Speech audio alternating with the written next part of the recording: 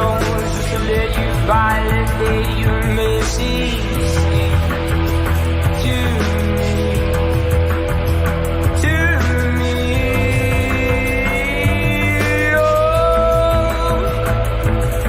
Oh,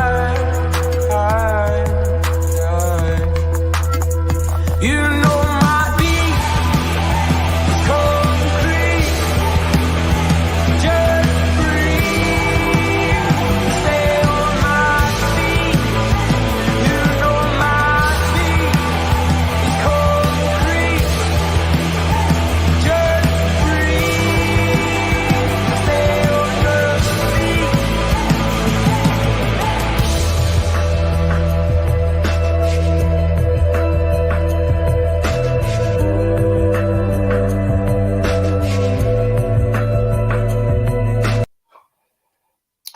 Good evening, everyone, and welcome to Loaded HQ. Another away days. Feel like we've got away days coming out of our ears at the moment with the amount of fixtures that are coming around. But look, as Newcastle fans at this moment in time, I think this is all we want at the moment is more matches, and they're coming thick and fast. But another away days. As you may already be aware, Chris is still working his application, so not able to make the show tonight. But hey, we have the main man, Rich Story, in the house, ready to talk all things Newcastle United. How you doing, Rich? I'm all right, mate. You? Yeah, not too bad. And look, it's been a fantastic last week or so, maybe in 2 weeks, with regards to Newcastle United. But another brilliant 3 points, settled by an outstanding goal from Miggy Almiron. Some people were saying he didn't have this in his locker, but he certainly provided a fantastic finish, a goal worthy of winning any match. But Richie, you were there, so I was. From your perspective, what were your thoughts on the game? First half, I thought we were absolutely fantastic. I just thought we didn't look like Crystal Palace actually turned up, to be honest with you. But I think that was just down to how good Newcastle played. Regards Miggy Almiron having that in his locker, I think if anyone did any research on him when he was at Atlanta and also seen any of the games at Paraguay, they'll see he has got that in locker. And I think we've said this quite a few times on the show. He's never really been played in his perfect position, like realistically a number 10 sort of role.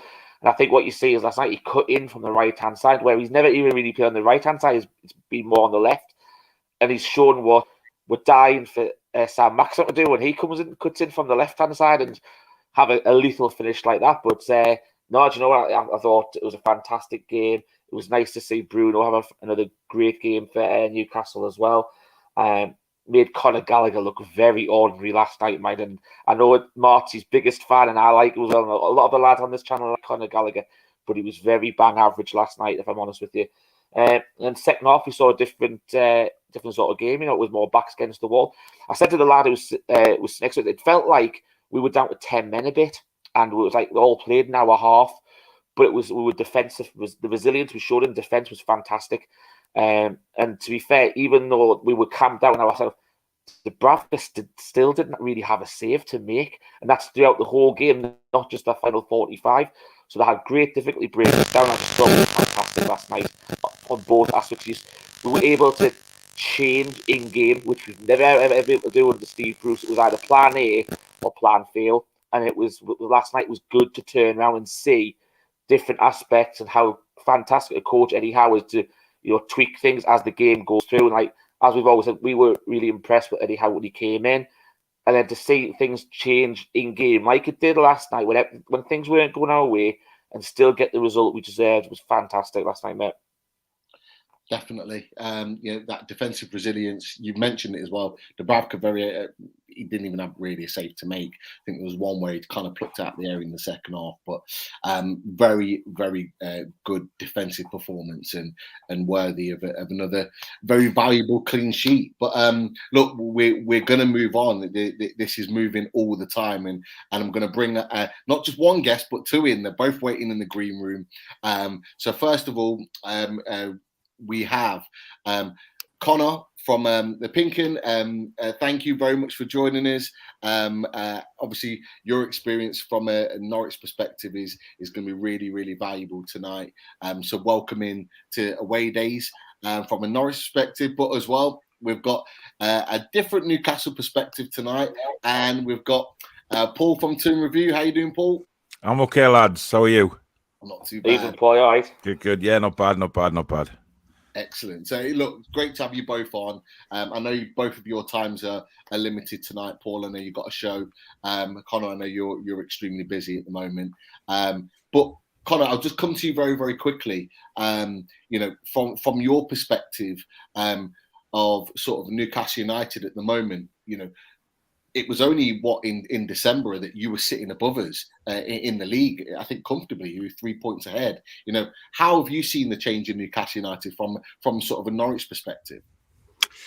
Yeah, thanks for having me. First and foremost, it's great to be on. I think it's been really interesting because, like you say, when Norwich came to St James's Park in December, they were 3 points above Newcastle. Newcastle had 7 points on the board. Norwich had 10, and it felt like it was going to, or those two teams were going to be part of a relegation battle as the season kind of sort of entered the crucial stage. Obviously, that hasn't been the case, and I think maybe the obvious view externally is that, actually that's because of what Newcastle did in January and the takeover and all of that. And I don't really subscribe to that, because actually you still actually have to go and recruit the right players, which Newcastle have clearly done.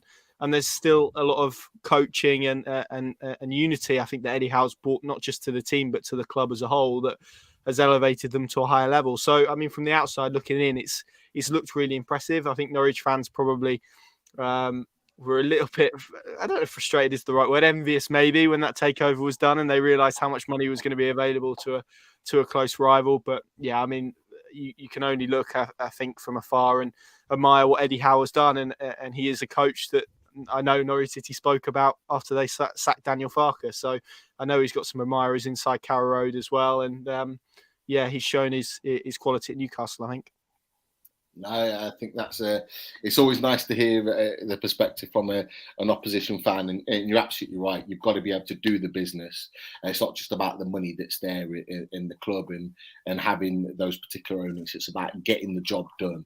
And Eddie Howe has certainly done that. That's without doubt. Paul, I'll come to you. Look, we never thought this was ever, or a lot of us didn't think that this was possible back in December. The fact that Eddie Howe has taken 35 points within his period of time at Newcastle.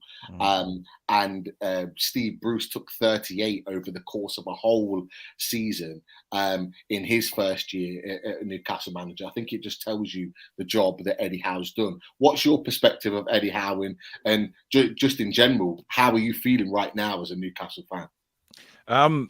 Absolutely love the guy, to be honest. I think his work ethic is incredible. And that's come across to the players. Last night was the epitome of that, where we sort of tired out in the second half because we've played a lot of games in a week. But the lads just never gave up. They just kept going and going and going and defended for their lives. And that's the difference now we're seeing with this team is they're doing everything differently. It's not like put your heads down when we concede a goal and let us get rolled over like we used to do.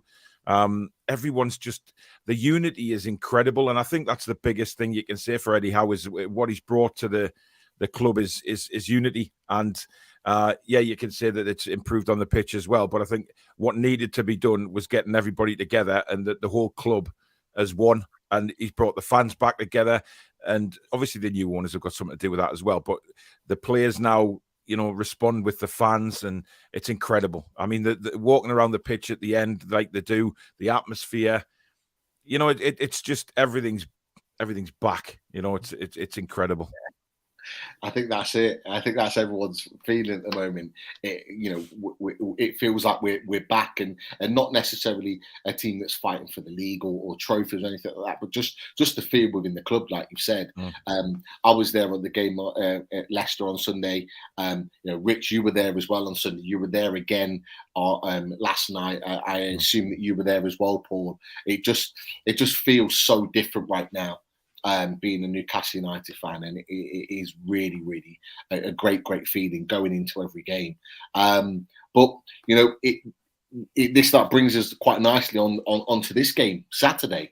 We've got an opportunity to go on to 43 points, but we know we're coming up against a team in Norwich that can win at home at Carrow Road. They proved that against Burnley, and it was a very, very good win. Norwich is still fighting for their lives at this point in time. From your perspective, Connor, where do you see, or where are Norwich right now, like mentally, with regards to fighting this battle, being at the bottom of the league? What's kind of the feeling that you're getting in the Norwich camp at the moment in the build up to this game? Yeah, bizarrely, I think.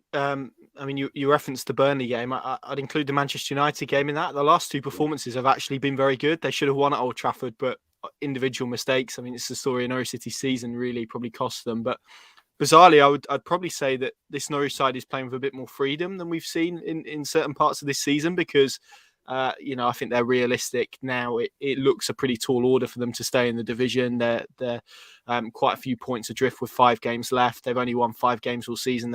6 games left, sorry, but they've won 5 games all season. They probably need to win another 5 to stay in the league. So I think Dean Smith and his team are realistic. They understand where they are and what the challenge is in front of them. So bizarrely, I think that realism and where they are at the moment has created this sense of freedom. And actually, Old Trafford, I felt, was their best attacking performance of the season. To go away and score 2 goals at Old Trafford, irrespective of the state of Manchester United, is still pretty impressive. So, bizarrely, it feels like they're probably in a better position than they were a few weeks ago, even though from a league table perspective, they're definitely not. But I think it is kind of now they're in a state of limbo, waiting really for that relegation to be confirmed, and then it's about kind of what comes next and shutting the book, I suppose, on this chapter. So Newcastle are probably coming to Carrow Road and preparing to face a team who are beginning to look like, ideally, probably a little bit too late, but looking like they can cause teams problems at this level. And their famous last words look like they're improving a little bit as well, which I think from Norwich fans' perspective is all they really wanted to see. And the challenge, as depressing as this is to not finish bottom, and is to finish. Can they get above Watford? Can they finish with more points than they did 2 years ago? These are kind of the challenges that they've got to set for themselves now. So it's not a good position that they're in, but there's also a degree of freedom, I think, that they're playing with at the moment. You've touched on the fact that obviously you want to at least not finish at the bottom of the league. From a Norwich perspective, obviously it has seemed like a little bit of a yo-yo club over the years, where you'll get promoted, and sometimes quite comfortably you'll get promoted, and then you'll have a struggle in the Premier League, maybe a lack of investment. The Norwich fans in general, are they getting a little bit frustrated with that, or is there a clear understanding that that's the model of the club and that's how it works? Yeah, I think it's a little bit of an existential crisis to some extent, because in one way you can look at Norwich City as a football club and the way they operate and feel really proud, I think, at the way they decide to run. They're self-sustainable. They don't have any debt. They don't lose money every month like the vast majority of football clubs. Actually, for the financial resource that they have, you could probably argue that they're performing way above where they should be. But equally, they're still trying to do what they did 10 years ago to stay in the Premier League. And obviously the last few years at this level have been really difficult to swallow, to watch. So I think fans are disappointed with just how uncompetitive they've been at this level for a long time. And that culmination of a few seasons is probably beginning to wear a little bit thin for some people, because they'll go down next season. People would expect them to do very well, come straight back up. And it's actually, well, what's the point of that? What's the plan if they just reach this, if there's a ceiling to what they're doing? So I think there is an element at the moment of people questioning what this is in the long term, and whether being a top flight football club for Norwich City or a club like Norwich City is pretty futile, and also what the alternative to that is. So yeah, I'd say Norwich fans are maybe a bit disillusioned, maybe more than frustrated. I don't think it's to the point where people are walking away, and that's probably certainly not reflected in the season ticket sales, for example, or the atmosphere. But I think there are people who are beginning to have doubts over whether this current model of what Norwich City are going or trying to do from a sporting perspective is the one that is going to work and is going to make them a Premier League club, which is what they want, to try and stay here for a prolonged period of time. And that is proving very difficult at the moment. So, yeah, a little bit of an existential crisis. Lots of fans feeling lots of different things. I think there's probably an argument to say, is Norwich City the problem or is modern football the problem? I think that's probably a debate Norwich fans are having amongst themselves as well. So it's very interesting. And ultimately, the hardest point is there's not really an answer to any of those frustrations or any of the questions that Norwich fans have at the moment. No, I think that's actually quite fair. And I've got a question, because I'm going to flip it slightly back to Newcastle. And I've got a question individually for sort of about Norwich with regards to Richie and Paul. But Paul, I'll come to you first. With regards to the game on Saturday, what's your mindset going into this game? Because I mentioned it just before I went to Connor previously that our minds are fully focused on this game now. It's an opportunity to get to 43 points. Are you going to be? Are you a fan that's kind of like bouncing into Norwich thinking, we're going to win, or do you see there being any kind of banana skin moments where we might sort of slip up? Well, it's Newcastle, so the banana skins come with the ride, unfortunately. I think we don't have a particularly great record at Carrow Road. Normally, Norwich seem to turn up when we play them. But, I mean, we're a different side these days. That's what it is. We're a lot harder to beat. We're more difficult to get through at the back. We're very defensively aware, like we were last night. Palace put a lot of pressure on us, but we didn't snap. And I think that's the same with Norwich on Saturday. It's Norwich are going to want to, even if they are going down, they will want to finish the season strongly. There's no doubt about that. So what we have to be aware of is they're still going to come out at us. They're not just going to sit there and sulk and think, relegation is inevitable for us, so we're just going to sort of roll over. Norwich won't do that. They're not the type of side to do that, and the fans won't let them do that. So we've got to go out with the same mindset that we've had for the last several weeks now, is just go out and play our game. Not worry about what Norwich are going to do to us. Just play our game. And, I'd take a point now if I was honest. Just to... away points are normally much better in the Premier League, certainly for us. But listen, 3 points will be fantastic because we all know we want to finish as high as we can. Yeah. For Eddie, more than anybody else, because of the fact that a team's never been in that state that Eddie took over and actually finished in the top half of the table. It's just it's a monumental achievement for Eddie Howe. So fingers crossed we get the 3. Definitely. He's definitely fingers crossed. Richie, I'll come to you. Obviously, Paul's quite right. He talked about the game in Newcastle. We do have a tendency at times to have a sort of a bit of a slip up when we don't necessarily expect to. Same question to you to a certain point. Are you confident going into this game that we're going to win, or do you see it as a bit of a banana skin? On top of that, though, Norwich have got a really good academy in terms of they bring through a lot of good players, and there are 1 or 2 that are in that team at the moment that are talented players. Are there any players in particular for Norwich that you're looking at closely from a coaching perspective? I know, obviously, from a coaching point of view, me and you talk about that quite a lot. Are there any players that you're looking at from a Norwich perspective and consider a worry? Oh, you're on mute. Sorry. Regards to banana skin, I would have said it was a banana skin under the previous regime under Steve Bruce. I do feel that the banana skins don't seem to be there as much now with Eddie Howe in charge. As we've talked about already, he's a very astute coach. He knows how to get the best out of the players, and he doesn't let them rest on their laurels. He doesn't think, right, we'll go to the bottom of the league, Norwich here, this is going to be a walkover on Saturday. All the trips to Carrow Road have always been quite close ones anyway. Obviously, Norwich have had the better run when Steve Bruce was in charge, and we've come away with our pants down sometimes. But I think with Eddie Howe, then the way the lads are going at the moment, they're taking every game as they should on its merits, and they're not looking too far down the line.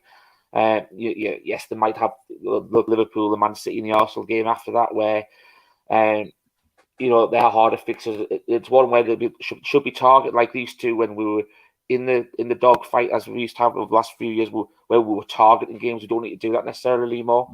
But it's still one where I think we should be getting the maximum points from.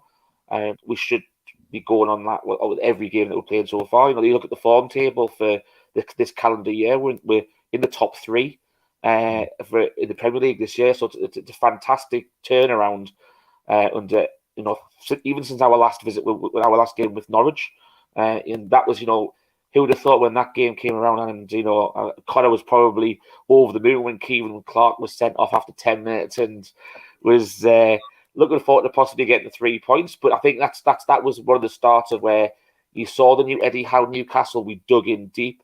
We saw the emergence of Joe Linton in that game and his new role and how he was going to be over the next few months, where he'd been pretty much a man mountain in that midfield for Newcastle. So it was if you look back, it's a big turning point in that game, and we could have won that game, but it was as I said last night, the second half was a backs against the wall 10-man type of performance, and that was what we had against Norwich previously.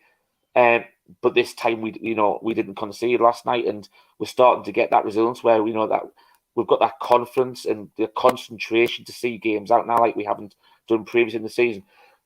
Regards to the younger players coming through, I always like seeing Max Aaron's play. I don't know if he's fit in it. I think he's injured, isn't he? It's just coming back. Yeah. I do like the look of Rashika. I've seen it over the last few games. He really seems to be coming to his own now a lot more, and I've been really impressed with him. I've got to admit, I always have a soft spot for Tim Krul for obvious reasons. But the two people I really wanted to ask Connor about, who were playing for Norwich at the moment, was obviously Ozan Kabak, because obviously he went to Liverpool last year and he's on loan at yourselves now. But obviously we were linked with him as well. There was a lot of hype over him when he was at Schalke, but he doesn't seem to have set the world alight, in the Premier League. But I also wanted to ask you, for the same reasons, the young lad who's at yourselves on loan this year, Billy Gilmore, another one who was, we were linked with in the summer as well. I know he's been in and out of the team under D. Smith and obviously under Farker before as well. I just wanted to get your thoughts on those two as well. Guys, I'm going to have to shoot just before you answer. I've got to shoot, guys. So thanks Paul, for having us on. No, absolute pleasure, Paul. Cheers, Paul. Thanks for coming on Loaded. I'm sure there'll be lots of other collaborations. Yeah, there will be, definitely. You take care. Have a good show, mate. All right, take care, boys. See you later. Top man. Great to have Paul on. I'm sure he'll be back at some point as well down the road. But it was always going to be a passing visit. Sorry to interrupt there. No, I was just getting on the car now, so it's all right. Yeah. Yeah, so I'll pick up. I mean, firstly on Ozan Kabak, it's been quite a difficult season for him. So he kind of got in the team. Then there was a change in manager. As the manager changed, he got glandular fever, so that kept him out for a little while. And to be honest, I mean, I've watched him at points this season for Norwich and thought, yeah, there's a defender with some really good attributes, a really sort of composed defender on the ball.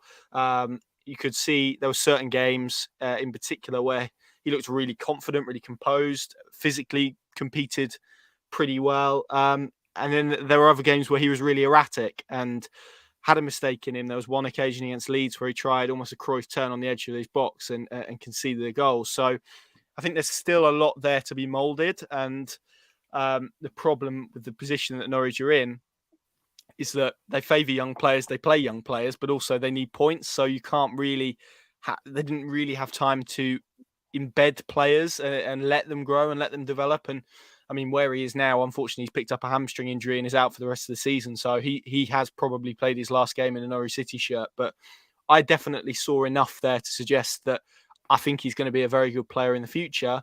But for what Norwich City needed this season, he probably wasn't that, to be completely honest. So, yeah, you could see the logic behind why they signed him. And I think everyone at the time sort of puffed their cheeks out and thought, yeah, Norwich mean business here.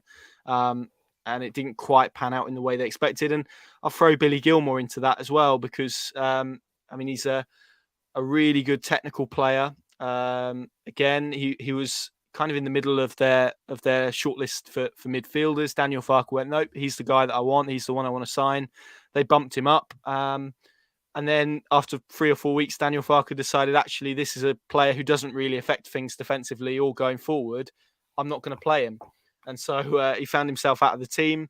There was one occasion in Daniel Farke's last game against Brentford where he was expecting to start. The players were expecting him to start.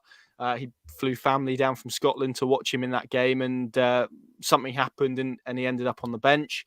That was obviously Daniel Farke's last game in charge. And since Dean Smith has come in, he's played him a lot. And there's probably been this frustration from Norwich fans about, I'd say, not necessarily Billy Gilmour himself, which is obviously what a lot of people will have heard because of the Crystal Palace chants and whatnot.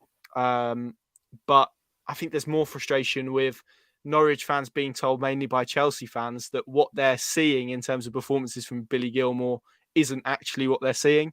And he's in a difficult situation. He's a young lad. It's his first loan. He's a very technical player. He's in a team that doesn't really have the ball.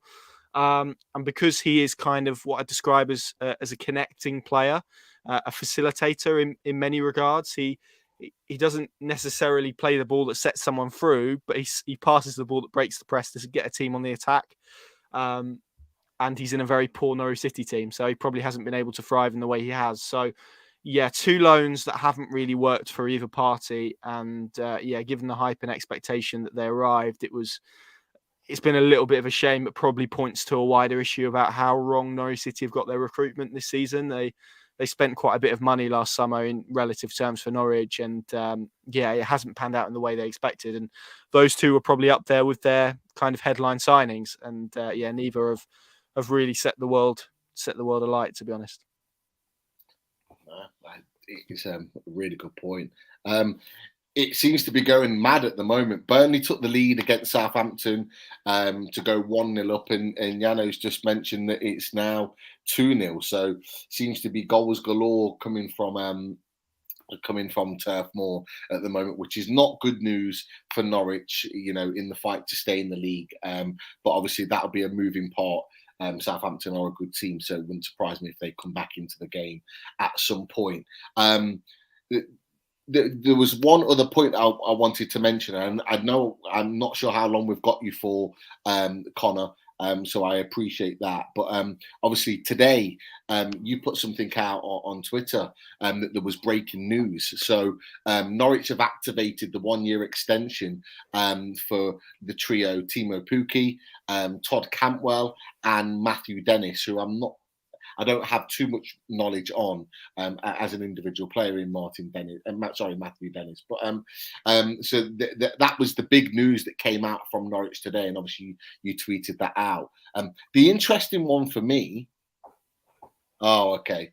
Jano's sorry, Connor, if I've affected you in any way, I apologise. It's still 1-0. Blame Jano. I didn't think he was capable of it, but he is. He's playing tricks on us. But yeah, going back to the point, the one I was surprised about more than anything was this man, Todd Cantwell. Now, I actually thought when he left in January that he moved on a permanent deal to Bournemouth, and I was really surprised to see that news break today, because I thought, he'd gone. He was a permanent player. So I'm assuming, it must have been a loan move. How is that going to work, knowing that there were issues there between him and Dean Smith, or were there? Yeah, I think the issues were probably more with Daniel Farke than Dean Smith. I think Dean likes Todd as a player by all accounts. He liked him from afar at Aston Villa. I think if there would have been a situation where he could have signed him as Aston Villa manager, he'd have been very receptive to that. And there was certainly some speculation that was going to be the case last summer when Jack Grealish left. They obviously opted to kind of pause their recruitment drive after the 3 that Villa recruited. Otherwise, I think Todd probably would have left for Aston Villa.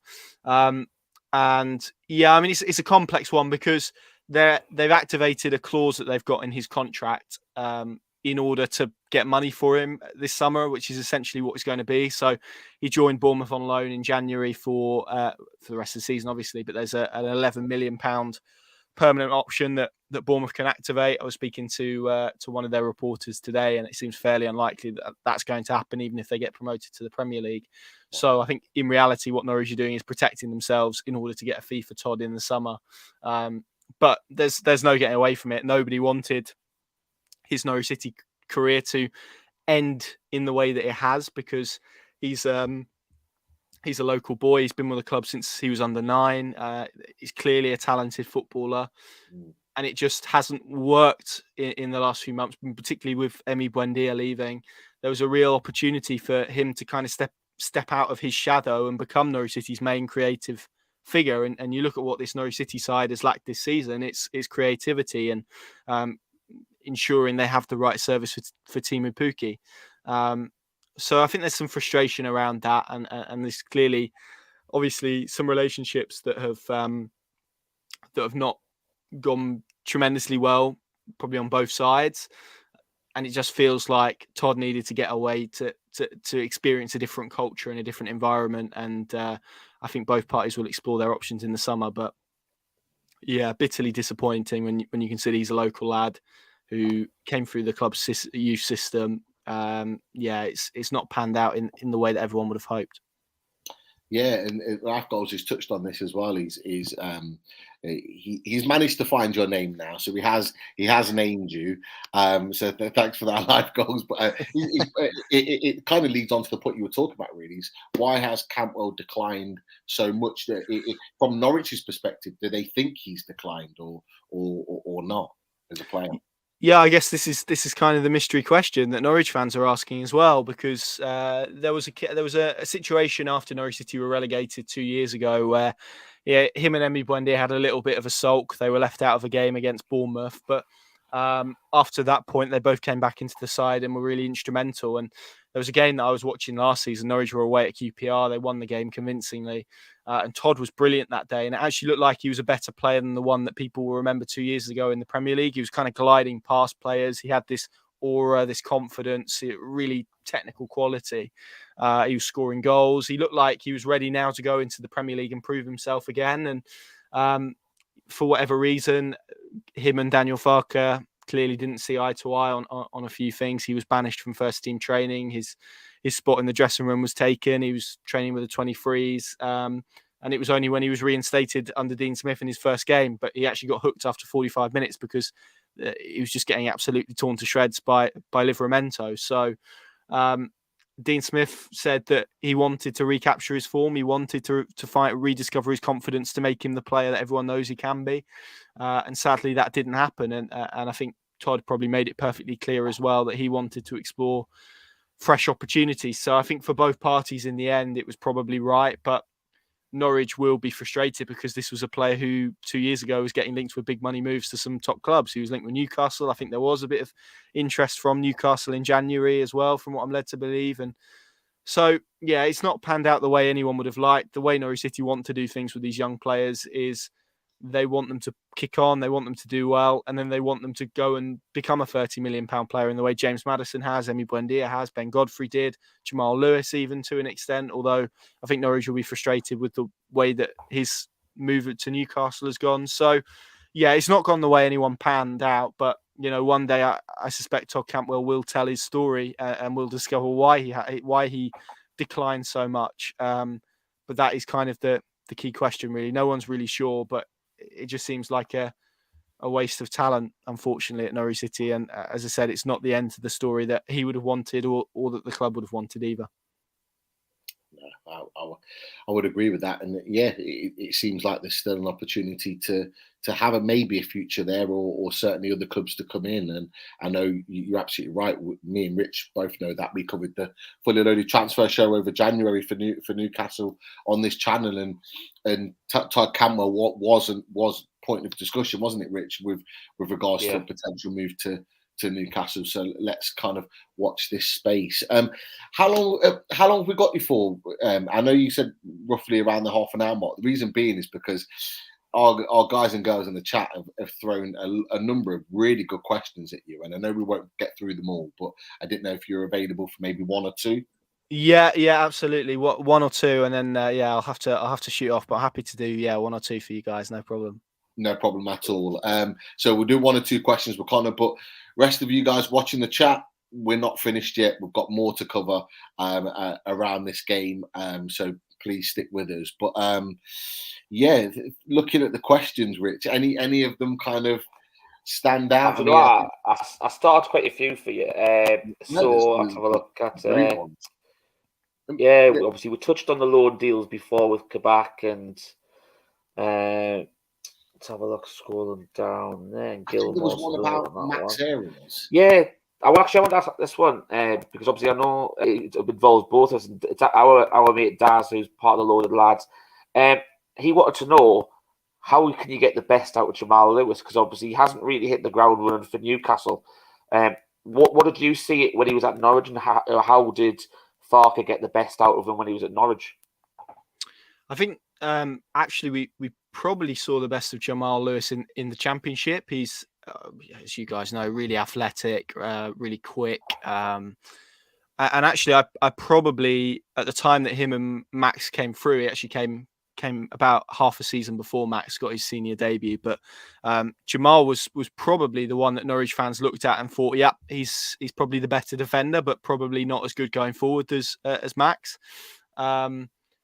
But in that Premier League season, the one that before he got his move to Newcastle, there was actually a period of time around Christmas to about February where he couldn't get in the team, and Sam Byram kind of kept him out of the team. He then got a really bad hamstring injury that kept him out for 20 months that kind of gifted Lewis a route into the team. But it's a difficult one because the way Daniel Farke played his fullbacks, he wanted them high, he wanted them to join in with attacks. He was probably a little bit more critical of Jamal Lewis and that he didn't offer as much going forward. How do you get the best out of him? I think it probably, and it's very difficult in the Premier League, but in a possession-based team in the Championship where you can dominate possession, it's a lot easier to get your fullbacks involved in attacks and to push them higher. So, I would say that he's probably, and I saw this at Norwich, a lot to learn in terms of his positional play, in terms of he needs to learn, from what I saw at Norwich, when to join into attacks, when to go and overload certain teams, when to go and overlap. So from decision making, I felt he had to improve a little bit. But I'm slightly surprised at how it's gone at Newcastle. I know there was obviously a COVID issue that hampered him a little bit. I think what he needs now is to get back playing football, and he just looks to me like his confidence has been eroded a little bit. And it would be interesting if you caught him in a quiet moment now, whether he felt that move came around a little bit too quickly for him, because actually I think you've seen other players who stayed with Norwich City, had that season in the Championship, someone like Max Aarons, for example, and really kicked on and is now in a position probably this summer to go and get a bigger move. Good point. I think there was another question in there. There's a couple on Max Aarons. There was one from the Dugan family who had mentioned obviously how Max Aarons you just briefly touched on. But I think the next part I'd like to do on that Max Aarons is Simon, our sponsor from Shireburns, has asked, do you think Max Aarons will be sold this summer with you going back down to the Championship, looking like, should I say? Yeah, I think so. I think this is probably the time for Max, to be honest. He's been an incredible servant for Norwich City.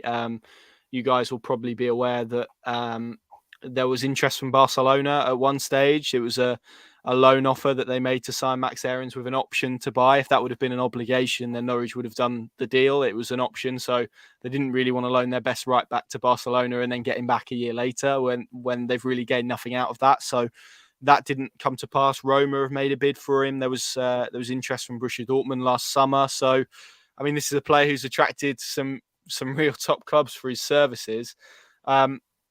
But that said, this year he has plateaued, I think, and he hasn't kicked on in the way that probably many expected, albeit, as we must caveat, in a poor Norwich City team. So on the contrary to Lewis, where you could maybe argue he made his move a little bit too early, you could maybe say that Aarons maybe didn't make his move at the right point. I think this is probably the time for both parties. He's given 4 years of his career, been a tremendous servant, applied himself so well compared to some players who have thrown their toys out of the pram, to be frank, when they haven't got a move that they wanted.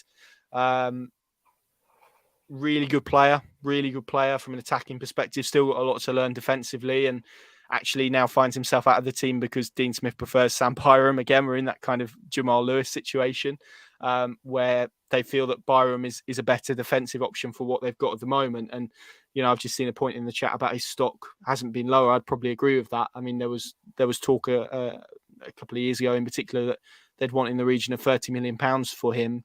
I don't think they're going to get that now. And also, I would question whether they were ever going to get that, because it's very difficult for me, if I'm a team, to justify spending £30 million on a right back.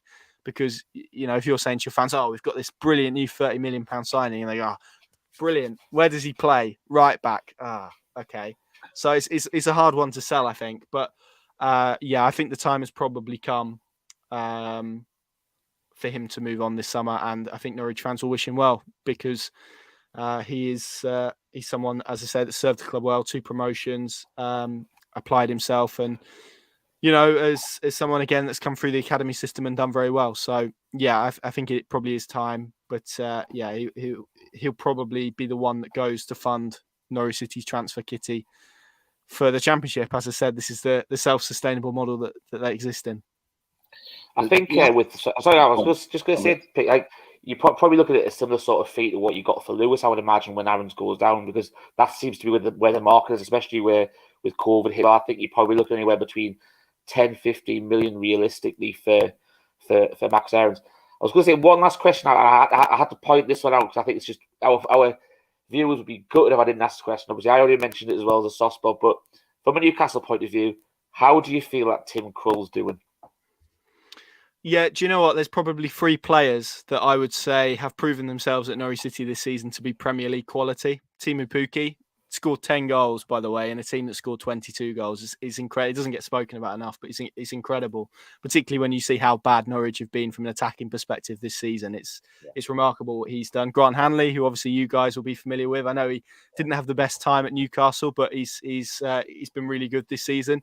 Albeit in a Norwich team that's conceded a lot of goals, but it would have been worse without him. Let's put it that way. And the other is Tim Krul, who should have saved Ronaldo's free kick at the weekend, if we're being honest. But I mean, again, you talk about this Norwich City era. He's been a key part of that because, and he's helped Norwich as much as Norwich have helped him. Right? He was at a stage where he'd been let go by Newcastle. He had a major knee injury. Norwich picked him up. They gave him a starting spot and ultimately a chance of Premier League football again. So I know he holds Newcastle dear in his heart. He still describes himself as a Dutch Geordie. I think whenever you speak to him, a really nice guy as well, more than anything else. And I've had the pleasure to interview him on a few occasions. And yeah, really well liked by Norwich City fans. And as I said, one of the few players that have proven themselves to be Premier League quality, and one of the 3 players that you would say if they weren't in Norwich City's team, Norwich would be significantly worse off. So, yeah, there's a lot of love for Tim Krul. I think there's maybe a slight fear that he could be one that generates some interest this summer. So we'll see how that goes, particularly with it being a World Cup year. And, you know, there's some talk that maybe he'll need to be playing top flight football to get into the Netherlands squad. Whether that matters to him at this moment in time, I suppose, is an in question entirely for him. But, yeah, I suspect that he'll get a good reaction on Saturday from both sets of supporters. But brilliant goalkeeper for Norwich City. I think it was a great question, Rich, and I'm glad you kind of beat me to it. I was going to mention that. I had a feeling you were going that way. It's the perfect way, I think, to end. Not the show, by the way, because we're continuing the show, but end Connor's obviously stint on the show tonight, talking about Tim Krul, who was a fantastic servant for Newcastle United, and he still shows a lot of love for the club. Regardless of the other clubs that he's been at, and he'll always be considered a fantastic servant to us, as well as yourself, and he is doing a good job at Norwich City. But at that point, Connor, it's been an absolute pleasure to have you on. Fantastic knowledge, as always, with regards to an opposition view, but also your points on Newcastle United have been spot on as well. It'd be great to have you back on at some point in the future. So no doubt we'll stay in touch and we'll sort something out. But you know, until then, best of luck for the rest of the season after Saturday. We always say this after the game. Best of luck for the rest of the season, and we'll let you go and we'll speak to you soon. Thanks, guys. Thanks for having me on. Been a pleasure. Top man. Thanks for Connor. Good night, mate. Cheers, guys. See you later. Brilliant stuff. Brilliant to have Connor on, but it doesn't stop there, guys. It does not stop there. And as one person moves out, we transition another person in, and I think maybe it's time for some stats. Let's go with some stats. Yeah, go on.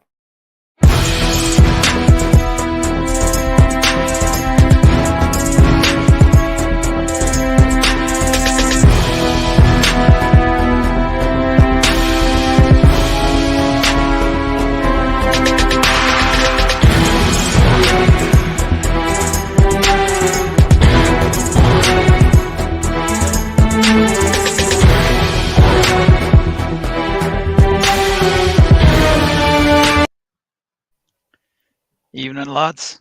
I like How is magic. everyone? Right? I like magic. He appears. Do you know what, Pete? Just before you get to it, like this is the first time I've actually done an away days with Keith on with that intro, right? And do you know what? Just to see the smile on his face as that intro was going across, and all the Bond girls in the background, it seriously made my night. That mate. Even more smiling. Go on, Keith. We're even smiling more now, a lot more lately, especially this time of the year. You know, with since the turn of the year, tale of two halves of the season, isn't it? Really. Definitely. Yeah. Look, from your perspective, Rich, that smile was always there every week. You've obviously just seen it for the first time. Whenever that comes out, there's always a big smile that comes from Keith's screen. But Keith, you're absolutely right. We are in a position where, you know, our club's transformed. You know, just really quickly, another win on Wednesday. Before you go to the stats, another win on Wednesday. How are you feeling right now as a Newcastle United fan? Well, top of the world. I mean, I just put it on my post last night that it was just the perfect pick me up. Really, you know, I over the moon with that. Really, I said to you the other night, 3 defeats in a row. How about to make it 3? You know, I thought I was asking a lot there for 3 in a row, and you know, 3 wins at home, 6 to match Sir Bobby's record set in the early 2000s. Brilliant, and over the moon as well when you have a look at the table and you see Newcastle are 11th from where they were after 15 games just before Christmas and 19 games where they were rock bottom. Just kind of get over it, really. Crazy. Look at that. If you can see it very well, Newcastle United. Newcastle United, 11th in the table, you know, equal to Brighton, who, you know, are on 40 points as well, slightly better goal difference. 1 point behind Leicester City. Leicester City, with the array of talent that they've got, we beat them on Sunday. 1 point behind them.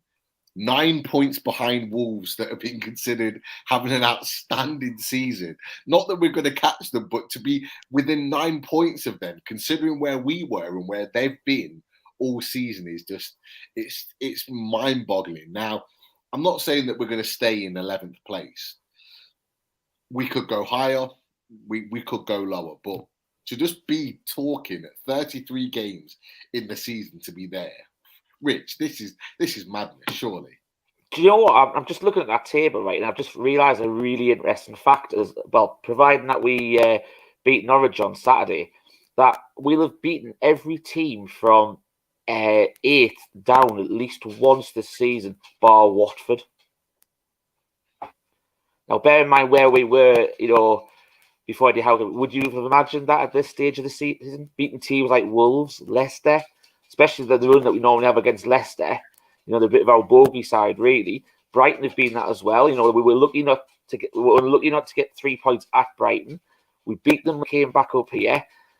Do you know what? It's been a remarkable turnaround. Do you know what? It just, I want next season to kick off already. But at the same time, I want to enjoy the summer transfer window for it, because we haven't enjoyed one of them for God knows how many years. Well, that's it. Yeah, I think you made a good point, Rich. Is that, you know, I think everybody excited for next season. The way we're playing at the moment, the way Eddie Howe has got the boys playing, everyone's so excited for this season. But you made a fantastic point, is that we just want to enjoy the summer, the potential of the transfers, the vision of the club starting to take shape. That's the key, and it's very easy to kind of want to rush things through. But we've had 14 years of absolute tripe, absolute rubbish that we've had to suffer. And we're at a point right now where I think we should just be enjoying it. Pete Graves on our show a couple of weeks back mentioned it exactly the same. He said every single Newcastle fan, just enjoy what we're going through right now. Just enjoy the experience. And you know what? He's absolutely right. He's absolutely spot on with what he said. Let's just enjoy the experience.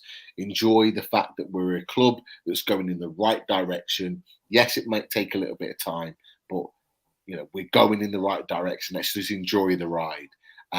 Because, I think the point to add on that, Pete, is it's echoing what Pete said was when we saw the entertainers, we took it for granted. And then when it came back under Sir Bobby Robson, we took it for granted again. This time we can't take it for granted because I don't think it was going to happen. But what happens if it was taken away again and we had to go back to what we thought? We've got to enjoy it while we've got it. And hopefully it's going to stay like this going forward for years and years to come. And that's why we should cherish every single day, every single game, because you don't know when it could be the last decent performance or whatever. But we're seeing stuff like, as we've already touched on in the show, the fact we're third in the Premier League table calendar for the calendar year, it gets you. Unfortunately, as Newcastle fan, it does get you excited to what is possible. You know what I mean? It's like, would you have thought we would be in the third in the Premier League table for the calendar year, even after the transfer business we did? Some people were saying, "Oh, it wasn't a fantastic transfers that we had. It didn't set the world alight, and the Saudis really want to be buying Dan Burn and Matt Target, stuff like that." But it's exactly what we said on the Fully Loaded Transfer Show at the time. They were the people we needed. You needed Premier League experienced players who would play their hearts out for the club, which we've seen every single game since they've stepped on in a black and white shirt. And this is where we're at. It's getting the right characters in with the right experience, with the odd bit of talent thrown in there, which we've seen with Bruno. And then his qualities brought to other people who are surrounding him. Like, you look at Miggy, you would asked to talk about last night. And we go back to the squad game show. We were split on whether we thought it would be Miggy going or possibly Murphy. And I think at the moment in time, the way that Miggy's been played, he's been outstanding. And he's still not getting played in his natural position. He's playing outstanding out on the flank. So this is why it's such an exciting time. We're seeing people who we thought were just, no good, being absolutely fantastic. You can talk about half a dozen players in our squad who we thought were write-offs completely, who are now key components in the squad going forward. It's unbelievable. Hitting the nail right on the head there, Richie. I'd much rather they had this more measured, sensible approach with transfers than getting some fancy dans in, really, who are going to take the club for a ride. I mean, there's been some names that have been mentioned from Man United and some other clubs, players going out the door. I wouldn't want some of those players at Newcastle because they're taking Man United for a ride. And if you're taking a club like Man United, one of the top 5 clubs in the world, for a ride, at Newcastle, I just wouldn't want them there at Newcastle. I'm like the acquisitions that have been made at Newcastle. They're sensible, they're stable, they're stabilising the club. The ownerships are stabilising the club, and it's been a great start, really. I think one of the things we follow up on that, Pete, was, can you remember a couple of weeks ago, and that the first rumour of Neymar coming to Newcastle came out, and how many people, right, seriously, would you ever link Newcastle with Neymar to start with? But then 2, every single member of our show turned around and went, wouldn't touch him with a barge pole. How crazy is that, though?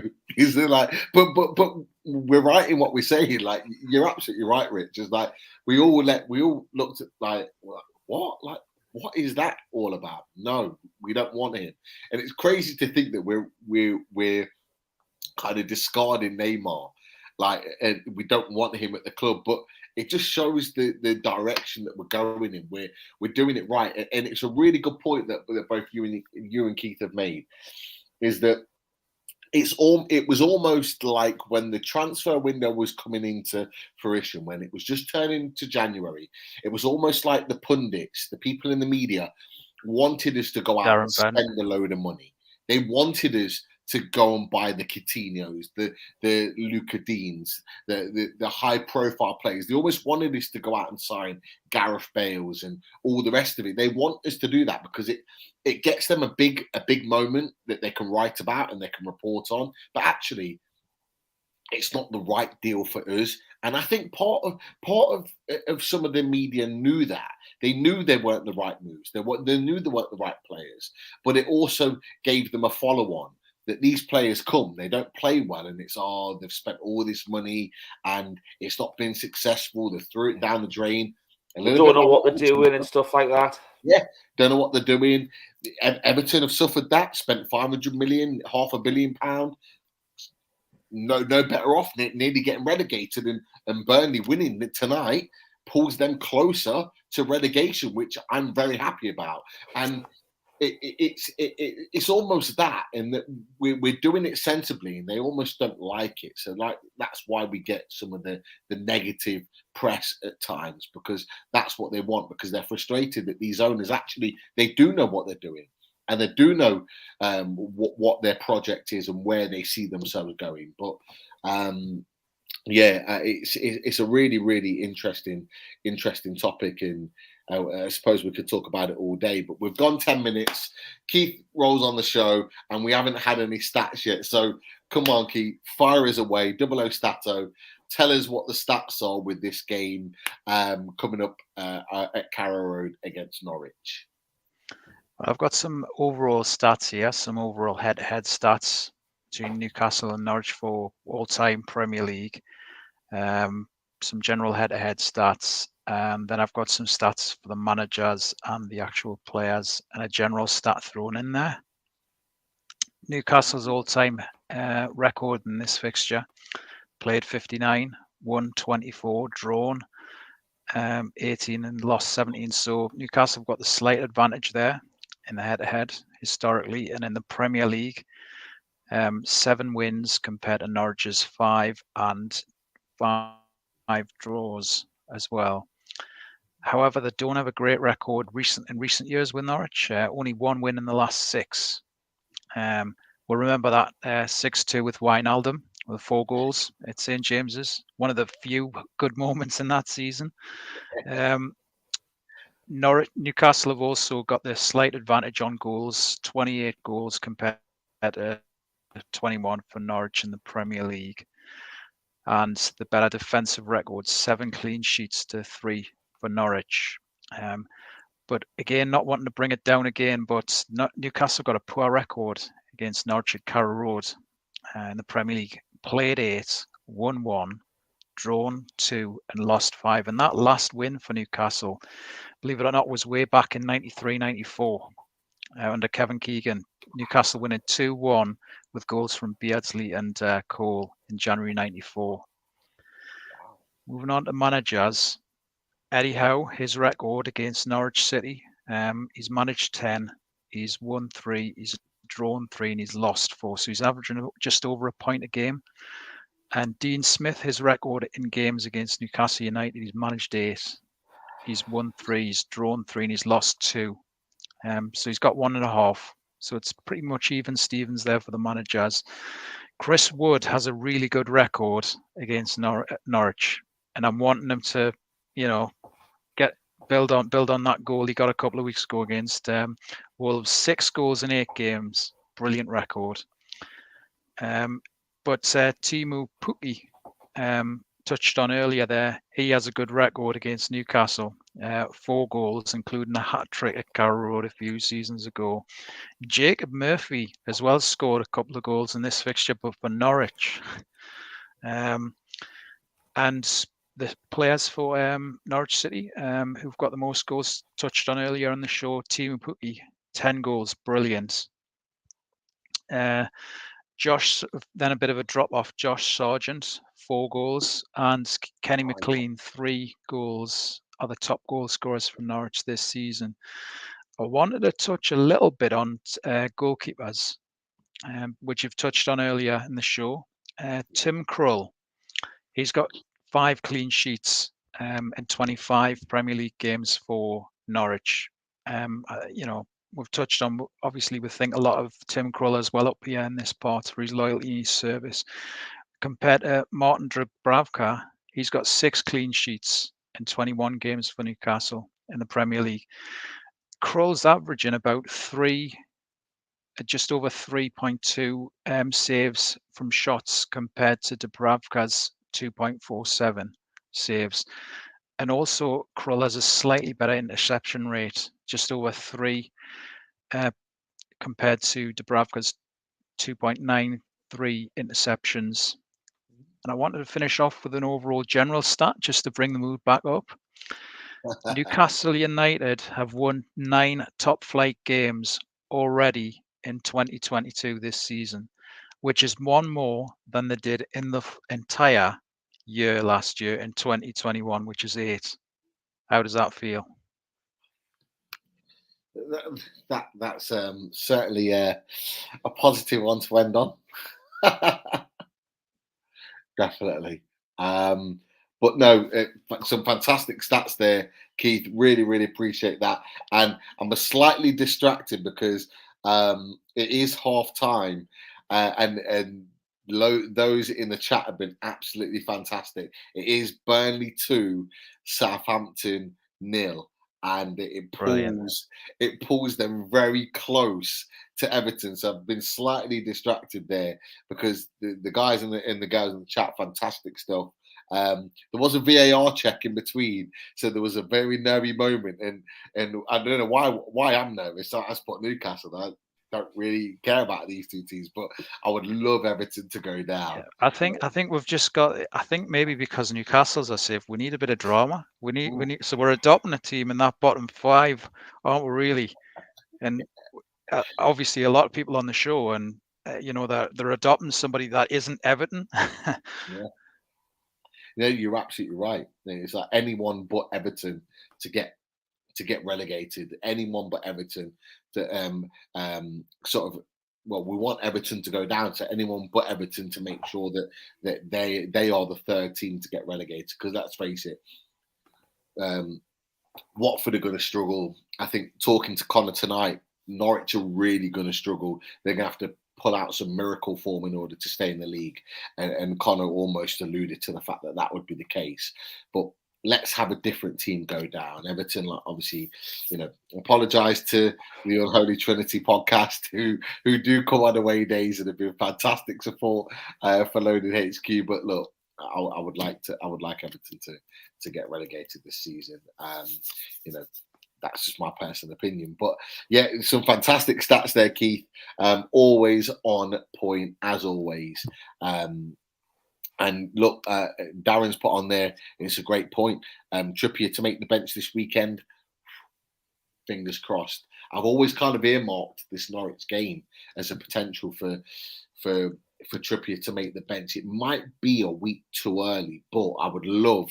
How great would that be, guys, to have Trippier just on the bench and maybe get a few minutes to come back in with a build up to a massive game at Liverpool and Man City. Yeah, I agree. I think the good thing is that the way Newcastle played, and obviously the way Kraft's played in particular, we don't need to rush him back, and especially from the sort of injury he's had. So, yeah, I think we discussed originally. We thought it was going to be Palace Norwich sort of time he was going to come back. So that looked to be the case. And if games hadn't been against Wolves and Leicester had been as positive, we possibly could have seen him against Palace last night, but because the results have been fantastic and Kraft's been amazing covering for him over recent weeks, there was no need to put him in last night and no need to rush him. To same with Callum Wilson. Yes, we'd love to see him on the pitch, but I would rather him see out the rest of the season, make sure he's 100% fit, so he can hit the ground running next season. I don't know about you guys, but I'm convinced not Callum Wilson, but Kieran Trippier has been back in training for a while now.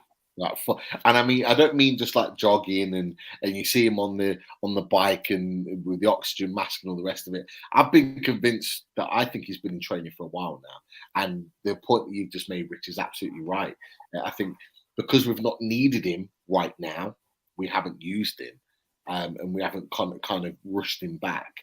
But I think, you know, he'll be chomping at the bit. He's in those photos that we saw last night. Fantastic photo of the whole team. Even Callum Wilson's in there that we haven't seen for a while.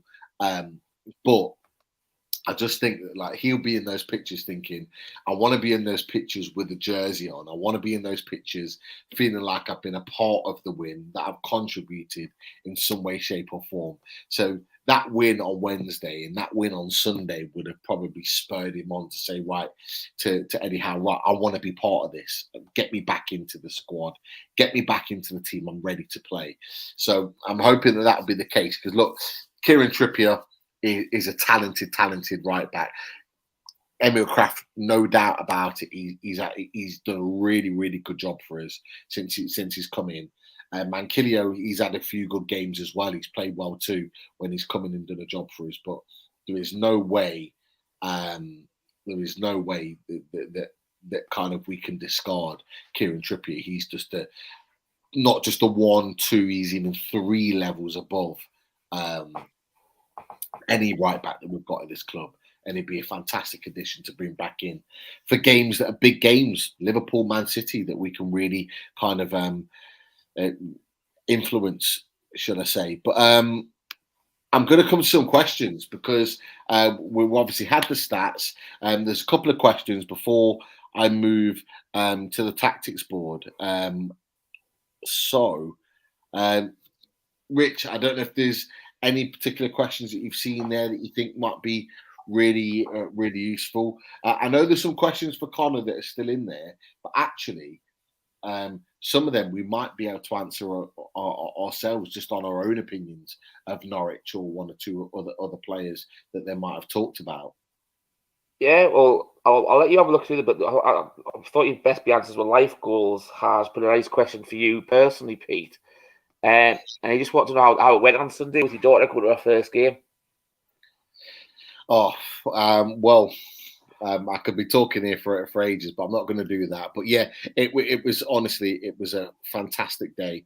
I would say it was quite an emotional day for me, because, you know, having your firstborn, taking them to their first ever football match, it is always kind of emotional feeling. Like I've always gone to a game with my eldest brother, who I've talked about quite openly. He was a big reason why I supported Newcastle, because as a young lad at 7, 8, 9 years old, he was taking me to games and allowing me to experience the home and away ends, and really experience Newcastle from quite a young age. And for my daughter to be able to take her to her first game, and to see her reaction as she walked up the steps into the Leazes and to see the stadium. She saw it on the TV, and I said to her in the build-up as we're walking into the stadium, you've seen it on the TV, you've sat and watched matches with me, but it's not quite the same. It's a lot bigger in real life. And she was literally taken back. And I've got the video of her going up the steps. I haven't put it on social media. I'm not going to keep that personal to me. But that video of her going up the steps and her reaction to seeing St. James's Park was just unbelievable. But I did say on the Fans Forum show on a Monday, massive thanks to Tony, massive thanks to Darren, who regularly come on and support the Fans Forum. Darren in particular.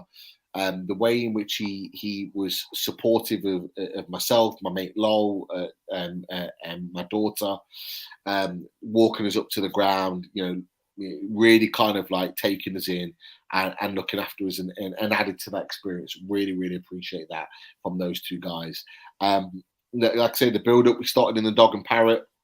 Got to hear the back end of Malcolm McDonald's talking.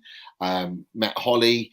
Met Steve, met Keith, met the Toon Tipster, all the John Justice Allen who comes in and supports Loaded as well. Met all those guys. along with Tony and Darren, went up to Bar Loco. I had to collect my tickets from Alex Hurst from the True Faith, who's a fantastic support of myself, and Loaded as well. He always asks about Loaded, watches the shows as well. Big supporter, and hopefully we'll get him back on very, very soon. Then we walked past the Strawberry, which we were trying to get into the Strawberry, but it was so packed. We had to leave it because you were in there. So we were trying to get in to see you. Yeah, and yeah. It was like, 1 minute it was empty, next minute it was full. Couldn't get in there. We ended up going to Shearer's Bar, which was great to see Shearer's in there. Fantastic atmosphere in there. Really, really built in there nicely.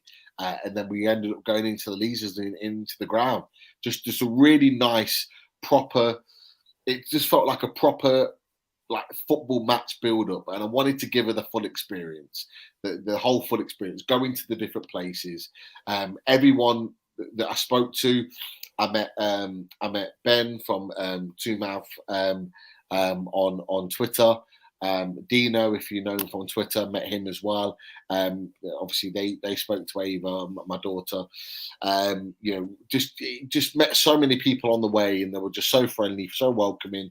Really, kind of gave my daughter the full experience. And then we had the game, which was great. And even after the game, I went back to True Faith. They do a fan cam outside the ground. They interviewed my daughter as well, so she loved watching that back. It was just a perfect day. And the one thing I said to her is that the result isn't always like this. It may be in the future, but there may be a little bit of an expectation now that every game is as dramatic as that one. But we'll see. But we can't make the other home games. The Liverpool one is the early kickoff. We can't get up in time for that one. And then the Arsenal game is a Monday night. And with my work and my daughter's school, it's just not possible. So I've already earmarked in making one of the early games of next season in August or September to come up, and she's already ready to experience it again. And it was, what was amazing is that she even went bed late yesterday because she stayed up and watched the first half with us, and celebrated and went absolutely mad when Almiron scored the goal. And all she was asking is, "Where's Bruno? Where's Bruno?" She's absolutely obsessed with the guy because of how. To be fair, I think all of us are, Pete. To be fair, not just. It is, and then that's the one person she remembers. She remembers Bruno. She's like, "Where's Bruno? Where's Bruno?" She remembered Dubravka. She remembered ASM. Not always for good reasons as well, but I had to kind of give her the old spiel on that. I had to kind of educate her on that a little bit. But yeah, it's been a really, really, really good week. I really enjoyed kind of like unraveling things about Newcastle United with her and giving her a bit of history. So yeah, I'll move on from that. Really good experience. I'll just finish on that, because I actually said to you before you went to the game, it's a different experience when you take one of your your kids to the game.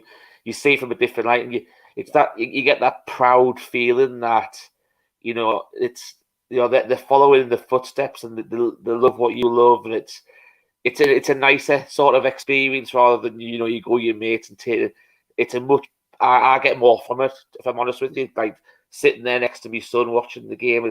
So obviously you can experience that now as well, and I can guarantee you it'll not be the last time you ever do that with a mate.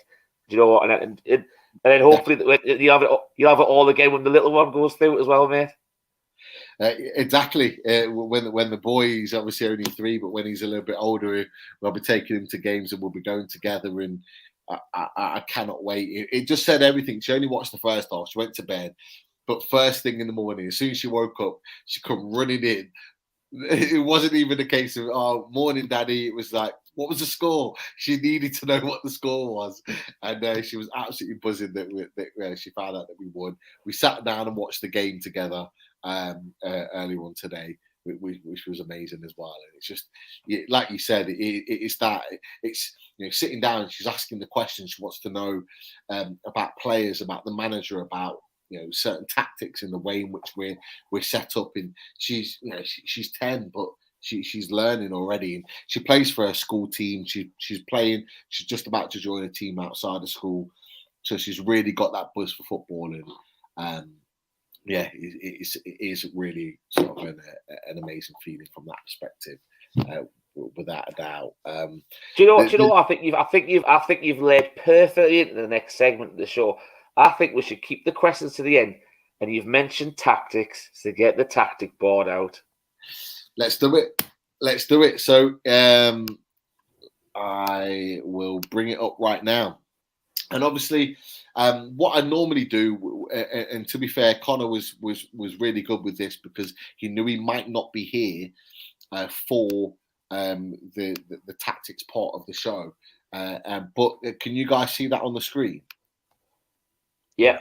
Yeah. So he's kind of given us the what he thinks maybe the team will be, and this was certainly apart from Aaron's at right back, it was Byram that started right back. But other than that, it was pretty much the team that started against Man United. So it gives you the idea of the tactics and the way in which we've set up. I've put a team out there that I think that will start Norwich. It's the same team that won at Leicester, the same team that played last night. And you can see from that formation, the way in which it's set up, it is slightly different in the way in which they're set up. From a Norwich perspective, you've got Lee's Melu, who played in a friendly at St James's Park at the beginning of last season. Actually, he had a good game. He looked really dangerous, and he's had a decent season for them. But he plays in that sort of number 10 role, just behind Timo Pukki here. And he likes to get forward. He likes to get in control of things. And it is very slightly different because we play Shelby here as that kind of holding midfielder that likes to get on the ball, shifting it left and right. So they are set up very differently. But you know, from look, I want to get your guys' perspectives because from your points of view, from that tactical setup, from what you can see, what maybe from a Newcastle perspective do we need to be worried about? Go on, Keith. I'll let you have a go first, mate. For me personally, I'm pretty sure it'd be similar in your thoughts to it'd be Pukki, because I know he's given Newcastle problems. 3 seasons ago, he got the hat trick, and even in the game earlier on, he scored at St James's when we were 1-0 up for so long. I know that. I'm just hoping that defensively we're stronger now with that core of Shaw and Byrne to manage Pukki better in those situations, really. That's the initial one that stands out for me. Krull, I think, as well, up top. You know, he'll be coming back. You know, obviously he'll be at Carrow Road and he'll have a point to prove against Newcastle. I think a lot of ex-players always, you know, want that point to prove. So he's already had it. He's been impressive in a difficult season there for Norwich. What are your guys' thoughts on Grant Hanley? So we obviously had Grant Hanley in the Championship under Rafa Benitez, and you know it was a bit of a mixed bag. He had some games where he was really solid and looked good. We paid $5 million from to get him from Blackburn, but there were some moments where he had some calamities and really kind of gifted the team's opportunities.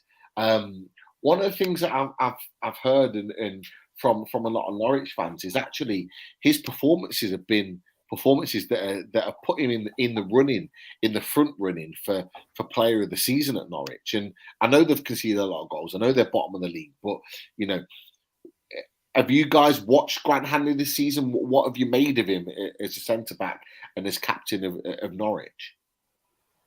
I think from what I've seen him so far this year, from looking when we got a good look at when he was at Newcastle, was he seems to have matured more. He's got a more sensible head on his shoulders now. He used to have the odd little rashness in him when he was at Newcastle. When he was in the Championship, and I think that's one of the reasons why he was never really involved when we got promoted. But if you look at the way that Ben Gibson had a lot of potential as a youngster going through. And he was talked of being possibly one of the next big things when he was at Middlesbrough. And obviously the move since hasn't gone that way from to go to Burnley and pretty much sit on the bench for the entire time he was there. you know, obviously, yeah, you look at it, we sat behind Ben Mee and James Tarkowski, which, you know, every other season have been a reliable centre-back pairing for Burnley. So obviously he's went to Norwich to get himself a lot. And at times, I don't know if it's just due to lack of game times, he's looked a bit shaky. So I don't know if that's another reason why Grant Hanlon has looked more solid, because he's been playing alongside someone who hasn't been as reliable as him. I think, regards to the concerns for possibly whether it would look to hurt us, is if Aarons is fit. Obviously, we touched on it before about he's got a good attacking ability going forward. Max Aarons is Howe's Target possibly going to cope if we're overloaded on that side? Because, you know, 9 times out of 10, ASM doesn't track back. Howe's Target going to handle that? Are we going to see Joe Linton drift over a bit more to the left-hand side to give him a hand, sort of thing? Because we know that Aaron's going to be quite good going forward. But also, you know, like, I know you mentioned about Pookie before being, you know, a thorn on our side before. As I mentioned at the start when we talked about Norwich before, and, like, you know, being close games and the potential banana skin, I'm not necessarily as concerned about Pookie tomorrow because of how well Byrne and Shaw are playing together. Yeah. Because they're so reliable, they've got an understanding, and you would never have put Shaw in a back four full stop. We talked about this umpteen times previously. It was always the right centre back of a 3. Shaw couldn't play in a 4. Well, if you're in international football, and we've touched on this umpteen times when we said this about Newcastle players, if you're an international player, you're a good player. It's proved with Emil Kraft as well. He's an international fullback, and he's shown it now. Now he's getting the correct coaching, getting the correct direction as well of what's required from him. And you're seeing that with Shaw as well. You know, Shaw was fantastic again last night. Yeah. You know, I think at the start of the game, he put the ball straight into the sand, and then with the second or third minute of the game, and he'd done it a couple of times in the Leicester game, which I know you probably have seen as well, Pete. And you would think, oh, is it going to be one of those sort of games again? But it didn't. He got back up on his feet, didn't let him affect him, and looked really, really solid again. And you know, you look at the amount of clean sheets we've had with Byrne and Shaw, and to me, I just don't see Pookie being a threat. Not with, you know, I know I touched on Rashid. I like the look at him as a player. I could see him being sold in the summer and someone, you know, in the Premier League, possibly some team in the bottom half of the Premier League, looking at him going forward. You know, he's a good young international. But, you know, to me, I just think I don't really see them as a threat. I can see us actually having another clean sheet on Saturday, if I'm honest with you, Pete. You know what? We were very, very unlucky to not get a clean sheet the last time we played Norwich at St James's Park. We were very, very unlucky. I think it was a Pookie goal that equalised, and it was a very, very good strike in order for them to score that goal. Now, the one thing I'll say about Pookie is that, you know, he can be frustrating for centre-backs, and you have to be fully concentrated for 90 minutes in order to stop Timo Pukki getting the better of you. And the reason being is because of his movement. The reason why he scores so many goals, the reason why he's got 10 goals in the Premier League, in a team that's bottom of the Premier League, that's looking like they're getting relegated. You know, he scored more goals than Callum Wilson. Okay, Callum Wilson's not played since December, but he scored more goals than Callum Wilson. And the reason being is because of his movement. And in that, actually, he's not that traditional striker. What Byrne likes, and the reason why we managed the defence managed Crystal Palace so well yesterday, is that they constantly had a striker up here. That and I talked about it with Patrick on the other away day show, in that if they've got Edouard or if they've got Mateta up top, it's easy to defend. One of you can come across and just kind of manage that defender, that attacker, just stop them playing, just get close to them, get in and behind them, stop them getting in and behind you, get close to them, pull the shirt, do whatever you need to do. The one thing that I see from Pukki, and you saw it again against Man United, is that he's not that traditional striker that will play in between the two centre backs. What you tend to find is that he'll drift onto the left and he'll drift onto the right. And he's one of them that if you go to him, it pulls a defender open, and that's where the likes of Mello will come in. That's where Dowell will try and exploit. That's where Rashika, who you've talked about, who is a talented player, will come and exploit that situation. And that's just something, just a little something that we need to be aware of, because he does pull players out of position. The goal that he scored against us at St. James's Park was for, I think, initially he was here, then pulled himself round to the back, in which the centre-backs, I think it was Fernandez, and it might have even been Fernandez and Shaw at that particular time, that were in defence. They weren't able to pick him up because 1 minute he's come short, the next minute he's gone long. He finds himself in the middle, he gets the ball in which he puts it into the goal. Like he's constantly on the move and he's never really in one place. That big tall striker, a little bit what we've got with Wood. You know where Wood's going to be. And I'm confident that Wood's going to win the battle against Hanley and Gibson, but you always know where Wood's going to be. So you always know what you've got to defend. You know you need to come tight. You know you need to be in a battle in the air with him, an aerial duel. You know what you get from Chris Wood, but you don't know what you get from Timo Pukki, and that's the big thing. That's why you've always got to be switched on for 90 minutes. But Lise Melu is a good player, and he's playing well, and he knows how to fill in those little gaps in and behind him. Rashika, that's something that we need to be aware about. And I'm only saying this because we're at Carrow Road, and because they're at home, they're going to be filled with a little bit more confidence in this game. Norman is a good defensive midfielder. He's had a good season for them. I put Gilmore in there, and obviously, Connor thinks that maybe Gilmore will start, but McLean started, and he talked about McLean getting a few goals this season. It could well be McLean in this position and Gilmore on the bench, and McLean likes to get forward as well and into the box, with Norman being that kind of solid sort of base to defend. But, we've got Bruno Guimaraes, who likes to get forward and press. We've got Joe Linton that likes to get forward and press. The one thing I noticed, and the one thing that maybe you guys have looked at as well, Keith, Rich, yourselves, is that I don't know if you watched the Burnley game where they won.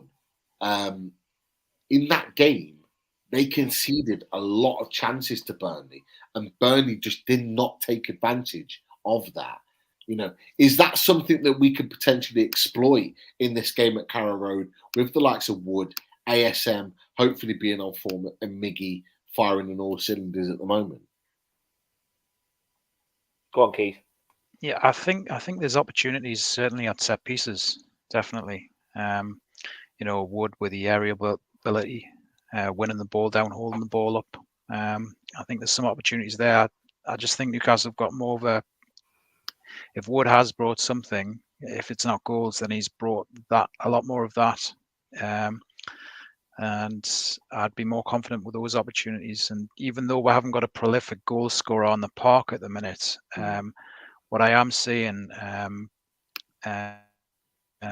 is, there's goals across the team a bit more, in small numbers. And Miggy's performances in particular, there's players who are playing for their places, so it's a healthy competitive energy. Really, I'm impressed with some of the language I've heard in interviews in the last few days about we're wanting to finish strong here, whereas if you think of previous seasons, once we were safe, and you think of the performances we put in at Watford and Vicar Ridge Road, where we'll goal up and we'll just let the game pass by and we lost 2-1. I think there's a good opportunity here. Certainly at set pieces for Newcastle, and there's what I'm liking this healthy competitive energy across the team for players trying to get in. So if one player's out, you get the likes of Miggy coming in and he's playing out of his skin for his place. Yeah, 100%. It's and this is why it's a great point, Keith, because this is why I put the team out, and it's quite easy to do this. I think, to be fair, I think if I'd have given yourself, Richie, and Keith, if I'd have given yourself the opportunity to kind of set our team out how we were going to set out, I don't think it would have been any different to what I put on here. I think it's quite easy to put the same team out again because of how well they're playing, but it's ultimately the mindset of Eddie Howe right now. Eddie Howe, it's a lot of journalists have said, I think even a good friend of the channel, Jordan Cronin, said he felt there might be a number of changes. I think he even talked about Sean Longstaff even playing against Crystal Palace and making a number of changes for that game. No, he went with the same team again.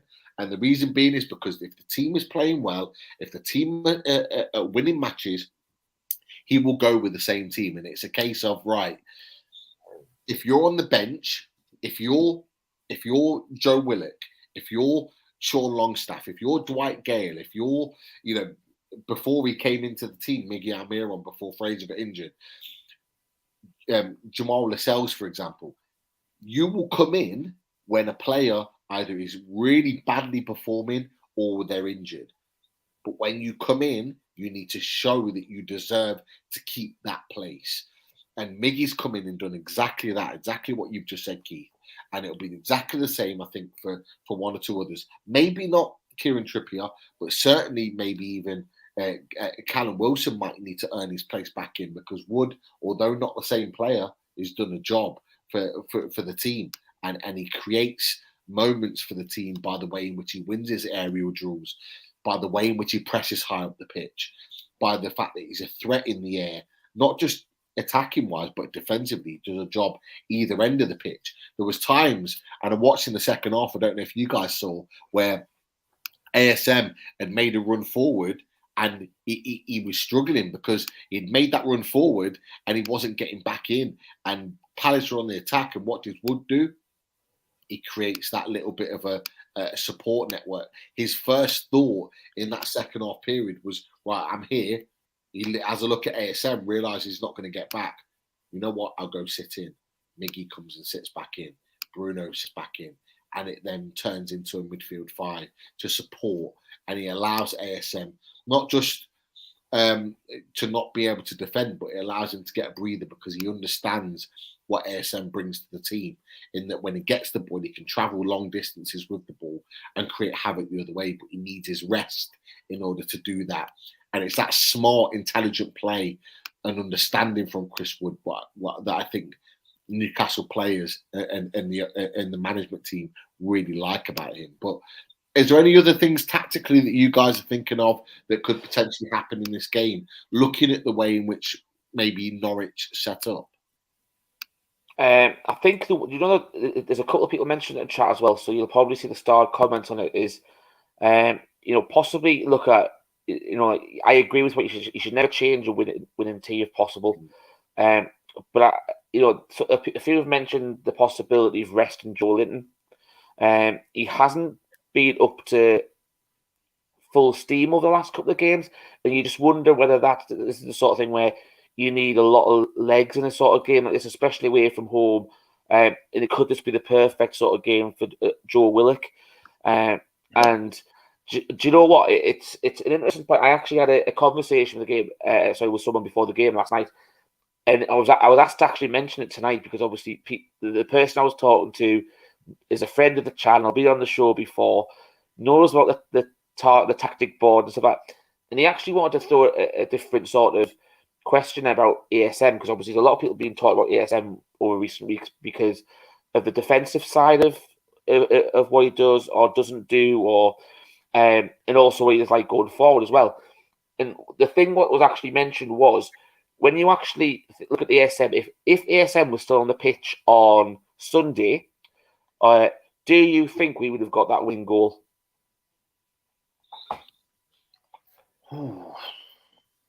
That's a great question. Does your friend mean from a perspective in which, where Willett picks the ball? If we're set up like we are now, like we have been, with Wood in the middle, ASM on the left, so if it was, like, say, the starting team how it was last night, if we were in that position in the final minute of the Leicester game, would we have got that winning goal if the team was this team that started? I say no.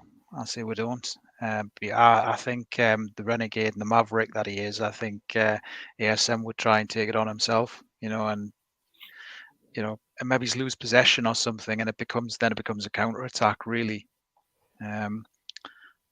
Whereas there was a lot of work that Willock did and sort of like freeing the ball up, and then Gamara's getting on it, Bruno finishing it with that header. The way the play laid out is different. If somebody like ASM has the ball. See, I actually sort of agree with what Keith said, and the reason, mainly because we've actually touched it quite a lot over recent weeks, Pete, is if ASM's on the pitch at the moment, he's tending to cut inside. He's not going down the flanks. Joe Willock, bear in mind, he's not a winger or a wide player naturally. He used his pace to get all the way past Tielemans, and then he cut himself in and he put the ball in with his wrong foot. Now, we've said this for a while. We've got a big lump of a centre half up front, Chris Wood. But we play with two wingers who are inverted wingers who cut inside. So we don't necessarily play to Chris Wood's strengths. And then we took him off on Sunday. And obviously we moved ASM inside mainly because, and I think it was possibly something we should have done earlier. And we touched on this during the review show. And obviously, unfortunately, you weren't on, Pete. Was Marty got booked in the first 30 seconds of the game. And once after that, he was never put under pressure. That's where you're sort of crying for ASM to possibly try and get inside or running him even more and get him off. Yeah. But then what you tend to do is he was cutting inside a bit, but he wasn't. It's what he's been doing for a lot of the season, whereas he hasn't been delivering with that final ball, that final thing. If ASM does tend to go down the line, he tends to stop it and cut back and try to bring it back with his right foot. It's very, very rare he gets to the byline and whips it in like Willock did with his left foot. So for me, seeing how ASM's been playing this season, if ASM had been on the pitch on Sunday, I don't think we'd have got that winning goal. If I'm honest with you, I think we'd have saw that was a 1-1 draw. I'm inclined to agree with both of you. I think it's a really, really good point that you've made. The only thing that I would say is it depends. It depends on the who's on the pitch, because Joe Willock effectively was playing as a midfielder. Where he is right now on the pitch here on the tactical board, that's where he was playing ultimately within the team when he came onto the pitch, because it was then Joe Linton that was effectively playing this role. And Joe Linton had found himself somewhere in here because he ended up getting wrestled to the ground by Mendy. And Joe Willock found himself in here to win the ball. So it wasn't necessarily a straight swapping that ASM would have picked the ball. I think if ASM had picked up the ball from here, when Target played that ball, it obviously muscled off Justin, played that ball into Willock at this point here. If that was ASM picking the ball up here and having to travel that distance to put the ball in for Gamirez to score the goal, do I think he would have scored or done the same as Joe Willock? No, I agree 100%. I don't think he would have been the guy to be able to do that, purely because of what you've just said, Rich, and you're absolutely right, is that he doesn't use his weaker foot.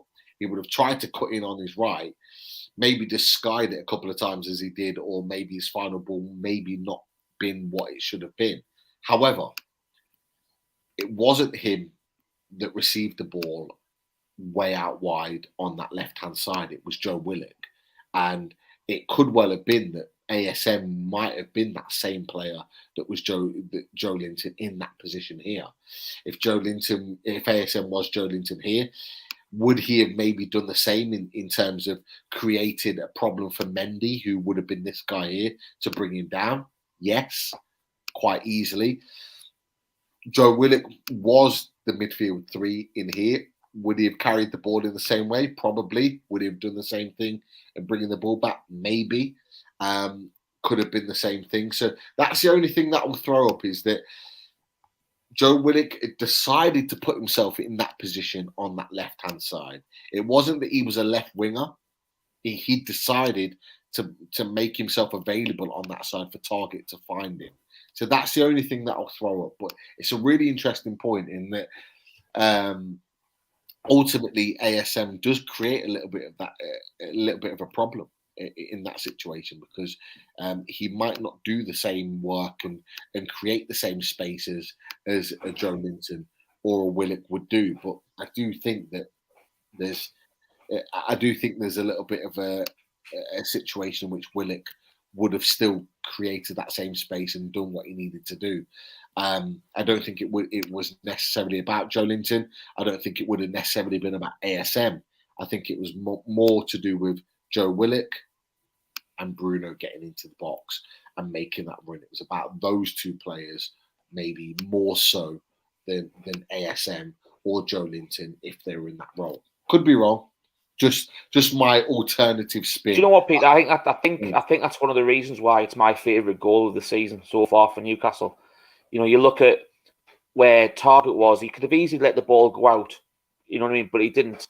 He took a risk, and he saw that where Willock was on the byline. To be fair, it was a fantastic little turn by Willock. Do you know what I mean? To get half a yard on Tielemans. And as soon as he was past him, you knew something was on. And if you look back at the highlight, that's when you see Bruno get on his bike.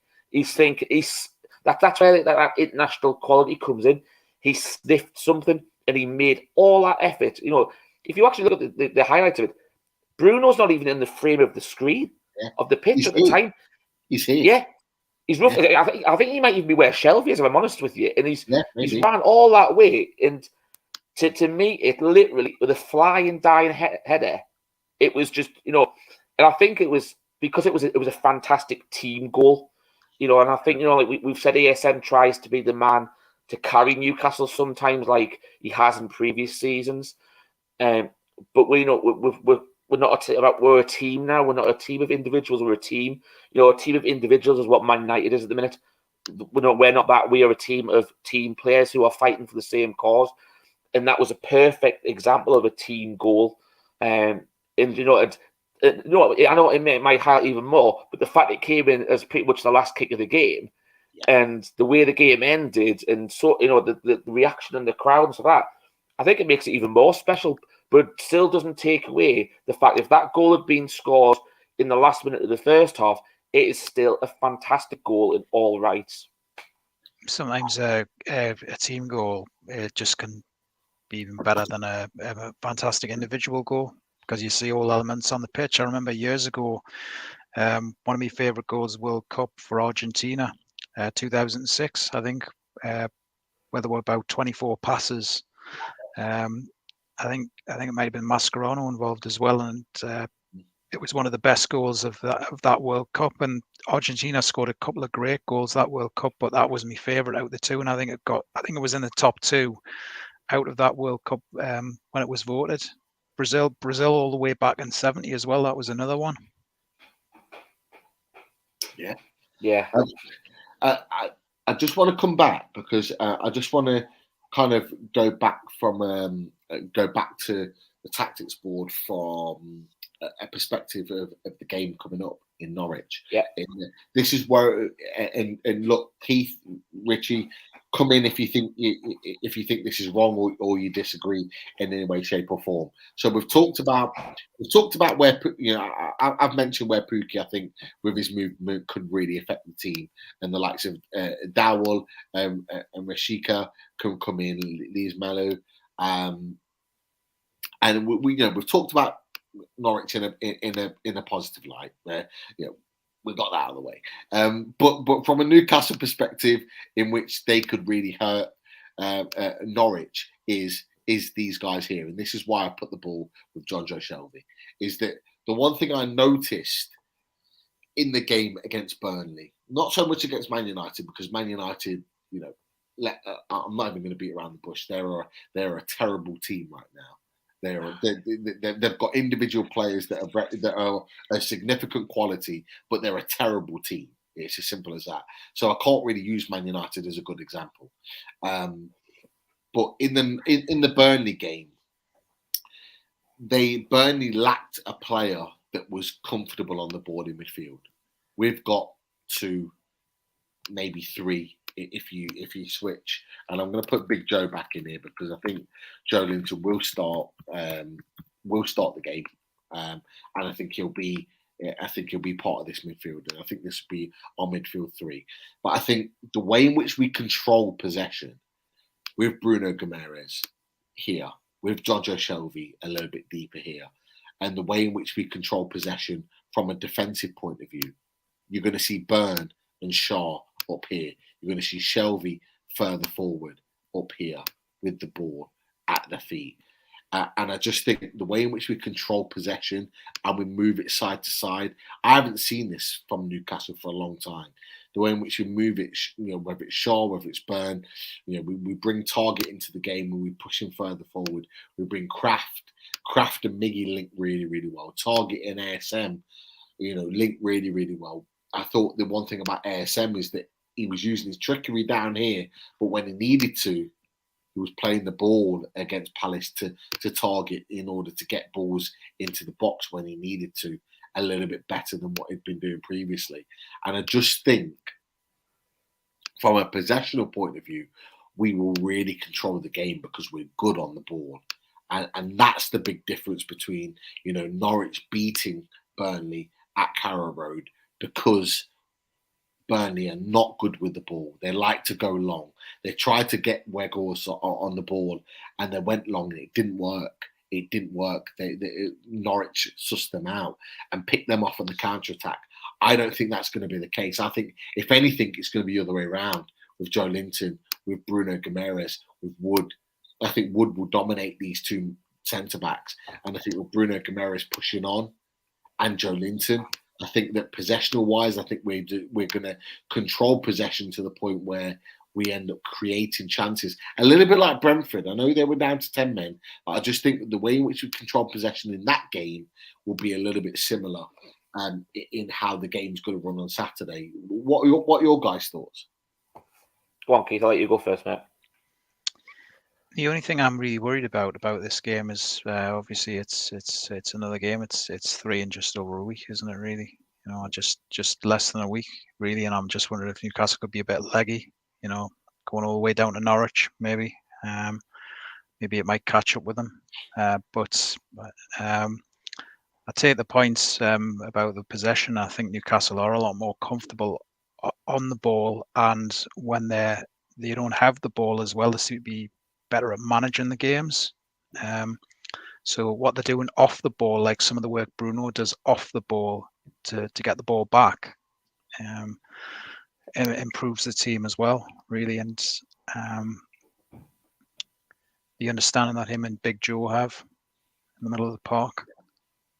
And that's the thing. Like, I don't think in recent weeks Norwich have faced a team that press the way that Newcastle United do. Wood works tirelessly. Get my words out. Tirelessly for the team.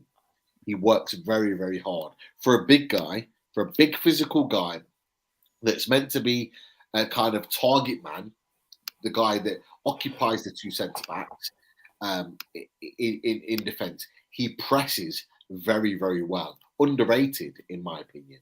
But the fact that Bruno Guimaraes will press the left back here, the likes of Gilmore that maybe will be sitting slightly deeper, press here. The fact that Joe Linton will press Norman here, and the fact that we've got Shelvey that will press up with Lees Mello here, it will allow us to really push up the pitch. And the one thing about Newcastle United at the moment is that we seem really comfortable with pressing teams further back and pressing them back into defensive positions.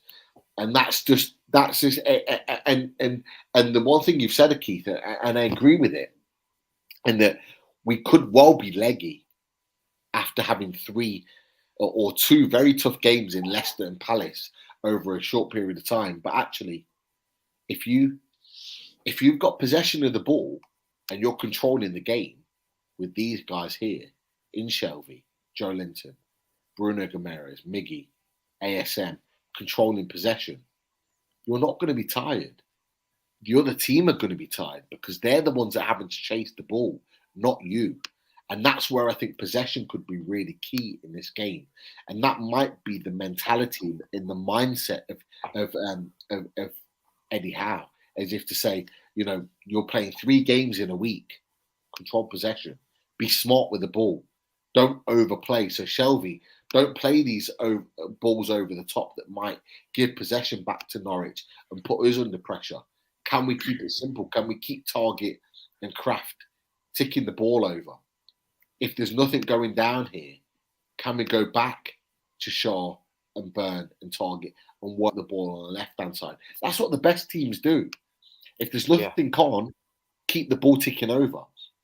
You go back to, you go back to watching Manchester United in their pomp, in their biggest moments with the likes of Ronaldo and stuff in his first stint at the club. If you watch that team, what they did with the likes of Michael Carrick in this position that Shelvey's picking up right here is if there was nothing on, just keep the ball ticking over. To keep the ball ticking over. If there's nothing down that right hand side, keep the ball ticking over, back to the centre backs, back to, talk about Manchester United, Ferdinand, Vidic, and ticking over to Evra and ticking over this way. That's what I'm seeing in Newcastle United at the moment.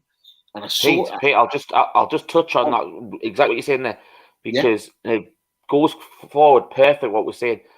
If you look at that first half that we had last night, how we said it was a game of two halves. Yeah. Us in the first half yesterday, we were that possession team.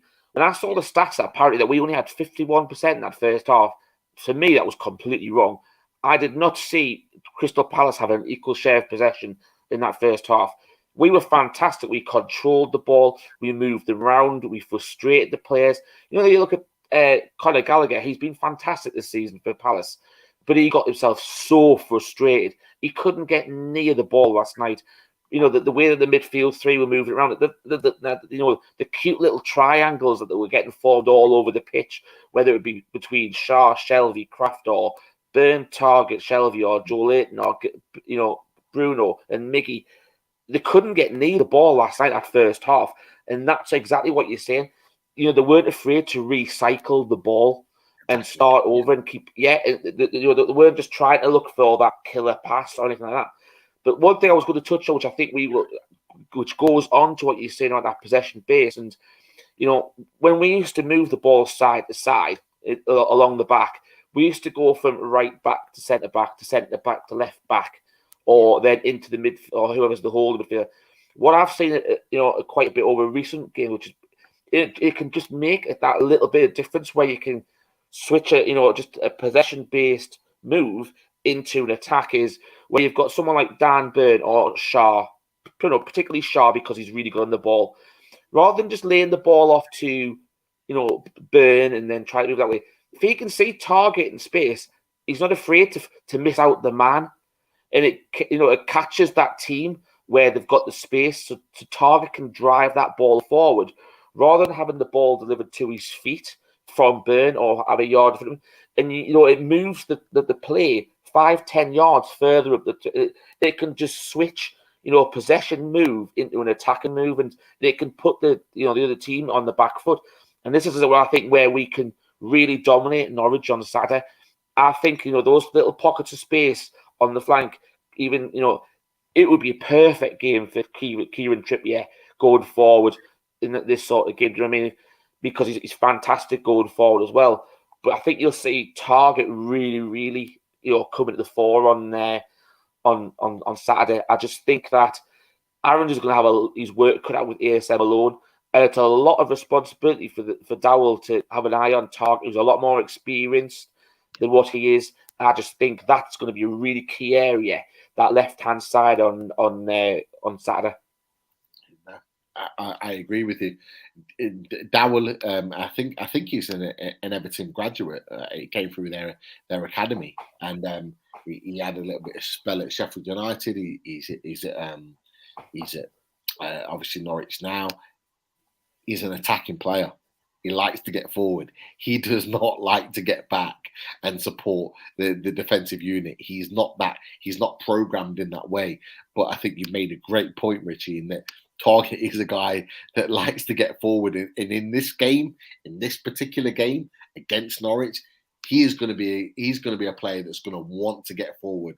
That you're going to see overlaps from beyond ASM to get balls into the box. He's going to be that guy that's going to commit, Dow the other end, Yeah. and say, right, okay, it's not about you attacking. It's going to be, can you track me the other way? Like you just said, there was a fantastic move in the game last night, first half, where Bruno was roughly the right hand side of the centre circle, and you were normally we went a midfielder which will just probably try and play a simple ball down the flank or to your partner. And what he did was he actually had the ball and it bounced up and he literally sprayed it straight out to target. It was a complete change of direction and it really threw Palace. And I think that Bruno's, he's got fantastic vision. We know Shelby's got good vision; he can spray a ball, but Bruno's just got the next level vision.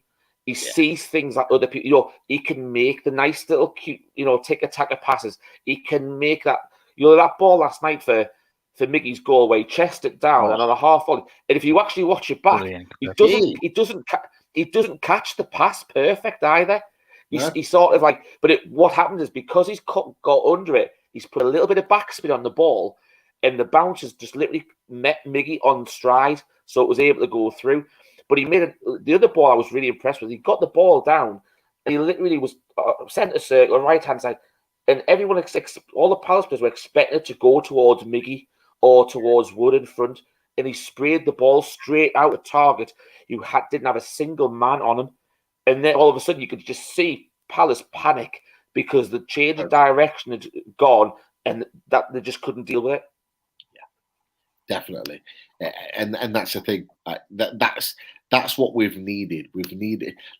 We don't rely on John Joe Shelby anymore. John Joe Shelby's a fantastic passer of the ball, but now we've got someone else in the team that's got that ability to pass the ball. We've talked about Fabian Shaw that can have those kind of, those sort of diagonal balls into ASM, or he's played a lot of long balls into whether it's Fraser or Miggy to run in behind here. We've got 2 or 3 players now that have got the ability to play those long balls in order to create opportunities on the pitch. And that's a big thing for Newcastle United. It's massive. And it's something that we cannot disregard as just kind of normal, because it's not. Target has got the Target a few times in games. He did it against Leicester. He did it a couple of times against Palace, where he's got the ability to play a long ball.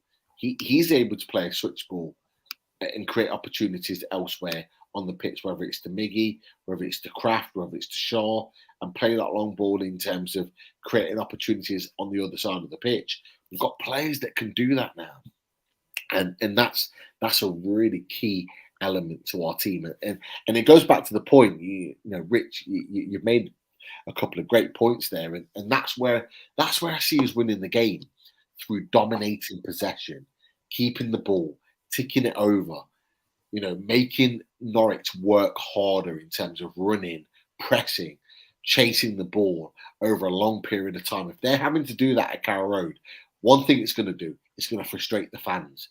The second thing it's going to do is going to open up spaces for Joe Linton to exploit here. It's going to open up opportunities for Bruno here. It's going to open up opportunities for Wood in the area if we can get that ball in. It's going to open up opportunities. ASM against a good defensive unit in Crystal Palace opened up 2 or 3 good opportunities at St. James's Park for himself. He will create opportunities against Max Aarons. Max Aarons is very good down his right-hand side defensively, but he's not the same inside. ASM cuts inside, he's going to get a lot of joy.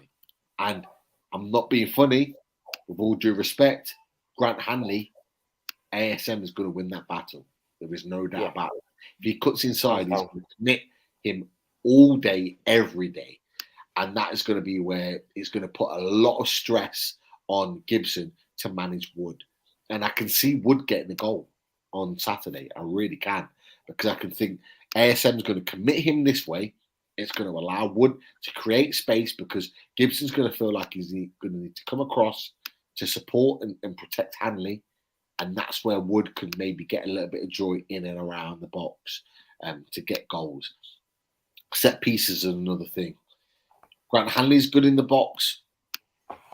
Gibson's good in the box. But if you look at, I can't pronounce his name. Gianalosis. John Ulis. Yeah. You guys can pronounce him better than me. Aarons is not the tallest. He's not the tallest. Gilmore's not the tallest. Norman's okay in the air. Lees-Miller is okay, but they've not got a lot of height in this team. We've got Dan Burn. Shaw's good in the air. Kraft is good in the air, deceptively. Bruno's proven he's good in the air. Joe Linton, Wood. We've got players from set pieces, whether it's corners, Target coming in from the left-hand side, Shelby from the right. We're becoming a real specialist in set pieces right now. And that it was mentioned the other day. Newcastle scored the most goals apart from penalties from set pieces. We're a fantastic set piece team now. We never were. We've never been a set piece team for a long time, but people have got to be scared of us now from that sort of aspect as well. And that's why I think a lot of the goals are getting shared around the team, because we've got so many players who are good in the air from set pieces. And also, they're also gambling on the second ball as well a lot more. You know, they're taking a risk. You look at Bruno's first goal. You know what I mean? That tenacity to get on the end of it. You know what I mean? And get the second ball for the drop down and stuff like that. And then obviously when it was, Schmeichel was fumbling all over the ball, and he was still trying to get that goal. That's the sort of thing. It's the intelligence of the look to try and read where the ball's going to drop next and sort of stuff, and they're going to run onto it. Like, I can see Bruno being that player we thought Willock was going to be, who would get the flick-ons off Wilson or Wood. Bruno seems to be that sort of player now he can read where the ball's going to go from Wood and the flick-on, and I can see him making a lot of those darting runs into the box, as a number 8 would, and attack, and I think that's one of the reasons why Bruno's been so good as a goal threat so far. One of the things he said was when he came in, he wanted to add more goal-wise, and so far I don't think any of us expected 3 goals since he's returned. He cemented his place in the team. But even last night, that chance in the first half where he flicked it over the defender and then hit it on the volley and foot. Do you know what I mean? It's just little things like that. Do you know what I mean? Unfortunately, the shot was a comfortable save for the Palace keeper, but it's just little things like that. It's an extra thing to worry about, and it's his all-around game that he can read the game so well, where the ball's going to go, but also can do stuff with the ball as well. Definitely. Larry Shaw is putting on there. You're absolutely right about set pieces. It is vital, and you know what? I think we underestimate the work that Jason Tyndall, aka Mad Dog Tyndall, is created at the club. He is a mad dog. Honestly, he's the best assistant manager we've had at this club. There's no doubt about it. He eclipses John Carver by some distance. He's not just a tactical Terry Mack. Going back to the days of Terry Mack. Yeah, Terry Mack's a great assistant, but he's a club legend, and he's right. He's as a player and a coach and members. I think the one good thing about, and I don't know if you guys saw the picture as well, where he had his picture taken with Yasser Al-Rumian. I think it was before the game, and the respect that Al-Rumian had for Jason Tyndall as an assistant manager, it was the same love that he has for Eddie Howe. He knows he's a big part of the coaching staff, and even that you can see there was a connection between them two as well. And it just seems it's nice to see everyone just spreading, from the top man at the very, very top, and then the kickabout on the pitch yesterday, which you talked, it was really good last night, and then putting that picture on the review show last night when they were all gathered in, and then you've got the Amanda and Mia Dan and Jamie Rubin in there. It's just class, man. It's just it's filters from the top right down to the bottom, and the kit man and the ground, the stewards as well, man. I don't think I've been to so many games where the stewards have been smiling so much either. No, you're absolutely right, and like it's you know what? I think the reason why I've kind of put him in such high esteem, and he's only been at the club 6 months, is it's just because his name's Mad Dog. He's referred to as being Mad Dog, and that's why I love him so much. But from a tactical point of view and from a set piece point of view, he is he's so astute and so particular in the way in which he plays. It's crucial. It's absolutely crucial in the way in which we play as a team. And it makes a massive difference the way in which we set up as a team. And we've improved on the back of it. You talked about it, Rich. Bruno Guimaraes scores from the corner. We've scored a lot of other set piece goals off the back of set pieces that we've put together off the back of Tyndall and Howe, and it makes a difference to the team. We went through a number of years of Alan Pardew, and we were talking about, when are we ever going to score a goal from a corner? When are we ever going to score a set piece goal? Because he was a manager that wasn't really pragmatic in terms of the way in which he set up from a set piece goal or set pieces or corners. He didn't really care about them in the same way in which Eddie Howe does. So for me, I think it's an important thing. But I'm just gonna end the sharing on the taxes board here, and I just need to quickly nip off because my little boy has woken up. So I don't know. Don't worry about it. We've got a number of questions here, some fantastic questions from those in the chat that Richard, I don't know if you want to go to right now. 1 second. Yeah, I'll try and go through them. Me and Keith will try and get through them best as we could. There's one that just came in. I don't know if you saw them well, but apparently the chief executive of Aramco was at the match last night as well. Is it a possible, positive sign in regards to the sponsor? It could well be.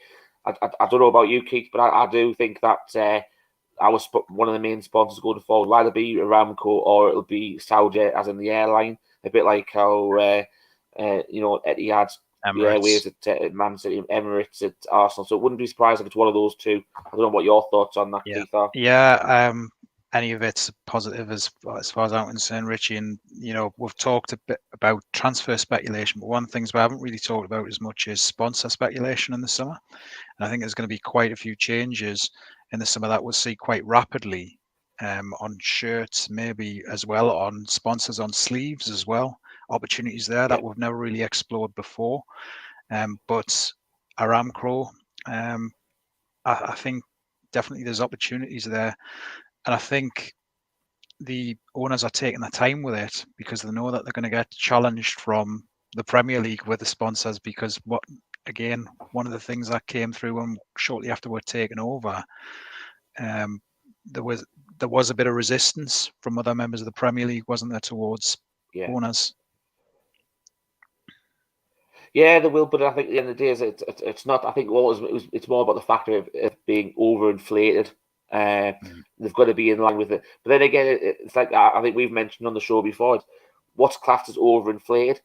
You look at how much Man City are getting paid off it. If we technically did something in line with what they're getting, does that not fall for us, or are they classed as allowed to have more money because they're in the Champions League? To me, it should be if that's the goal. If Man City are getting one from, say, Etihad Airways for such and such amount of money, technically Newcastle should be able to get the same amount of sponsorship for an airline for their shirt as well. It shouldn't be whether you're classed as a Big Six team or whoever. No matter what your team is, if they're prepared to pay it and it fits in line with what the other teams have been getting, you should be able to get it. So that's how I feel on that one. This is Ian Barron. He's our Darlington fan. I don't know if you know him from the chat. He comes on quite a bit. Yeah, I remember him. Yeah, I do. Yeah, he's actually got a little quiz question. And I had a feeling I actually know what the answer is to this anyway. But I'll ask you with this anyway. And it's, do you know what Eddie Howe's first ever game as manager was for Bournemouth? It was 2009. I remember that. It was in League. Was it League 2 at the time? Yeah, it was League 2. I can remember a score. I think it was 2-1. I don't think he actually won it. I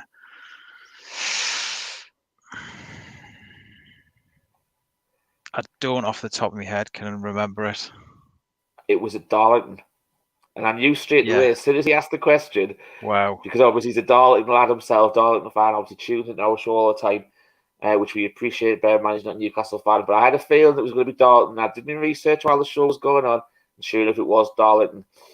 Let's have a look. Right, let's go down to a few of these. Yeah, this was something that obviously I can plug now for the show anyway, because Some people might have seen at the very start of the show, I don't know if you saw this, Keith, or not, but we had Paul from Team Review on the show at the very start, along with Connor. We've been talking today. We've got a few things in the pipeline, and you might see a few more link-ups between the two channels. We did, dip our toe in doing something like the Load of Team Review at about 7 months ago.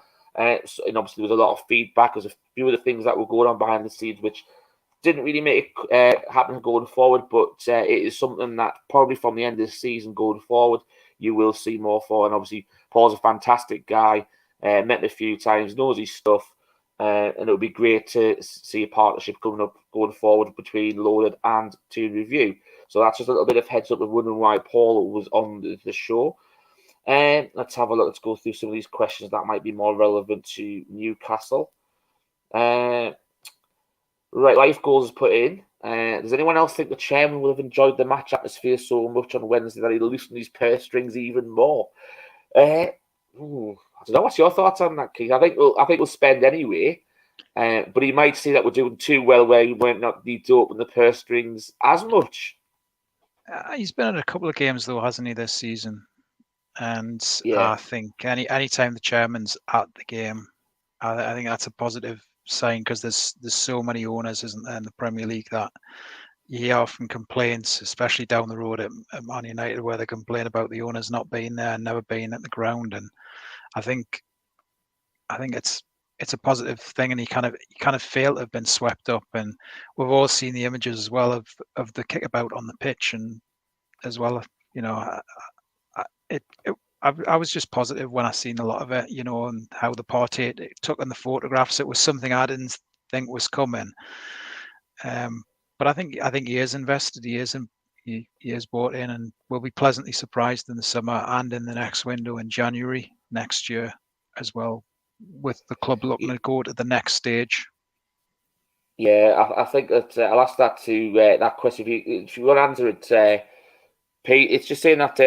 Do you think the chairman will enjoy the match atmosphere so much last night that he'll loosen the purse strings even more, or do you really think he'll think, do you know what? It's quite good what we've already spent, so we might not need to spend as much.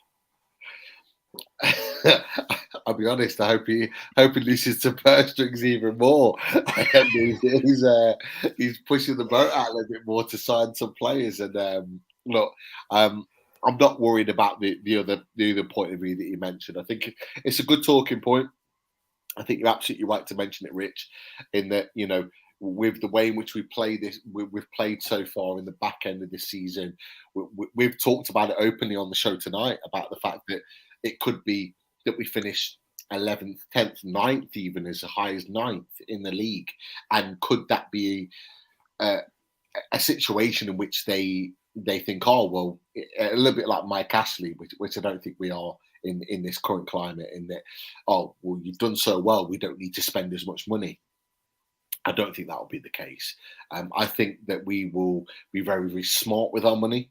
I think that we will get top quality players in the club this season. But I don't think we need to spend 200 million to get those quality players into the club. And I'll throw one player out there right now that will cost potentially nothing in the summer: Christian Eriksen. Eriksen is on a free from Brentford, and he could well stay at Brentford. And I know, speaking to the besotted Brentford fans that were on away days earlier on in the season, they're adamant that they want him to stay, and they are determined, and they're not thinking about anything else in that Christian Eriksen will stay at the club. For me, I don't think there's a guarantee there. I think we could get a player with supreme quality that to replace or to get the same quality in could spend 30, 40, 50 million to get a same caliber of player in. We could get that player in for nothing. And you don't need to spend 40 million on a player to do that, because you've got a player there that's ready made. I know his health issues are an issue, but it's certainly not an issue right now at Brentford. That's just one example. So I don't think we need to spend reams and reams of money to make that happen. And I think we could be really, really smart with our money in the summer and get supremely talented players in for a good amount, in my opinion. Yeah, And I'll just go back on that. I was going to say, I'll go back to one of the questions that you missed when you went off to see the bed. It was there was rumours that the chairman from Aramco was at the game last night. So is that something that's linking them to possible sponsorship for next year? And we basically just touched on, well, I think going forward next year, we'll probably either have a shirt sponsor, either Aramco or Saudi or something like that. And I think what you'll see is, because you'll see a lot more money coming in, I think we will spend money. But I think, me and Keith said, and I mentioned, I'd like to see Newcastle get the same sort of money that Man City are getting for their shirt sponsors. They're getting an airline sponsor so much, so why can't Newcastle? There's a lot of we don't want you having overinflated sponsorship deals. Well, for my eyes, if Man City can get one for that amount of money, why can't Newcastle? If a club is prepared to pay that, a company is prepared to pay that for that deal, and it's being matched elsewhere, then you should be able to get it. Now, I think that's what the concern is, because Newcastle have got so much money that they can play with because of how shrewd Mike Ashley was. That scares a lot of people. But yeah, I do think that's something like that. Do you think it will be getting something like Aramco or Saudi area, and then also exploring the shirt, Steve sponsors, the training ground being sponsored, also your training apparel as well, getting a different sponsor as well. 110%, 110%. I see at least a couple of new sponsors being brought in over the summer window, and I think there'll be significant deals. Are they going to be deals that kind of, are they going to be deals that kind of eclipse or even match Man City? Probably not yet. But I think we will get deals that will blow our current deals out the water, with the view to, in a couple of years, being able to match the likes of Man City and one or two others from that point of view. That's just my opinion. I just think because the Premier League are going to be literally going through every deal that we do with a fine-tooth comb. I think we're going to need to be careful on that. I think personally we could have, if the Premier League weren't as on us as they probably are right now, we probably could have gone straight to Man City type of deals straight away. But I think we're going to do it in maybe a two-stage part. But I do think that we'll get new sponsors in terms of Fun 88. I think they might move on. And to be fair, if anyone follows them on Twitter, they are quite funny. They do put some good tweets out. They have been, okay in terms of a sponsor, but it is very, very clear that Saudi they don't like betting companies, and I think they're going to move on from that. I think they're going to move on from that quite quickly, and then that's going to be their downfall, really, from the 88. And we will get a new sponsor, and it could be anything Saudi Arabia related, but I think we will have a Saudi related sponsor at some point for next season. That's just my opinion. I think we could get a sleeve sponsor. We could get a sponsor for something else, whether it's for the stadium, whether it's for the training ground, something. I think they've got a plan in place. The interesting thing about this, and I don't know what your thoughts about this, is that we've heard nothing about sponsors. Me and you, Rich, we've been talking about sponsors since November. Since early parts of the takeover, we've been talking about sponsors. When are they coming in? Why have we not heard anything? When we've had the likes of Neil Custis that you brought to the show, and various other guests that we've had over that period of time, we've asked the question. Keith Hackett, that you again, another great guest that we've had on Loaded. You asked the question: where's the sponsor? Like, when is it going to be? When is it likely to be put in place? Nobody really knows, because it's ultimately gone really quiet. But that says to me that in the summer that's likely to blow up, and it's not going to be expected. And I think the likely sponsor that's going to be attached to Newcastle United from the summer onwards is maybe not what we expect it to be, but I think it's going to be something quite big. I don't know whether you agree with that, Rich.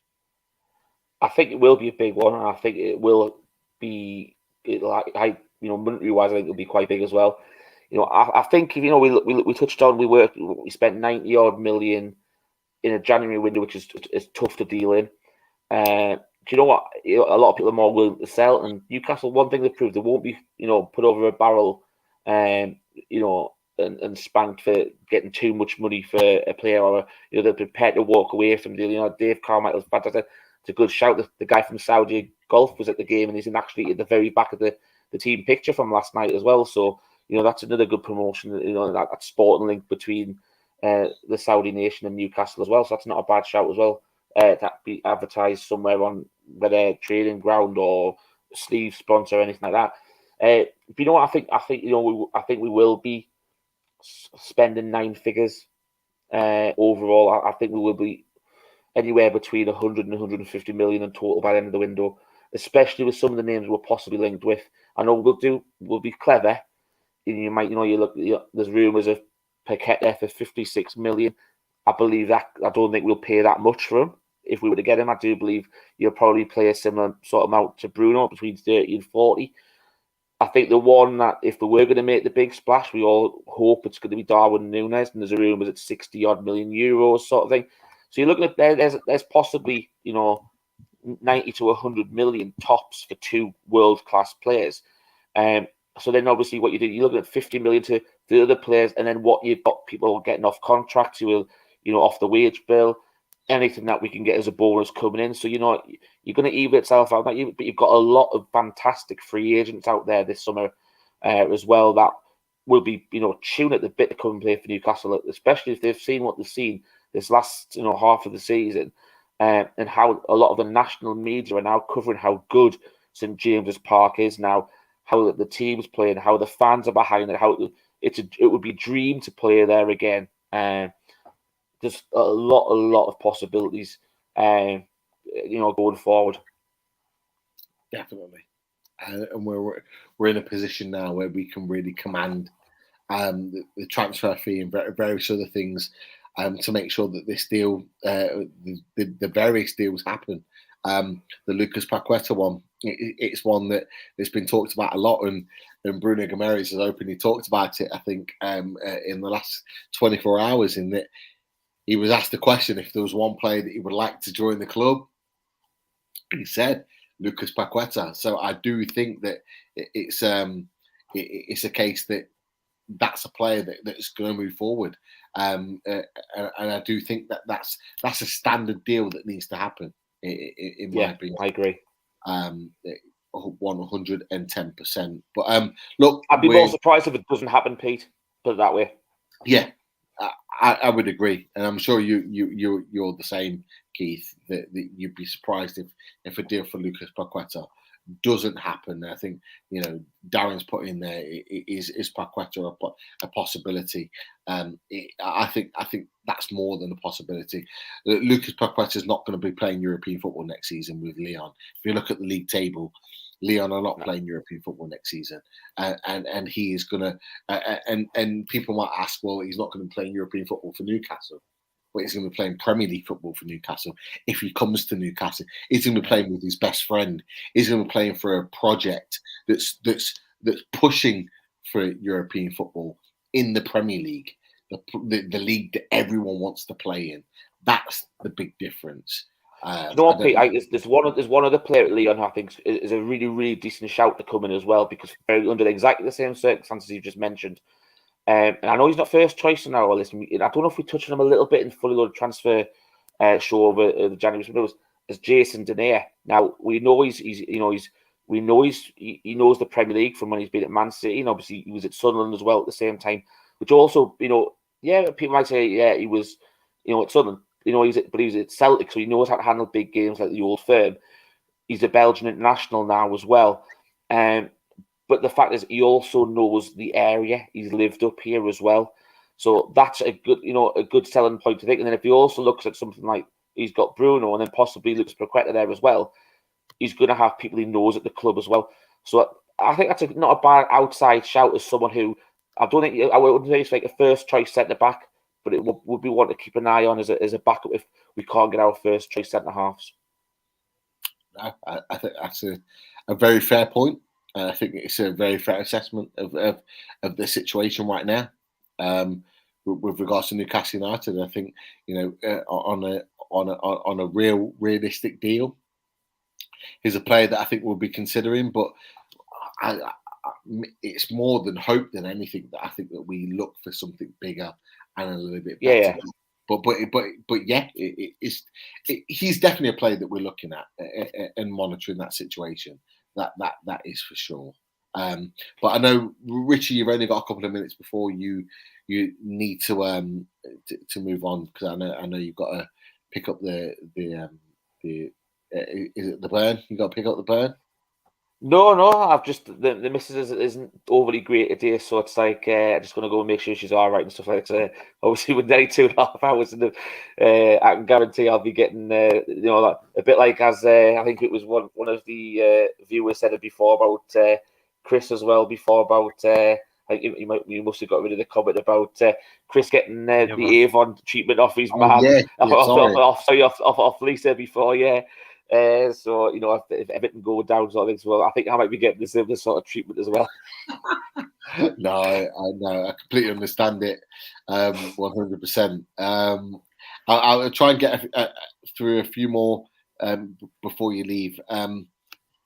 Question here: could Bruno be the greatest foreign player we've seen at the club? Solana at the moment, for me, that's life goals. Anyone else disagree with that? Or anyone else agree with that point?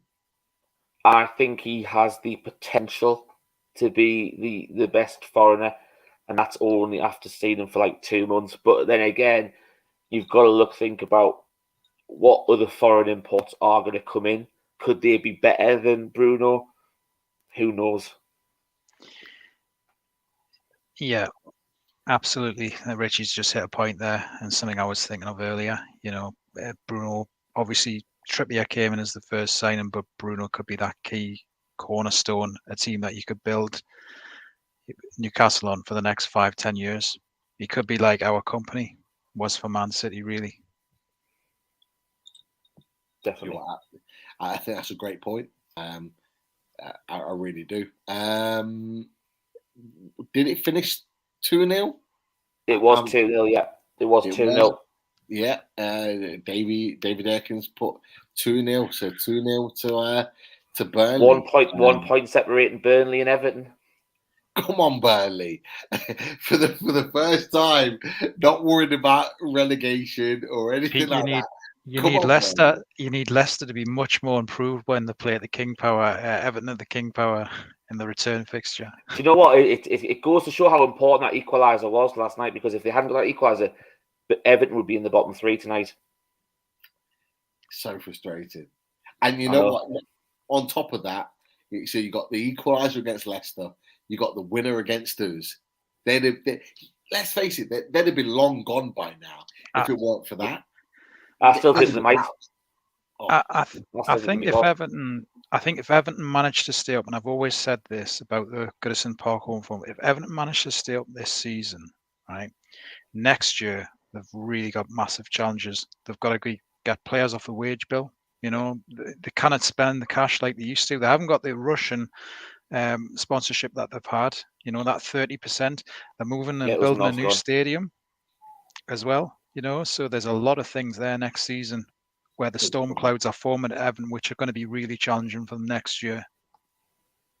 Yeah, I agree with you 110%. Yano's put the question: is Fraser back in training yet? From anyhow, he put there was going to be a second scan. There'd been conflicting reports about the scan that they initially had. They're not quite sure, which says to me that he's not ready for Norwich. I would say maybe Liverpool, maybe even Man City, as more of a realistic time in which they're going to get him back, because obviously they're not quite comfortable with the results that they've had back. So just something to keep an eye on from that point of view.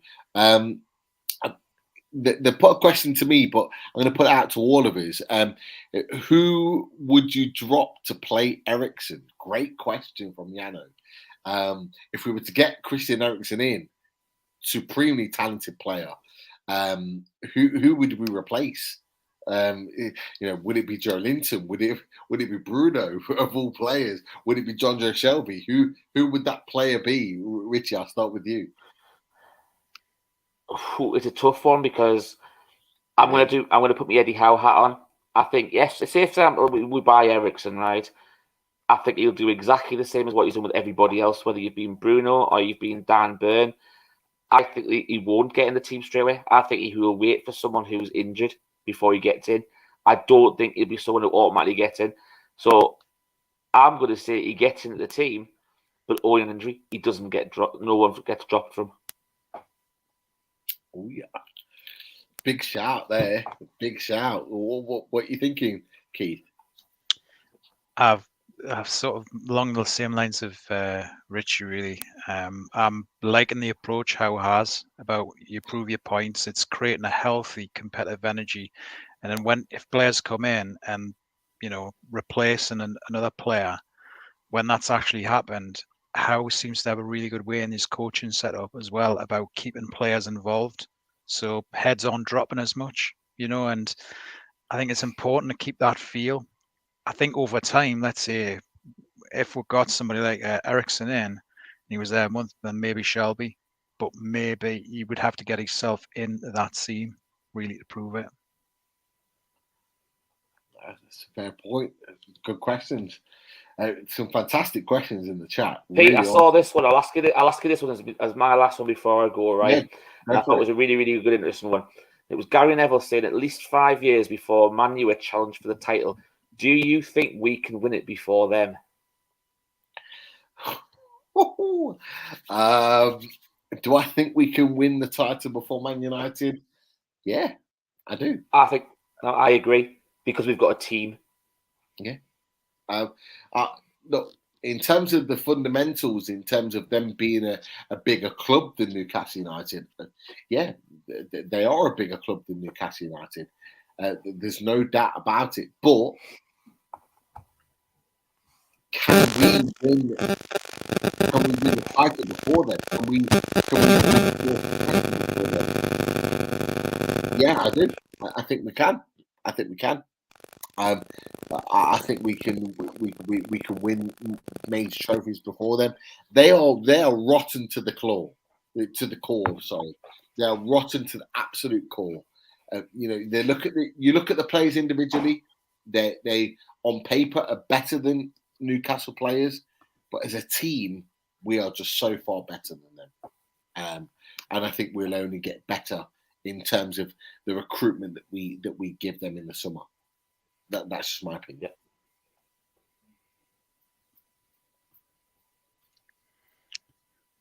Yeah, I think there's a lot of unknowns really with Man United, and in terms of next season, Ten Hag coming in, we just don't know what's going to happen when Ten Hag come in. Is there going to be a revolution?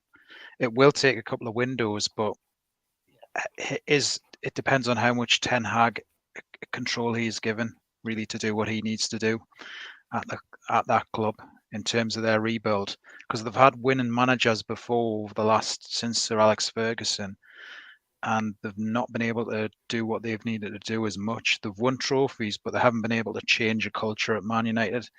Will Ten Hag be able to change a culture much like he has it and transform what he's been doing, albeit in the Eredivisie with Ajax? Can he do that at Man United?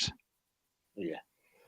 I think the one thing I'll say before I go is, you look at it is the culture. It's got a rotten core at the minute, Man United, and I think if you look at people like Paul Pogba, for example, as a primary, a lot of people were saying when he was with Mourinho, it's bad because Mourinho's not playing very well. He's not playing him in the right position, and he doesn't put it all around his shoulder like he needs to. And I think what you've got to look at Paul Pogba under every manager he's had at Manchester United, and he's been the same player that he has what Mourinho had.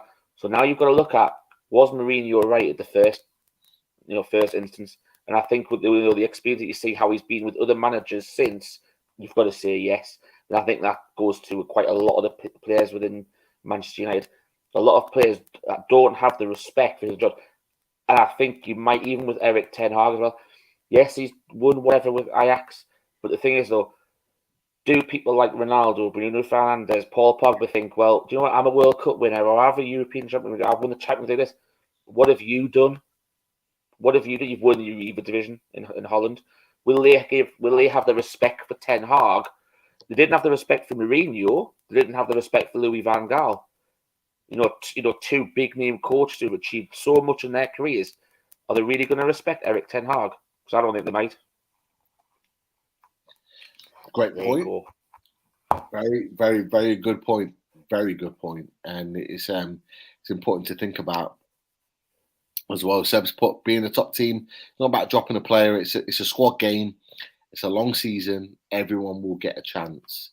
And I know on the Geordies Down South chat, they've been talking about this a lot in terms of players being dropped, players being moved out, players being sold, and Seb's been very, very sort of focused on that fact. In that it is a squad game and it's a long season that everyone will get an opportunity in the team. But Richie, massive thanks for you to joining us. Absolute pleasure as always. Don't worry about it. And yeah, look, I wish you were able to stay because we've got a number of other questions. I know. A few other questions to get through with myself and Keith. But yeah, I'll speak to you soon. We'll get on with the away days very, very shortly. No doubt about it. Keith's got some fantastic Newcastle knowledge as well, as we know. So I'm sure he's going to get some good answers for those few remaining questions, mate. But thanks very much for having us in. It was a pleasure to be on Aways. I do like doing it when we get the chance if Chris is not about. So much appreciated, Keith. I'll see you when I see you. Everyone else, go. I'll see you next time. We're going to show it. Top stuff. Take care. Good night, lads. See you soon, mate. Top Take care, Rich. Great to have Richie on, as always. We're going to whip through these questions. I want to make sure we get through all of them. And so I'm going to start right from the top. And it says, we have 5 games left. How many points do you think Newcastle will finish on before the season ends? Tom Dixon, always with the great questions here. How many points do you think we'll finish on before the season finishes? Let's bring the stats up. We've got Norwich, then we've got Liverpool, haven't we? Yeah. Man City, then Burnley. But we've got a game between Burnley, or is it Burnley the last game away? So we've got Norwich, Liverpool, Man City, Arsenal, and then Burnley after that. Right. I'm going to go happy path. No, I mean, we're due a win or due some sort of result against Arsenal. So I'm going to say point Norwich on Saturday away. I'm going to go defeat to Liverpool. I'm going to go defeat to City. I'm going to go point to maybe a point Arsenal or maybe a win. Either one or Arsenal and Burnley will be a win. And there'll be one draw in it. So I'm going to go 5 points. Conservative 5. I think we'll finish with 45 points, which is above the 44 that we normally get. What about you, Pete? I was adamant a couple of weeks ago that I thought that we were going to get more than 40 points. And this is when we were on 31 points.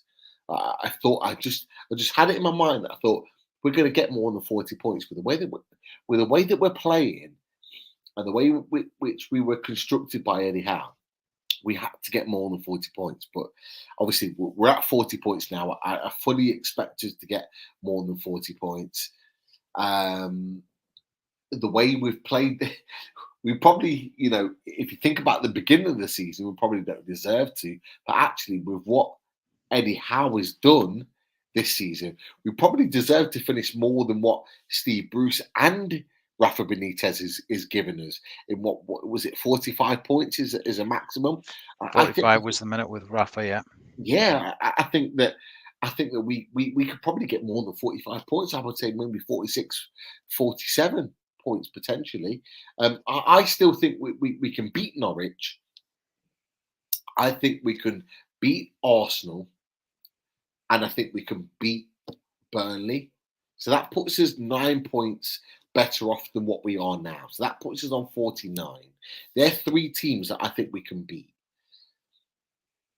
We talked about it earlier on the show, and I honestly believe that I think we can have a huge say in the title race. We play Liverpool at home next Saturday, not this Saturday, next Saturday. and we then play Man City away. I think one of those two games, and don't ask me which, potentially the home game, but don't ask me which. I think one of those two games we can influence in one way or another that can decide the Premier League title. I think a lot of people are not talking about this, but I do think that I think we could influence the title. I think it That's could be a smart. bit like the game a couple of seasons ago. Remember in 2019, the game where I think it was 2 goals from it was a couple of goals from Rondon, and we really give Liverpool a fright. They still won 3-2 You're right. on that Saturday night game. I think it could be a bit like that. Now, yes, we didn't win that. We didn't get a point. We didn't take points off Liverpool, but we're in a point situation for a long part of that game. I think it was like the last 5-10 minutes with Origi, I believe it was, who got the winning goal for Liverpool. And then that took a lot out of Liverpool, that game, in that run-in. And, you know, we could have that sort of impact again. I think City away, I just think City will steamroll. I kind of think of a game where we've really, you know, got something out of City down at the Etihad. It's an awful, it's an awful ground for Newcastle United.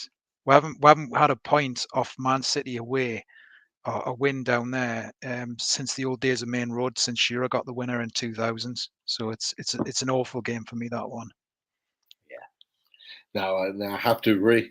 I remember when I went to the Etihad, and the last time I went to the first and last time I went to the Etihad is when Vernon Anitas conceded a penalty within 50 seconds of the game starting. I think we lost like 4 or 5-0 that game. It was on Sky Sports, late kickoff. I think it was a half 5 kickoff, and I think I swore to myself that I would never go to another game at the Etihad again. On the back of that, it was just an absolute disgrace. But look, we're a different team now. Maybe I'll go back again, but I think maybe in the next 5 years it could be different. Maybe we could give Man City more of a game as we build this team up, you know. But we're not there yet. I think maybe a couple of windows, and we might be able to give City a game down there. No, I actually agree with you. I think we genuinely could. But it just you know, when a bad experience has like that mark on you that you find it very hard to kind of like get rid of. I love Anfield. Anfield's one of my favourite places. Going down to that stadium. But Newcastle, especially since the 4-3 in the 90s and all of the results since, I remember Newcastle going 2-0 up at Anfield, with Solano and Anderson, and, you know, thinking, oh yes, you know, they're in a winning position, it's going to be a happy Christmas. And then 4 goals later, within like 20 minutes, losing 4-2. And again, you've got to go back nearly 30 years for a Newcastle win down there at Anfield. You know, you're absolutely right. It's going to be an interesting one, and to be fair, Yano's put on here: beat Liverpool, draw with City. Would you take that, Keith? Would you take that? I think we'd all snap the hands off for that, wouldn't we? Really, basically, if somebody said that now, you know. Definitely, and the Dugan family said we will beat Liverpool 4-3 with the last-minute goal by Big Joe. I tell you what, that would be retribution in some way, shape, or form. Beating Liverpool 4-3 at our place with Big Joe scoring the goal. That effectively. Can you imagine at the Gallagher? Can you imagine at the Gallagher or at the Leazes? You know, we're due it. You know, twice at least they beat with a 4-3, and we're due one of these days. Oh, if that were to ruin Liverpool's Premier League hopes, I think every Newcastle fan would be jumping up and down for that. There is no doubt about it. And Kamal, I agree with you. Stan Collymore still haunts me as well. He still haunts me with the goal that he scored at Anfield to win the game for them 4-3. Not good at all. But look, we've got so many other questions. I want to get through them all. Yeah, rattle through. Yeah, because I love the fact that everyone in the chat puts fantastic questions in. Tom Dixon has put in here. We have 5 games less. How many points will we finish on before this season ends? I think we've already talked about that already. Touched it, yeah. We've discussed that one. Yeah. So we'll come on to we'll come off that one and we'll go on to Geordie Team for Life. Pete, you do know it's going to be cheaper if you move to the northeast with your young daughter. Want to see more matches? Look, I know that me and my wife have already spoke about it. If it was up to me, I'd move tomorrow. But obviously, a lot of moving points means that it's very, very difficult to move to the northeast right now. But when my girl and my little boy, who's even younger than my daughter, is older, my wife loves the northeast. Bearing in mind she'd never been to the northeast before we met. She loves the northeast. She would move there tomorrow if she could. She absolutely loves Newcastle, I do fully expect us to be living there at some point in the future, but maybe you need a holiday home up there, right Pete. not even a holiday home. I don't think it would be right even to have a holiday home. Like my good mate that I grew up with at school, he lives in Newcastle. We stayed at his place whilst we were in Newcastle. He would always look after us. He's a fantastic guy. You might have saw him in the pictures in the NUFC Matters Fans Forum. Lol, he's a great guy, but we would like to live in Newcastle, like on our own merits, like buying a place there and living there. That's what we're looking at, but it might not be right now. It'll probably be in the future at some point. But join the team for life. Great point. As always, Adam, no surprise to hear she's into tactics. She's a Davy, of course. After talking through the tactics, it's what we need to do. She loves football. She really does love football, and going to St James's Park on Sunday is only kind of incensed that even more so. I think Sir Bobby had that saying where he just nutshelled it, and we've seen the slogan so many times about the little boy or the little girl in this instance walking up those steps and having nothing to do and being hopeless, but fall in love when you see the pitch. You are 100% right, Keith. No doubt about it. Graham Coleman said, just a thought here. I've seen more young kids wearing toon strips since the takeover. When Ashley had the toon, hardly any kids wearing toon strips. A great shout. Would you agree with that, Keith? Absolutely, definitely. You know, the amount of Man City, Liverpool strips, you know, you see, and you're still going to see them, but not. It's noticeable. I mean, sometimes I'll go down to the coasts at the weekend, and the morning after, like the Saturday after the takeover, there were like people of all ages, you know, out in Newcastle shirts, replica shirts, everything. It was almost like they dusted them off and they were happy to wear them again and proud to wear them. You are absolutely right. Honestly, the way in which people talk about Newcastle United right now is just kind of on another level compared to what we've experienced before. And look, I'm all for it. Keep it coming. Keep it coming. I love it. I love the fact that people are talking about Newcastle, whether they support Newcastle or not, whether they're fans of Newcastle or not. People around me in Leicester are talking about Newcastle all the time. I've got people at work. I've got people that I don't even that I don't openly they don't openly know that I support Newcastle. I wear the top every so often. They come to me and they want to talk about Newcastle United to me. That just shows you the interest that people outside of the Northeast have about Newcastle United. They want to know everything about Newcastle United. They're keen to know about Newcastle United. It means a lot because we are a talking point right now. Let it come. Keep it coming. That's what we want. That's what we want right now. That is for sure. Join the team for life. I think Joe Linton could be rested on Saturday. Maybe another one, possibly. What are your thoughts in that, Keith? I think we touched on it earlier, the concerns about the team being a bit leggy, maybe in parts. And I know that Joe Linton was spoken about earlier in terms of, not quite looking himself, in the last game or so. So I think it would be a smart shout, putting Willock in. Either you bring him in earlier in the game as a substitute earlier in the game, or starting him. Maybe I'm thinking some of his contributions Willock is deserving. He's certainly making his case. And there's nothing wrong with that.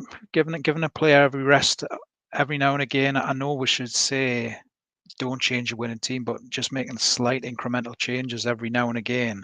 I don't think there'd be too much harm of it. But going to this game, not really, for me, it's intriguing because they haven't got the pressure, as far as I'm concerned, of having to win against Norwich away. Whereas a couple of months ago, we were looking at this gauntlet of fixtures saying, got to go down there and get a result, and this time there can be a bit more free flowing and go into that game and just experimenting a bit more. And again, there's the enjoyment. Maybe that Howe's got that in mind as well. He can go into the next couple of games and say, right, with an eye on next season, trying out plan Bs, and other ways of winning and getting results.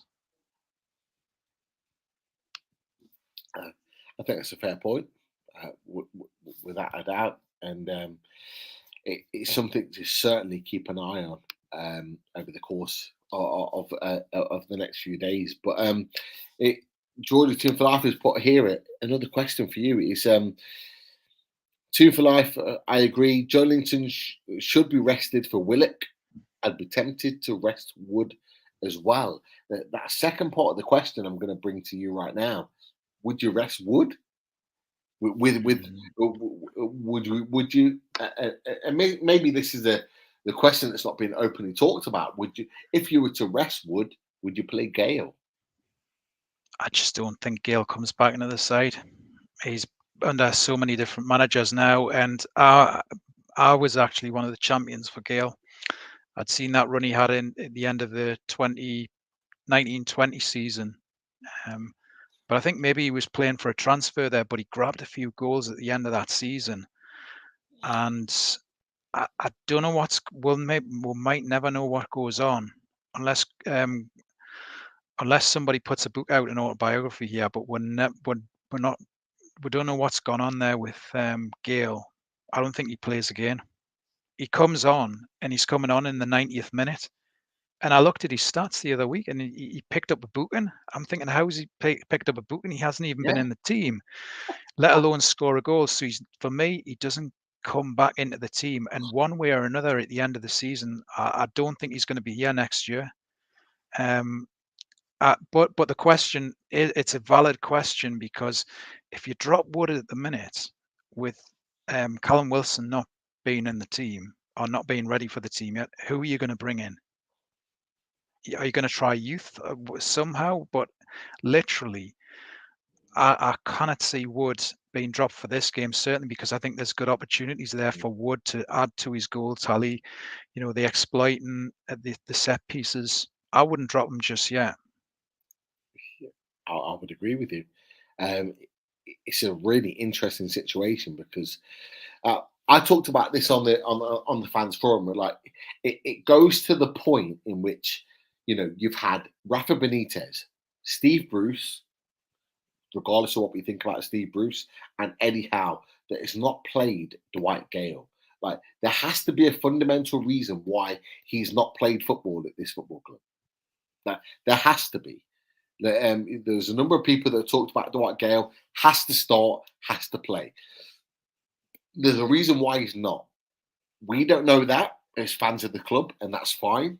We might never know that. But he hasn't played for this club regularly for a reason, and there has to be a fundamental reason why he hasn't played for the club. So for me, Chris Wood has to play, and I think that's why they've took him off quite early in the last couple of games, to keep him fresh, to look after him, to make sure that there's always a focal point in every game that we play between now and the end of the season that's available to the football club because of that reason. That's just my thoughts on that. But like I say, all things could change in the meantime with regards to Newcastle United. It's always a moving part. Uggie's been a fantastic support in recent weeks. Always on the chat, always like putting questions in. 6 a.m. here in Australia, watching Burnley hammer Southampton, and they did win the game. So great to see you on, Uggie. It's such an early point in the day for you in Australia. We are building, Keith. We're building a massive Australian following on Loaded HQ. It's great to see. Lots and lots of people are coming in and getting. I think as well as they're an Australian podcast or not, certainly a show on YouTube or something with three guys. Yeah, I think that could be. Fingers crossed they get in touch. We'll be more than happy to come and support the Australian Newcastle United podcast. But yeah, there's a number of them that are joining. Uggie, Shane, and one or two others that are coming from Australia, that Australian mags that are coming to support the channel, Loaded HQ. Keep bringing in your questions, keep bringing in your points. We really, really do appreciate your support for all things Newcastle United, that is for sure. I'll go through the questions right now. What's your view on going for out of contract plays in the summer? Do you have an opinion on this, Keith? It's quite a wide-reaching question, that, isn't it, really?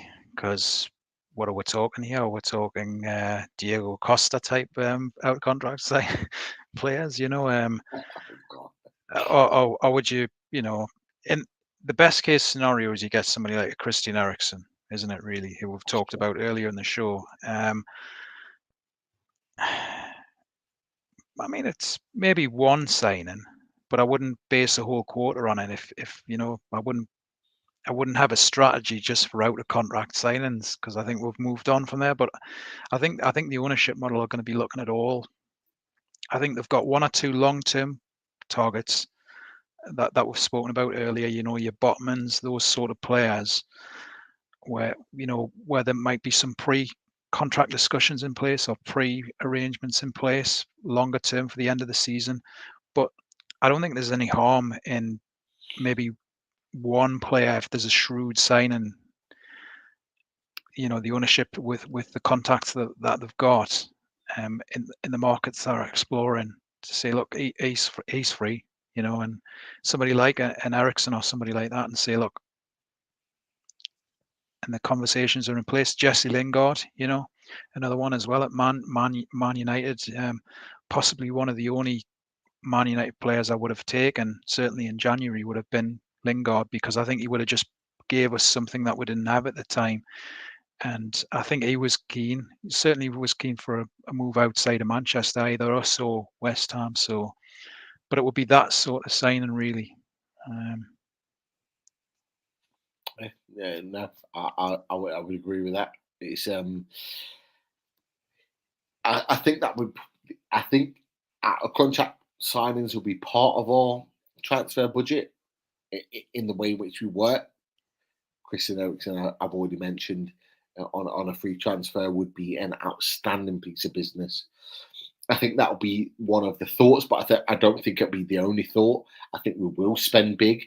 I think we will put a lot of money aside for a permanent transfer for one or two players. That's just my thought on that. And I think from what you're saying, Keith, you're of a very similar mindset with regards to that. So I think it's good that we're on the same page with regards to that as well. I'll move on as well. Pete, 3 games in 6 days is a lot to ask, especially as Norwich didn't play midweek. Keith, do you think that's a lot to ask? 3 games in 6 days? Just what I was hinting at earlier in the show, you know, in terms of are the players going to be a bit leggy? And that travel down to Norwich as well, which isn't the easiest place to get to, you know, even if they are going to be trying by private plane. It's a very intriguing one for me, because Although Newcastle are not going to have the pressure of needing to get a result and play a bit more expansively and with a little bit less pressure on to get a result, you've got Norwich who are fighting for their lives at the bottom. To me, they're not a bottom team bottom side like we know they are. Like teams at the bottom over the years where you've seen them before, where they are going down. Your old Sheffield Wednesdays back in the day, Cardiff's. You've seen them a mile off, and you've been able to pick them out.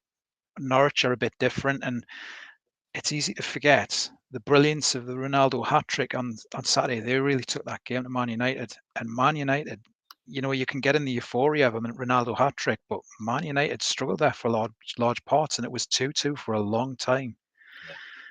And they've got one or two other interesting results around that. Was it a 0-0 against Brighton? And I think Leeds only just beat them. They're a very hard team to beat. I'm holding out because I pointed out the poor record they've got against them, but that has to change somewhere down the road. And Newcastle are breaking all sorts of records. I want at least a point in that game with Norwich, minimum. Even if it's just a low scoring 1-1, and maybe if they make one or two little changes, as we touched on earlier, by bringing in Willock instead of Joe Linton, but not upsetting the balance of the winning team, then maybe it might, those freshness of the legs of Willock might just see Newcastle through, and it mightn't be such as big an ask. I agree with you. I really do. It's going to be one that we're going to need to keep an eye on. That's for sure. It's like I said. I've said it a few minutes ago. I think it's going to be moving parts for a number of reasons. Stu's in the house. Stu Flyboy, how you doing? Great to see you on. I know you're on Matters and obviously Team Review. Great to see you on, showing your support for Load HQ. Get your questions in if you've got any questions. We've got Adam McCarthy, big following of HQ. Usually out of contract is for a reason, and he's talking to terraces.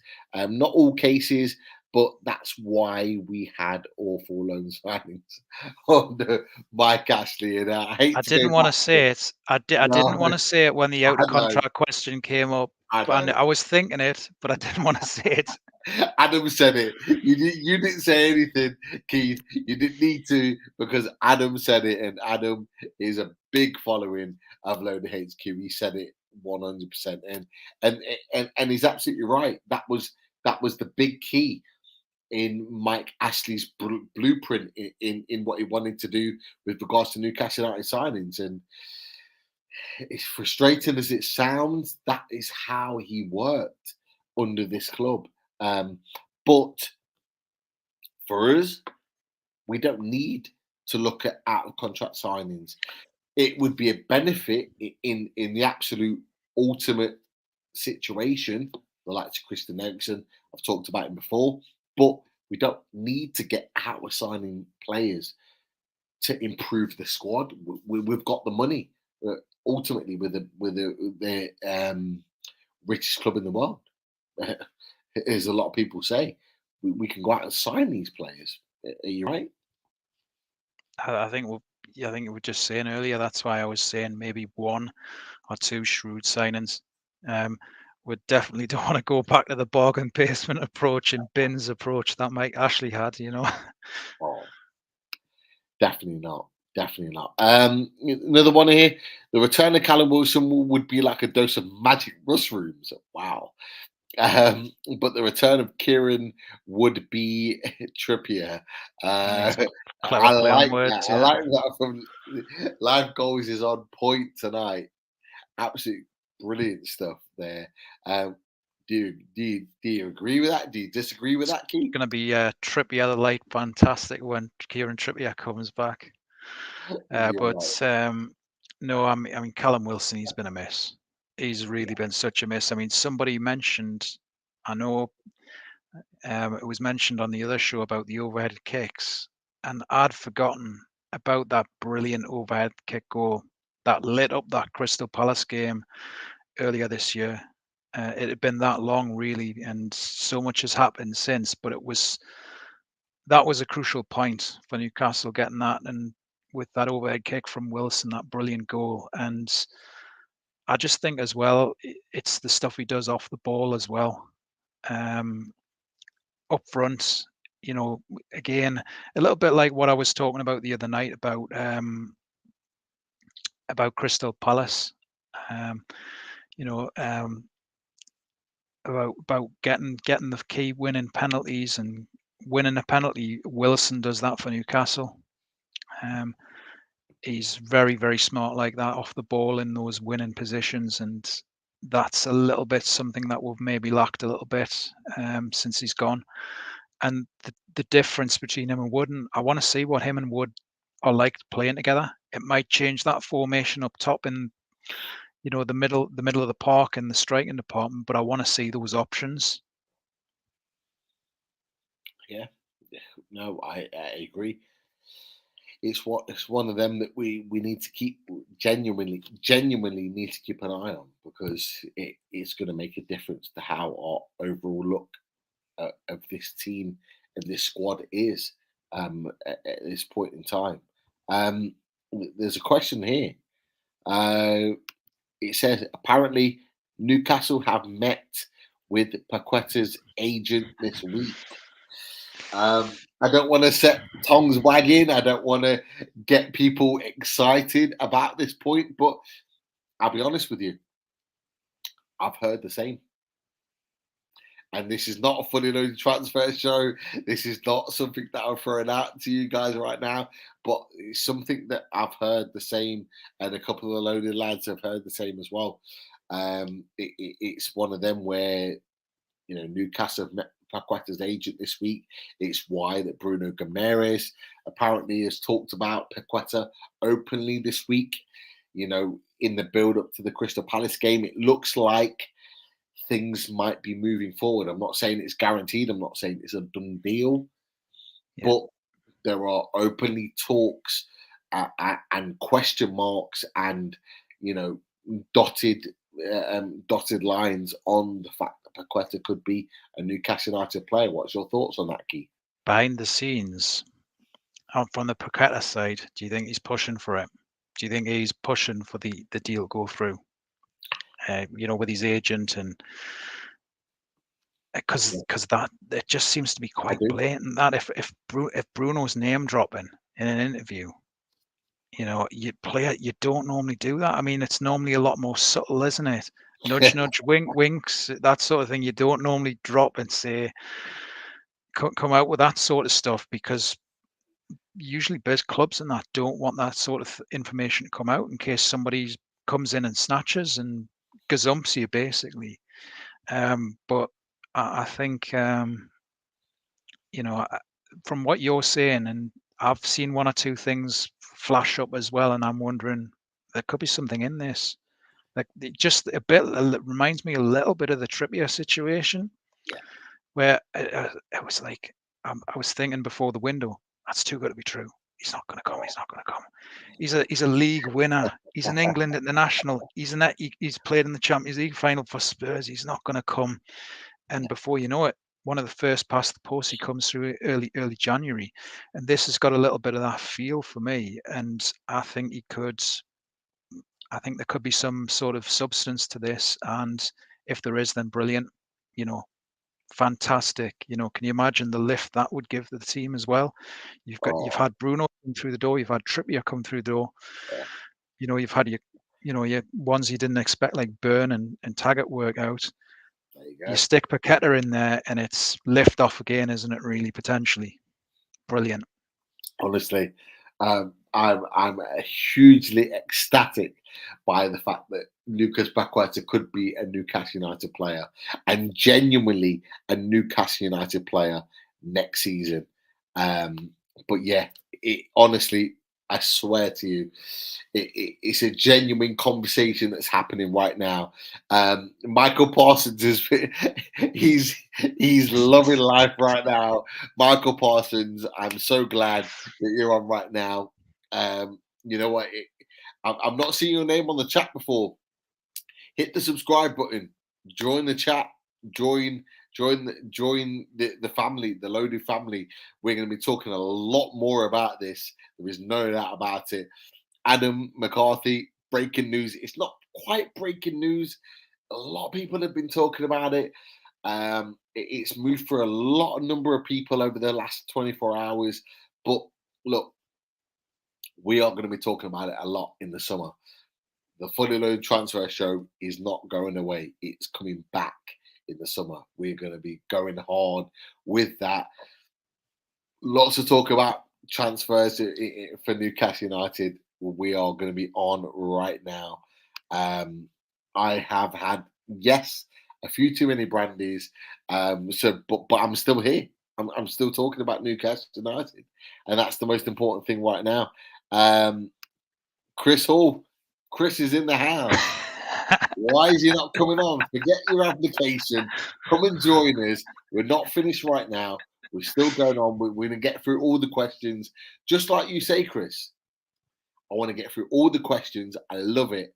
I love the fact that we get through all the questions, because I love the fact that Newcastle United fans want to get their opinions in. They want to get their questions in, and we want to hear it heard. And Chris, you say it every week, and I love the fact that we do that. So let's move forward with it.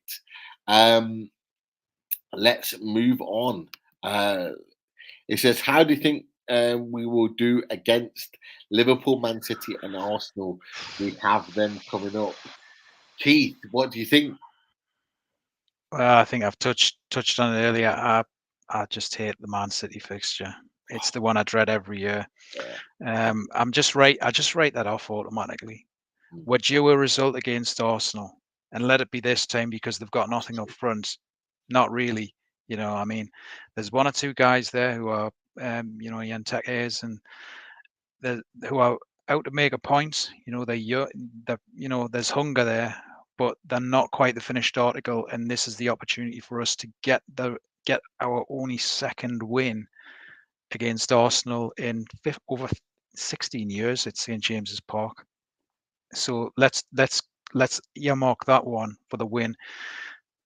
Liverpool, they're a machine, and I think it could be a game like I've touched on earlier, which could be like the 2019 game at St James's, where it's literally all guns blazing, really. And we did give them a really good game last year, backs against the wall, where it was a 0-0. So that is intriguing. I don't know what your thoughts are, Peter, to match those. I'll be honest. I hate Man City at the Etihad. I've talked about it before with the Benedita. Missing the penalty after 50 seconds. I do not want to even consider Man City at the Etihad. But even so, Liverpool are always a tough competitor. I just don't think we're quite ready yet to kind of influence Man City at the Etihad. I don't know what your thoughts on that. Absolutely, we've touched on it earlier. I think we're a couple of windows, maybe 2 years away from really giving them a game that they don't expect. I think how many years since the money came in? About 14 years at least at Man City. I think there's only one game where I think that I can think of off the top of my head in that time where we've gave them a game down there, and I think it was 2-1 down there, and it was a close game. And I actually remember seeing the result and thinking that wasn't as bad as I thought. A defeat, but only a narrow defeat. And even though the games where we took an early lead with Dwight Gale, and it was just an onslaught, it was a 4-1, it was just the same thing. And Aguero, one of my favourite players in terms of watching Aguero as a neutral, but he just had fun against Newcastle. He just hammered Newcastle each time. No, you're absolutely right. And it's very much a moving part when you consider Man City at the Etihad. I'm always I always get frustrated with that point. But there's been some fantastic questions, some really good questions in the chat. And we're moving on. So Larry's come with some really good questions tonight. Absolutely, Larry Strawberry, spot on. Is there anyone in the current Man United squad that you would want at the club? Keith, what are your thoughts on that? I would have taken Lingard in January, definitely. Yeah. I don't know he's been out for so long. I don't know how much that's going to affect him. I mean, a bit like the Fraser situation where you're just not getting game time, and then it takes you a while to get your fitness going again, and your game fitness going up again. I don't know what that's going to be like. That's a question mark with Lingard over his career for me. The goalkeeper, Henderson. I'd take I'd take Henderson. I've rated what I've seen of him so far over the last couple of seasons, but there's a lot of the big ballers I would not take. Your Pogba's flat as to deceive, brilliant and on occasion, and just a toxic influence, it seems, by what people have said. Really, there's maybe a question mark over Rashford. Yeah. I think Would he you could take improve. Would He you could take improve what we've got. Give away another option. Would you take him though? Like, there's a huge question mark about Rashford, but like, I imagine even in the chat right now, we've got over 100 watching. Would you take Rashford in the summer? He's only got a year left on his contract when this season ends. Would you take Rashford in his current form right now, or would you look to invest that money elsewhere? It's an interesting question.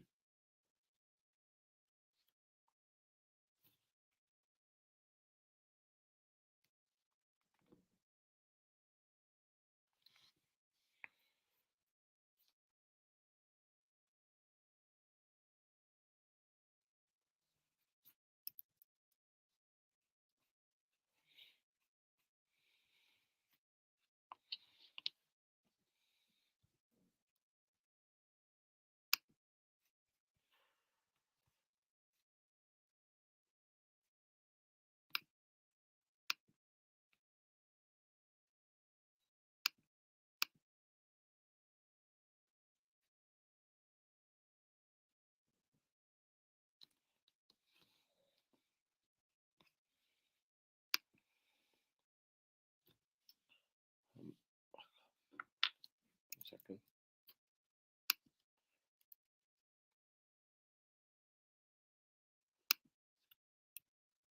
Can't hear you very well. Sorry.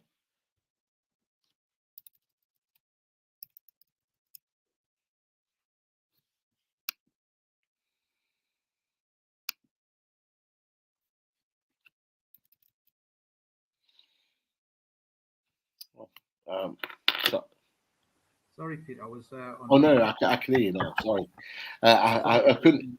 For some reason, it went off. I couldn't hear you. It went off. I don't know why. I don't know why it went off. But and like I'll move on because there's so many questions. Is there anyone? So obviously we talked about Rashford. We can't afford to recruit limited players.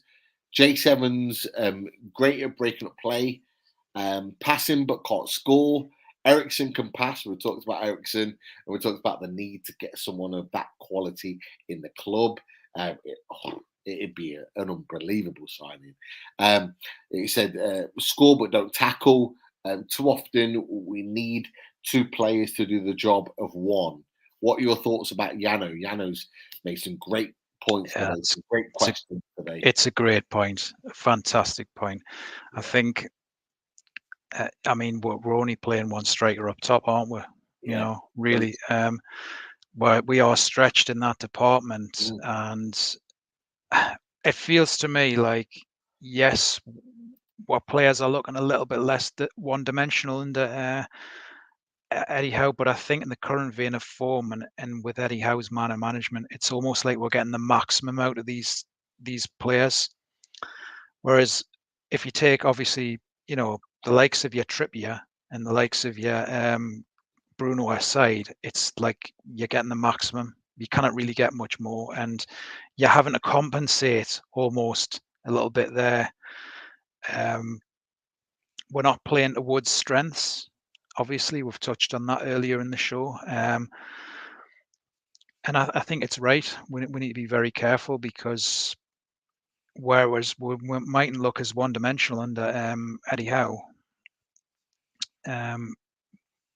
we still need to be mindful and remember here, look, there's some players in that team that that kind of play more than one position, and moving them about a bit. So I totally agree and wholeheartedly with Jano's comment there.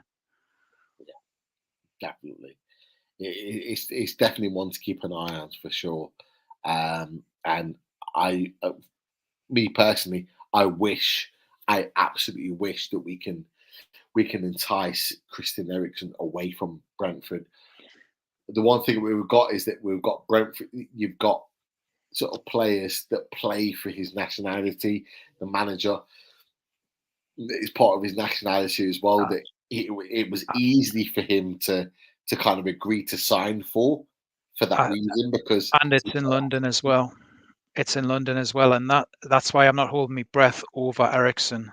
Really, the ownership looked at it as well, and they had that option and they didn't take it. But it's in London. You've got a family, and you're going back to where you've been with Spurs. And you get to the end of the season, and it's going well for you. Are you going to try and, with what you've gone through in the last year as well, health-wise, are you going to want a change and rock that boat? Right. I'm not going to hold out for it. It'd be brilliant if something like that would have happened, but if it's not going to happen, I'm not going to lose sleep over it. Yeah. No, you're absolutely right. It's a very, very difficult situation to navigate ourselves through for agents, for coaches, for people that are very, very, very much attached to Newcastle United, to make that deal happen in the best possible scenario that it could. And that's something we need to be really careful for. Moving on. We've got the question here. Sorry, I'll move on to this question. It says, we should sign Harry Maguire. Wow. That's a big question there. Would you agree with that? Do you think we should sign Harry Maguire? He's getting a lot of stick at Man United at the moment. We never want this. We never kind of promote this on anybody, and so we shouldn't. But there was leaks tonight that there was a bomb squad kind of, kind of sent to his house over the. I imagine. I don't know the details. I imagine over the fact that the stick that he's been getting for playing for Man United, that's, for me, that's not acceptable on any. It's insane. We talked the other day on the tragic situation and the tragic circumstances of what's happened with Cristiano and his family. And sometimes you look at things and you think, look, there is more important things in life here. And, God willing, and Ronaldo and his family will find peace but that is another one where you think, yeah, that is insane. What is going on here, and what is going on with some of the fans of that club where they send players a bomb threat? Nuts, absolute nuts. And but going back to the question there with Maguire, he has the chance to go and play for Man United. What is he going to do, really? And he's in England at national. What is he going to do? He's not going to turn that down, and it just hasn't worked out for him. It's just not working out for him at the minute, and he's getting pelters. He needs to, somewhere down the line, rebuild.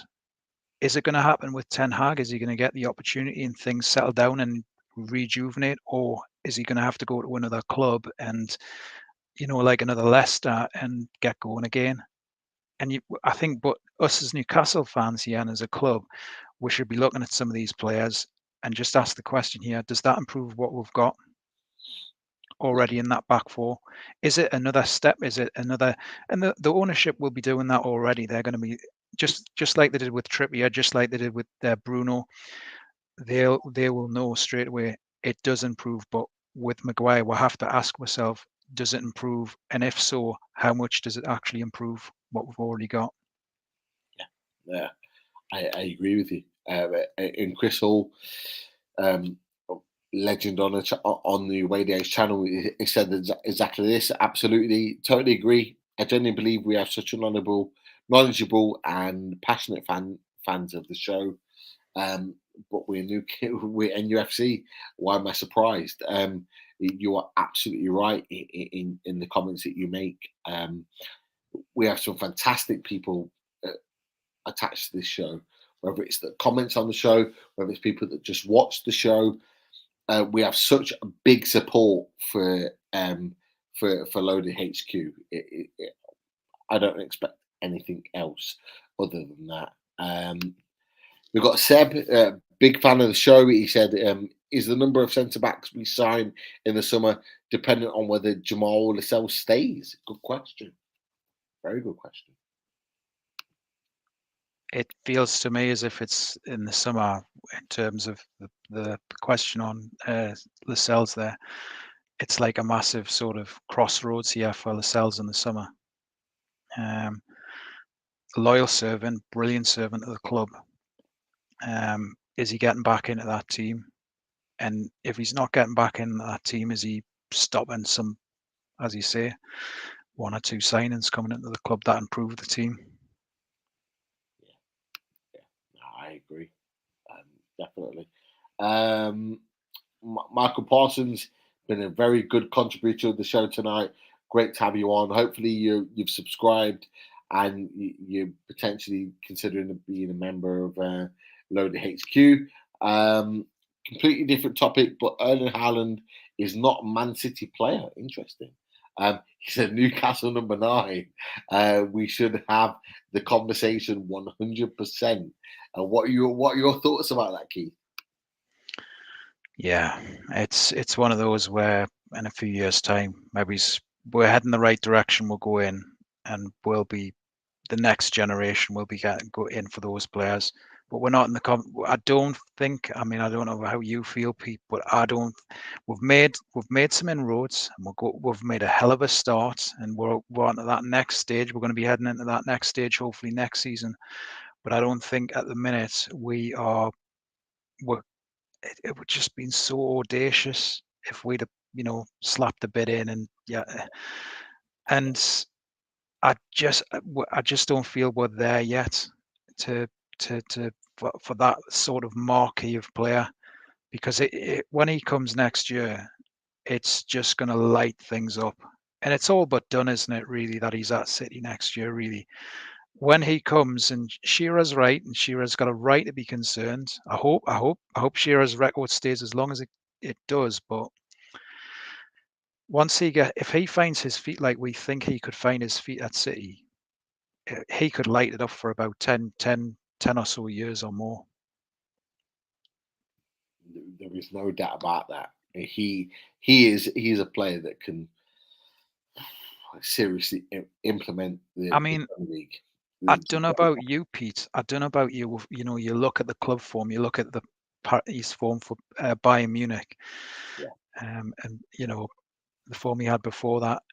But for me, Norway, the international side, some of those stats for Norway, and bear in mind Norway have been struggling for nearly 20 years. They're crazy. Those goal scoring numbers for Norway. They are, definitely. And he's one that can obliterate whatever kind of stats that we've got in place right now. He could obliterate them, including potentially the Alan Shearer record if he goes to Man City with the way that they're playing right now. He's got a scary sort of record in front of him that he could obliterate.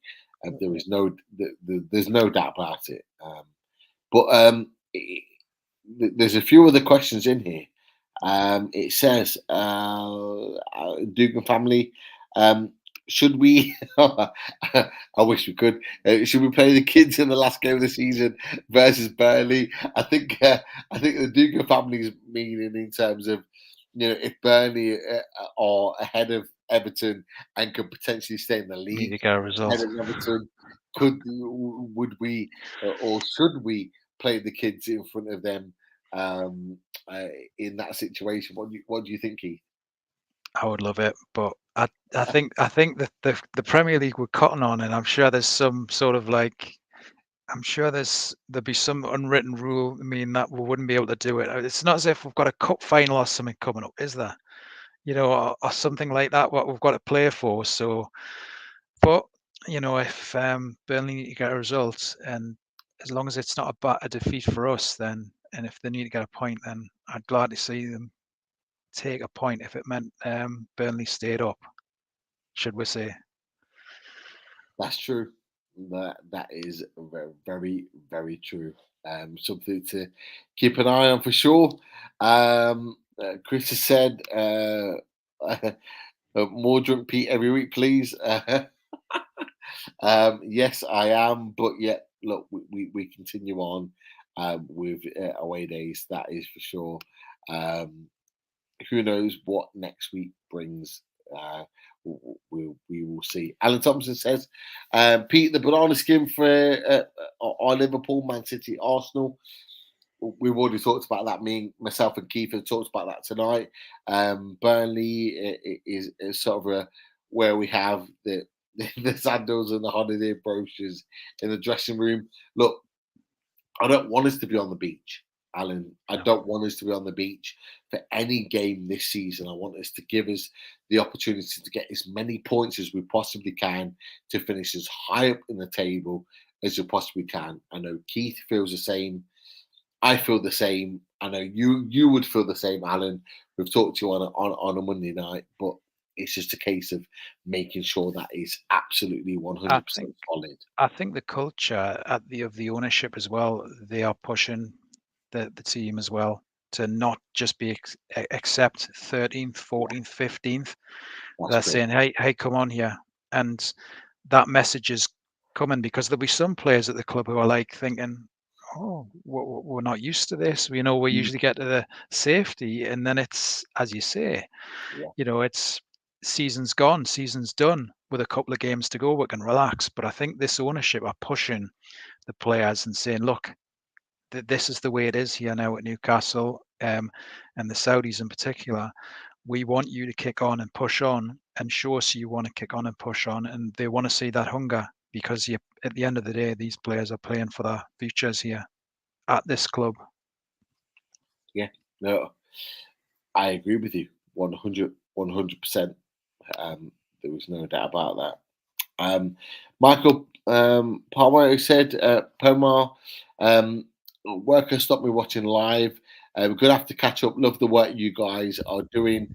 Never stop. Look, Michael, we are never, ever going to stop. We will continue producing the content that you want to see. We love the fact that we produced away days, or whether it's another show on the week for Loaded HQ.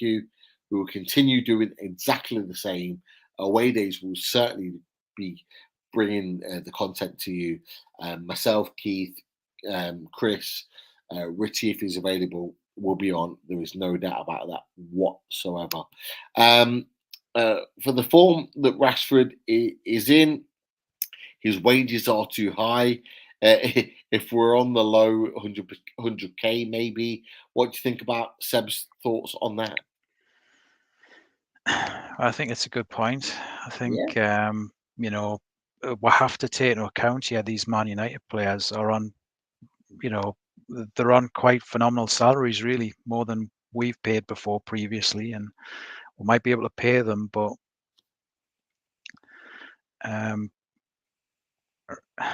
he's certainly not going to leave Man United for less, is he? Really, he'll want something close to, if not similar. I mean, I know Trippier was a bit different, you know, and he was a bit more flexible, but there's going to be a lot of players like your Rashfords who they're not going to take a big drop. And another point I was thinking of earlier when we're talking about Erling Haaland is the reported salary he's going to be on, the ripple effect that could have on the Premier League and in other areas of world football as well.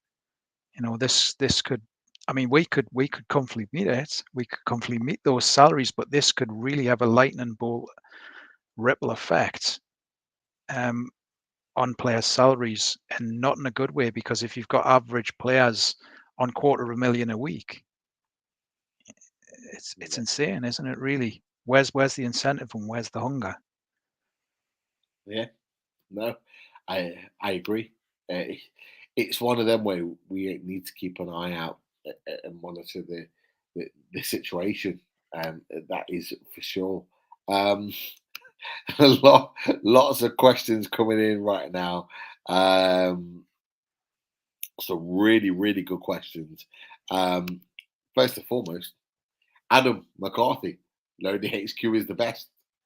I And can't Away disagree Days with is the you. best show of the week. Away Days is the best show of the week. I cannot disagree with you. And Tom Dixon says, I love it away days. So do we. Me and Keith, Chris as well, Richie too. We love away days as well. There is no doubt about it. Chris, we are loaded, super loaded. Eddie is our king. There is no doubt about that whatsoever. Loaded is the one to be.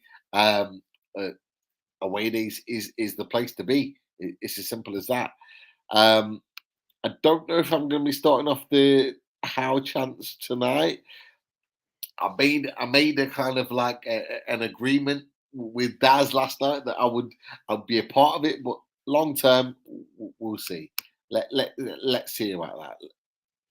Things might change. Pete's still on the half term. Look, I am on half term. I'm enjoying life right now. Of course. Thank you, Adam, for noticing. But an interesting question from Chris Hall. Question for the boys. If someone said now, Nunez, Botman, Paqueta, and you could sign only one, which one would it be and why? Which one do you see being a must? It's a great question from Chris. What do you think, Keith? In these sort of situations, I get swayed by realism. Yeah. And I think Paqueta, I think he wants to come. And it's sort of after the Trippier deal in January, for me, it's who wants to come, who wants to fit into the culture of this Newcastle United and the ownership, what the ownership wants here, the ownership's vision.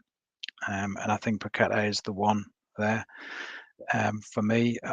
But I think as well about the goals. We need goals. We need to change.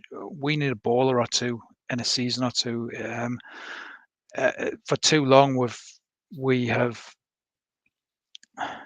fretted about really, and we've just tried to put square holes, pegs in round holes really. And I said the other week about the last partnership, good strike partnership we had was what, Cisse and Bar 10 years ago.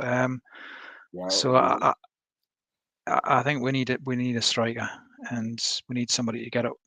So maybe it's Nunez, but I've got a bad feeling that I'm not setting my hopes up too high, because there's strong links with Man United. I think with Nunez, isn't there, on some of the other channels elsewhere that I've some speculation linking Nunez to other clubs, and I don't want to be let down. And I've got a feeling, and you've talked about this on previous shows, about Botman, about the AC Milan links, and it's crazy that this goes on in football, but the preferential treatment in terms of we will only do business with them, that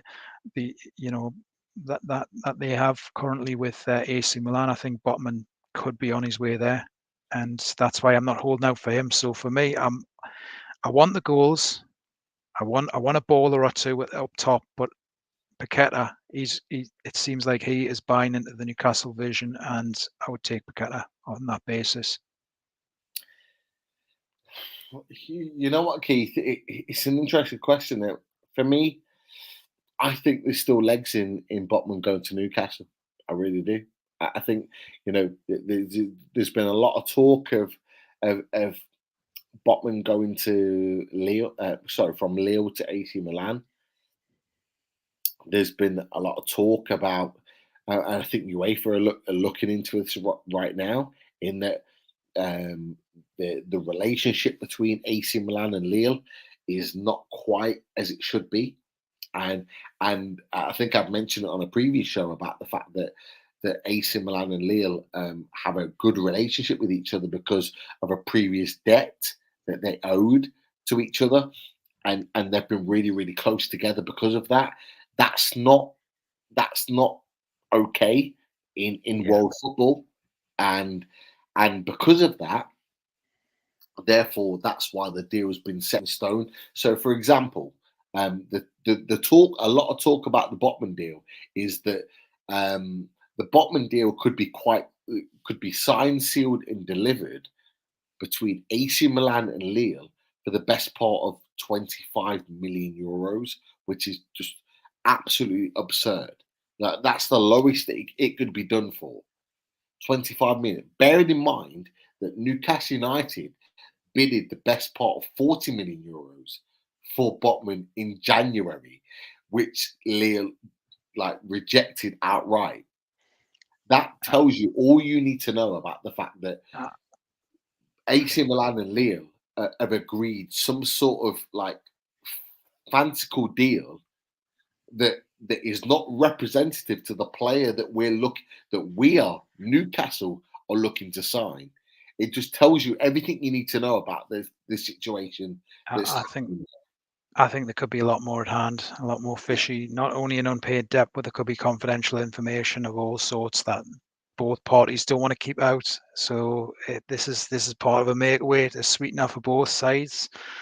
But it's not right. It's not right for football that we've headed in that direction, really. You're absolutely right. If anyone's on Twitter, if anyone in the chat, yourself, Keith, go on to Get French Football and have a look over the last 4 or 5 days. There's a bit of an article with regards to the situation with Lille and AC Milan, and that deal between Botman will become very, very clear. Have a look at Get French Football, their Twitter handle. They are very popular with regards to French football, but look at that deal over the last 4 or 5 days with regards to Sven Botman or Lille and AC Milan, and you'll be able to read in their article the situation between the two, and you'll be able to gauge a little bit more of an understanding of why that deal seems very, very suspect of why that deal should go through. Now, do I think Newcastle are out of that deal?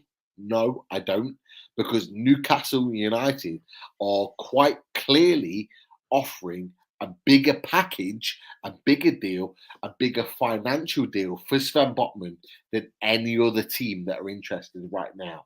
And as we've seen in January, Sven Botman came out in his statement and said he was very interested. In fact, he was more than interested. He was very keen on signing the deal to sign for Newcastle United in January.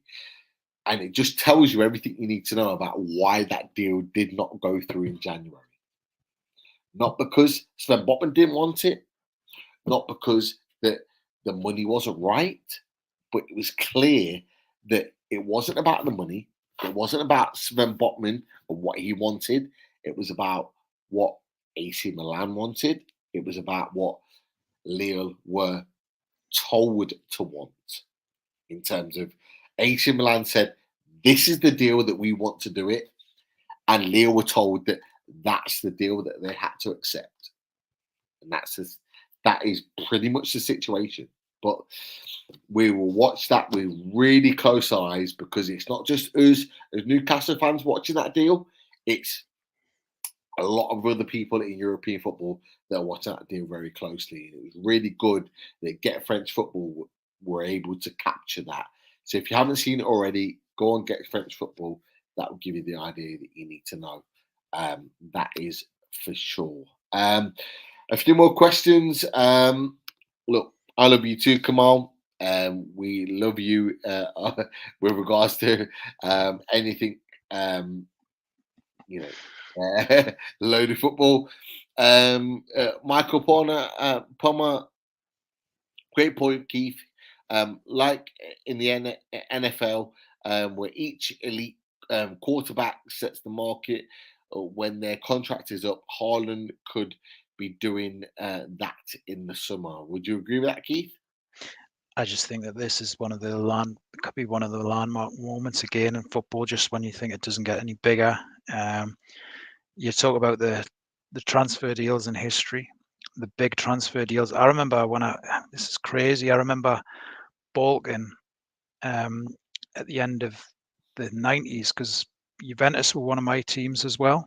The old Juventus in the 90s, Barcelona and Juventus, and I enjoyed watching them with Zidane and everything. I remember as Del Piero, his deal when he got about 90 or 100 grand a week, and that was in 1999. And then I remember Roy Keane shortly after that getting about 50 or so, 60 grand a week, and my eyes been raised at that. But since then, obviously, we've moved, we've moved up and up and up. And this again, 500,000. Did you ever think we would see a day where you get a player either pre or post tax will be getting 500,000? The Wayne Rooney deal. Can you remember one of the later Wayne Rooney deals? Yeah. And it seems to be that we're never ever going to have, and we're never going to tackle this, and we're never really going to have this salary cap ever introduced in football. And it's just going to continue going on. In a few years, 5-10 years time, we'll be talking $1 million a week. Yeah, you're absolutely right. It's crazy that situation can move so much. 26 million a year after tax. Can you imagine earning that a year after tax? Like, that's just, oh my god, that is unbelievable. That's where we're going to head to, and it's growing very quickly. You are absolutely right, 100%. And Terry says here when he talks, and you know what, Terry, you are absolutely right in that situation. There's a number of questions coming up here before we come to the final few questions. Are you continuing to show after season is over with others? This is Newcastle. Chantel, with regards to Newcastle United, we will continue our content. There is no doubt about that. Once the season finishes, we will continue with our content. When the season, we've got a number of special shows lined up. That is for sure. But when the season finishes, the Fully Loaded transfer shows kick in. So we've got a lot of content open, available, ready to go. Once the season ends, Loaded HQ, it never stops, and it won't stop. That is for sure. We've talked about, but Botman wants to come to SJP. You are absolutely right. Sven Botman wants to come to SJP. He's been given the deal that he's quite happily agreed to. It's whether Lille agreed to the deal ahead of AC Milan. And we've talked about that. Keith talked about it. I've talked about it. It's that weird deal that's in place that kind of favours Lille with regards to financially and the deal with AC Milan. But actually, from a financial point of view, in terms of money, we offer the better deal. And it's something to keep an eye on in the next few weeks. We need to look at alternatives to Nunez. For me, I would look at Werner, Jesus, Osimhen, Abraham, or a young guy like Ekitike. What are your thoughts on that, Keith? Jesus and Abraham out of that pack. I think with Werner, I think he just, hasn't quite worked out at Chelsea the way the expectation is. Maybe that's the expectation of Chelsea, though, and the curse of their number 9 shirt, where over the years they seem to go through strikers and it just doesn't work out. But I've certainly been a fan of Jesus and what he's done over the years, and Abraham I just think is having an amazing season at Roma. For in Italy, when you think of his numbers in Italy, with their sort of tight defences. But the question is would he leave that happy camp now? Would Abraham leave Roma? He's spoken glowing terms about Mourinho and what he thinks of him as a manager. Ekitike,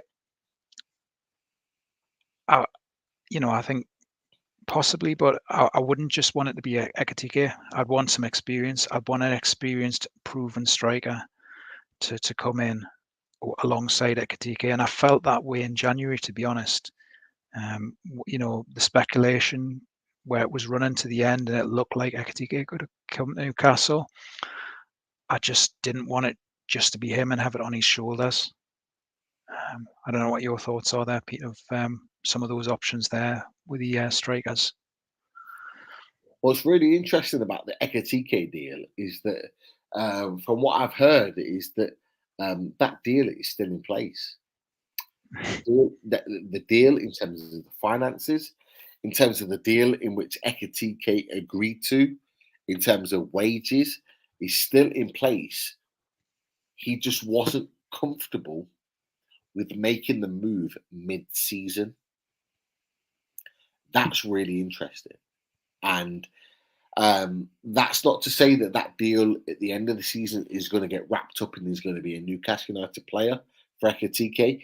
But what it says to you is that obviously, as a 19-year-old striker who actually was making waves in French football, he was. We talked about it on the Loaded Transfer Show. He was making waves in French football. My brother, who's a French journalist, was talking openly about that. He was making waves. He was one of the most talked about strikers in French football. He just wasn't ready to make the step forward into the big league in terms of English football. That's not to say he's not capable of working in the English league. He just wasn't ready for that. For me, I just think that maybe like we as a club maybe need to look elsewhere. It doesn't mean a deal cannot be done. I think the deal can still be done, but I think we maybe need to look elsewhere, and that's very much an interesting thing. I think what Michael Palmer is put up on here, Nunez for me, Jesus, Osimhen. They are the strikers that I would be looking at. A lot of people are talking about Abraham. Abraham's had a fantastic season at Roma. I don't think that Jose Mourinho is going to allow him to leave Roma as easily as what people think. A lot of people over the last 5-10 days have said Abraham had a great season at Roma. He's going to leave. We're going to be able to pluck him out of Roma. He's going to be able to come to Newcastle, no problem. I don't think that's going to be the case.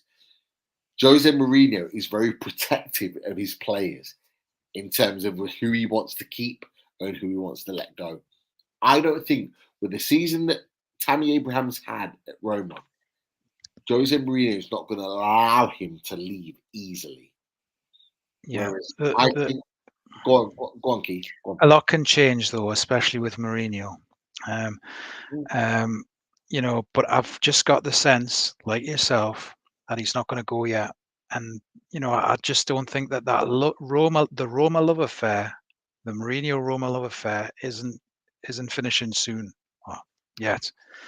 It might take a season or so, but when in that cycle with Mourinho. But I for that reason, I just think Mourinho at his best will pick these players up and he'll put them on a plinth. Yeah. And he uses them to build the foundation. He did it with Lampard. He did it with Terry, and brought in Drogba. And when you think of him at Inter Milan, he did it with Ibrahimovic. He said he was the best striker in the world at the time, and that the foundation of that side obviously went on to do the treble in his last season in Italy, which for some that was Mourinho at his peak. As a manager, and it wasn't quite the same when he was at Real Madrid, certainly, and he did have a good season when he came back to Chelsea, but what Mourinho at his peak, he puts these players on a plinth, and it's looking like he's doing that with certainly with Abraham at Roma. I think that's a great point. I think that's a great consideration. He's gonna keep an eye out and keep a lookout for a lot of things. And for me, I think that's a situation within the transfer market we need to keep an eye on. That is for sure. Question for the lads. You take losing to Burnley on the final day. We're gonna get ourselves a bad name here, Pete. This channel, Steve Wraith's channel here, NUFC Matters. We need to be very careful here with Everton, because we're gonna get ourselves a bad name.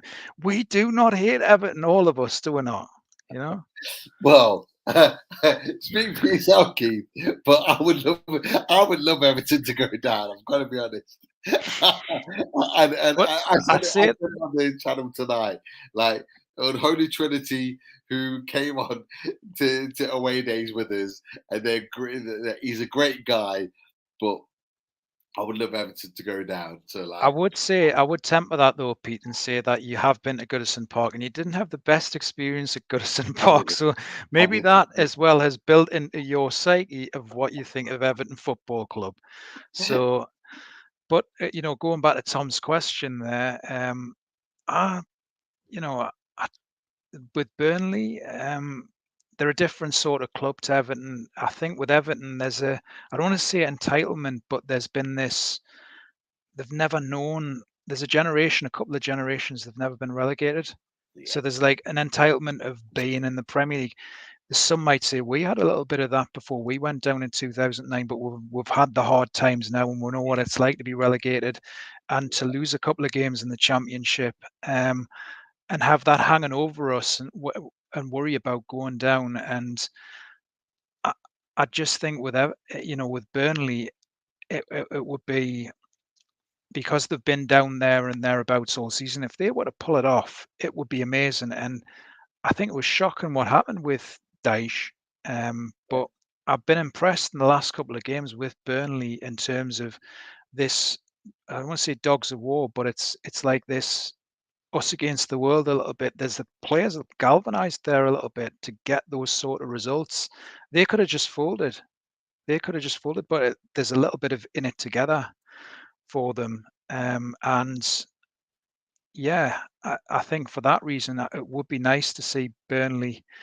And it doesn't matter what situation it is. I don't know about, you're probably the same, Pete.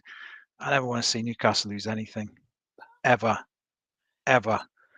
in any situation. I'll give a draw. I'll maybe take a rubbish 0-0 draw, or maybe it's a flat 1-1. But I ain't ever want to see Newcastle drop 3 points. You are absolutely right. I'm 100% that mindset. I don't want us to lose any game. I don't want us to be in a fight that we shouldn't be in. Newcastle United being in a drop zone fight, not for me. But we're not, and that's a great point to kind of talk about, really. There's a few more questions. Interestingly, Newcastle also met with Moreno's agent this week. Moreno is a striker for Brentford, who is a good striker, but is not necessarily a striker that I would consider a Newcastle United player. So that it's not one that it's not one that I'm kind of surprised about.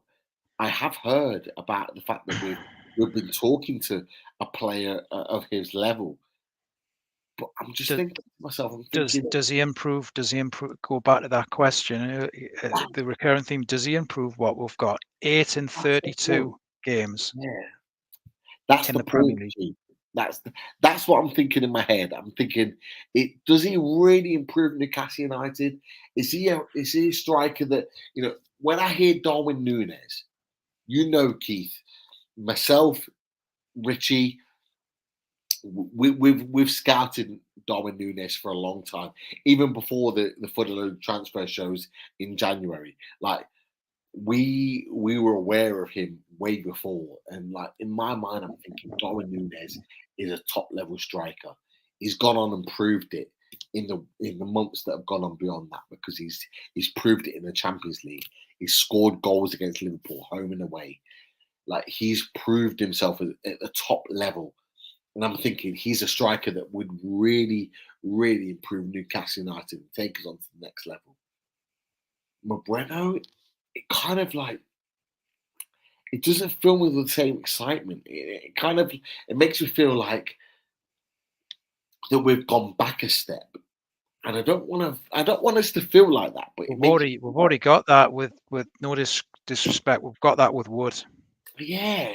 You've got a player who's, right, sort of who's been an established Premier League striker who has respectable, before this season, had some respectable figures, but they're not going to take you to that next level.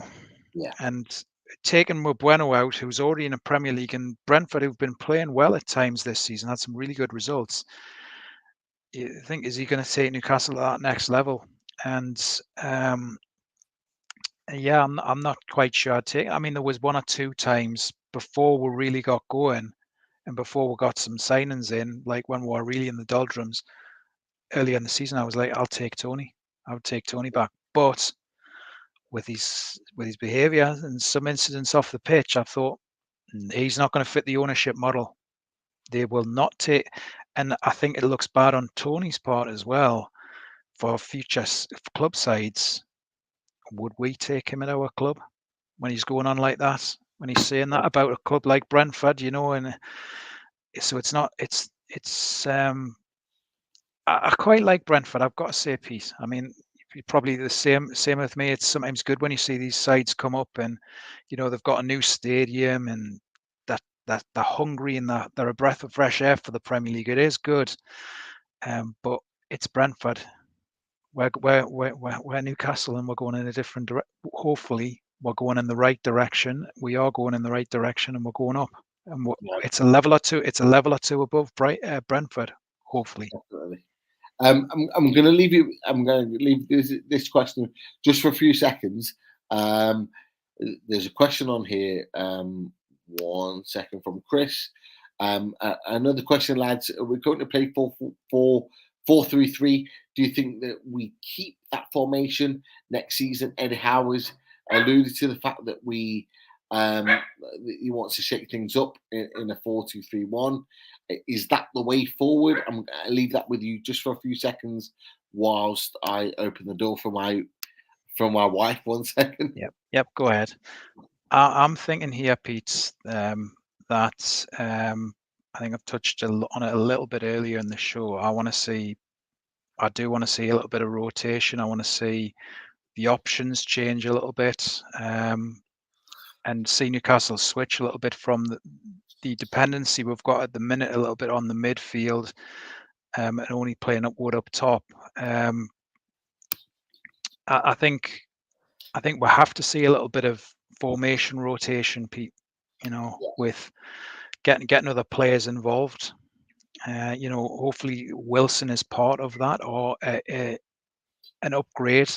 With Wilson still being involved, but yeah, it's the way forward, really, because we have got some amazing results on. It feels like to me on one strict formation where we haven't been able to deviate too much from that formation.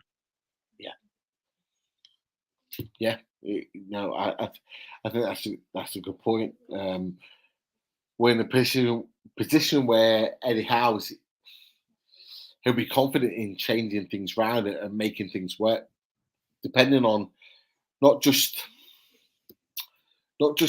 one team, but a number of teams. That he is a tactical tactician in which he will change things based on the teams that we're playing against. So he will have an impact on whoever it is that we're playing against, depending on not just the team, but the individuals that we're playing against, and that creates a massive thing, a massive plus for Newcastle United. There's no doubt about that. I'm going to throw another question to you. There's a couple more before we wrap up the show. I will ask you this question here. Is it what's our minimum maximum finishing position? Personally, I think we will finish between 10th and 15th. Looking at the fixtures, Leeds, Burnley, Everton are not getting 40 points. Do you agree with that, Keith? I would hope so. Yeah, I mean, I think it would be. I think it'd be good to see Burnley pick up a few more points, but I was looking after the table last night, and I think we're not getting sucked into that. And it felt so good, Pete, not getting sucked into it. I've been impressed a little bit by Leeds. It has to be said. You know, some of the results they've picked up under their new owner, new manager. But and I've always said this, that despite the tough fixture list, Everton will get a result or two at Goodison, which has been proven. And once they move from that stadium, they will really miss that stadium, because they're gonna have those growing pains of moving to the new stadium, and it's not going to be easy to transition. But you know, funnily enough, on the Al Walid show at the start of the season, I said Newcastle finished 14th, and there were times where I thought we're in the bottom three. It'll be amazing if we're above the bottom three, but we are now. And I said 14th, but I want it to be a bit more. And if it's 11th, which is more than last year, then that would be amazing. But how many points did I say earlier? About 7. Well, 47 points. Will that guarantee 11th place? 11th, 12th, maybe. Maybe. I still think Villa and that'll get results. You know, they always do. They're a good side, Villa. So. Yeah, it's an interesting one. It's one to certainly keep an eye on. That is for sure. But we'll end it on this question here. Is that from Tom Dixon? What are your predictions for Saturday? Saturday, 3 o'clock kickoff. By 5 o'clock, what do you think the result is going to be on Saturday? All depends what I said earlier in the show. Really, how leggy are Newcastle?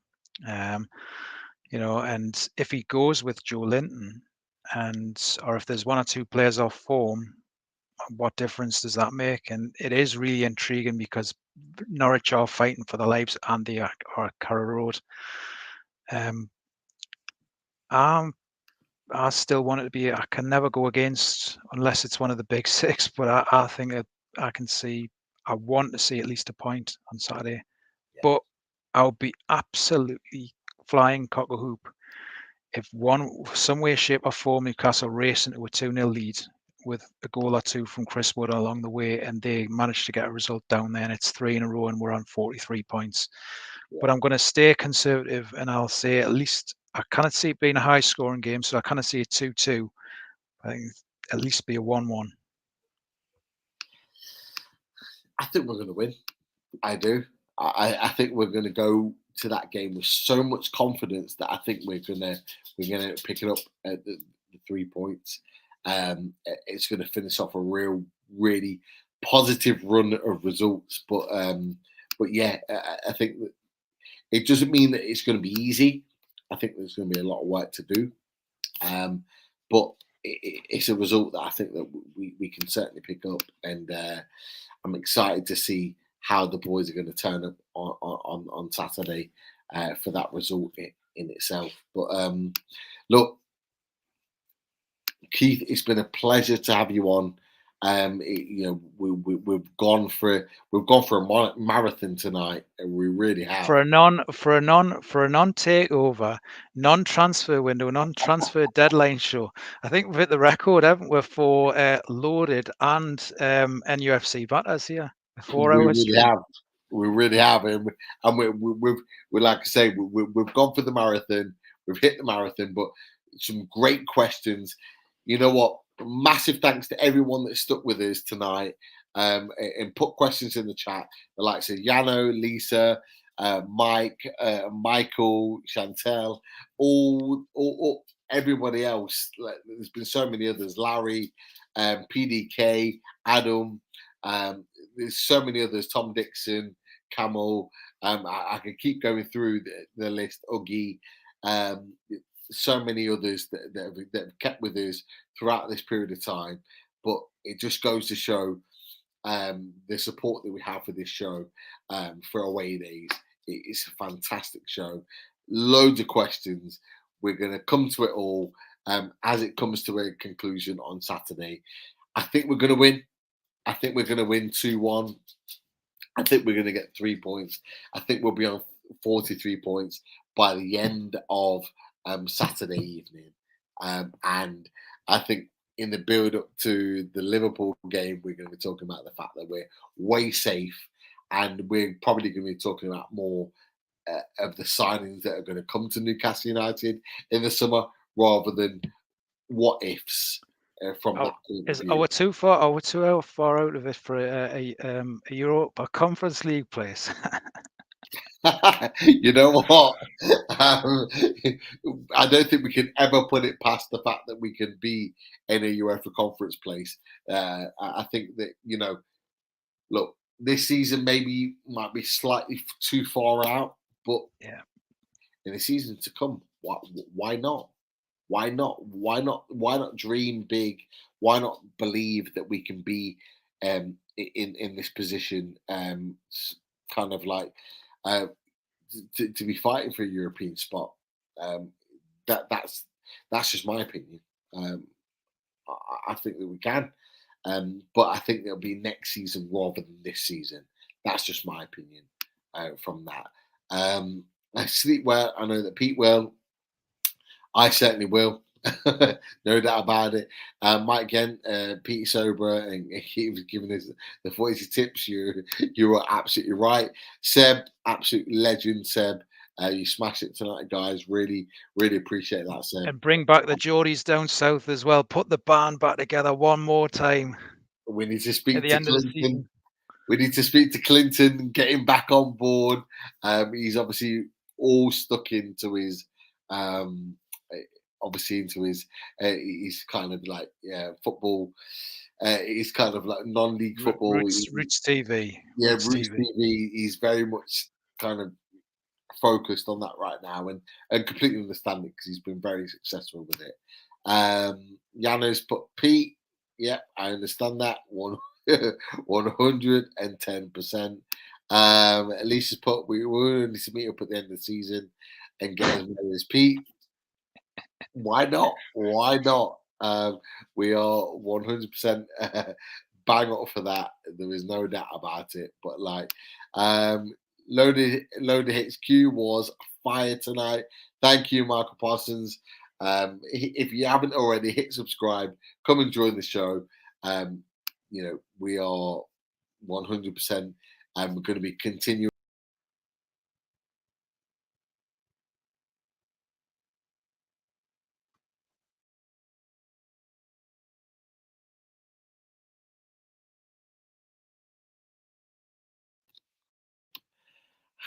I don't know what happened there. We're going to continue massive content, like Michael Parsons has said, with regards to the shows coming up in the future. But until then, massive thanks. We do love playing away. We are going to the end of the show. Continue with us. We'll be back with a lot more in the future. Come and join us. You take care. Speak to you soon.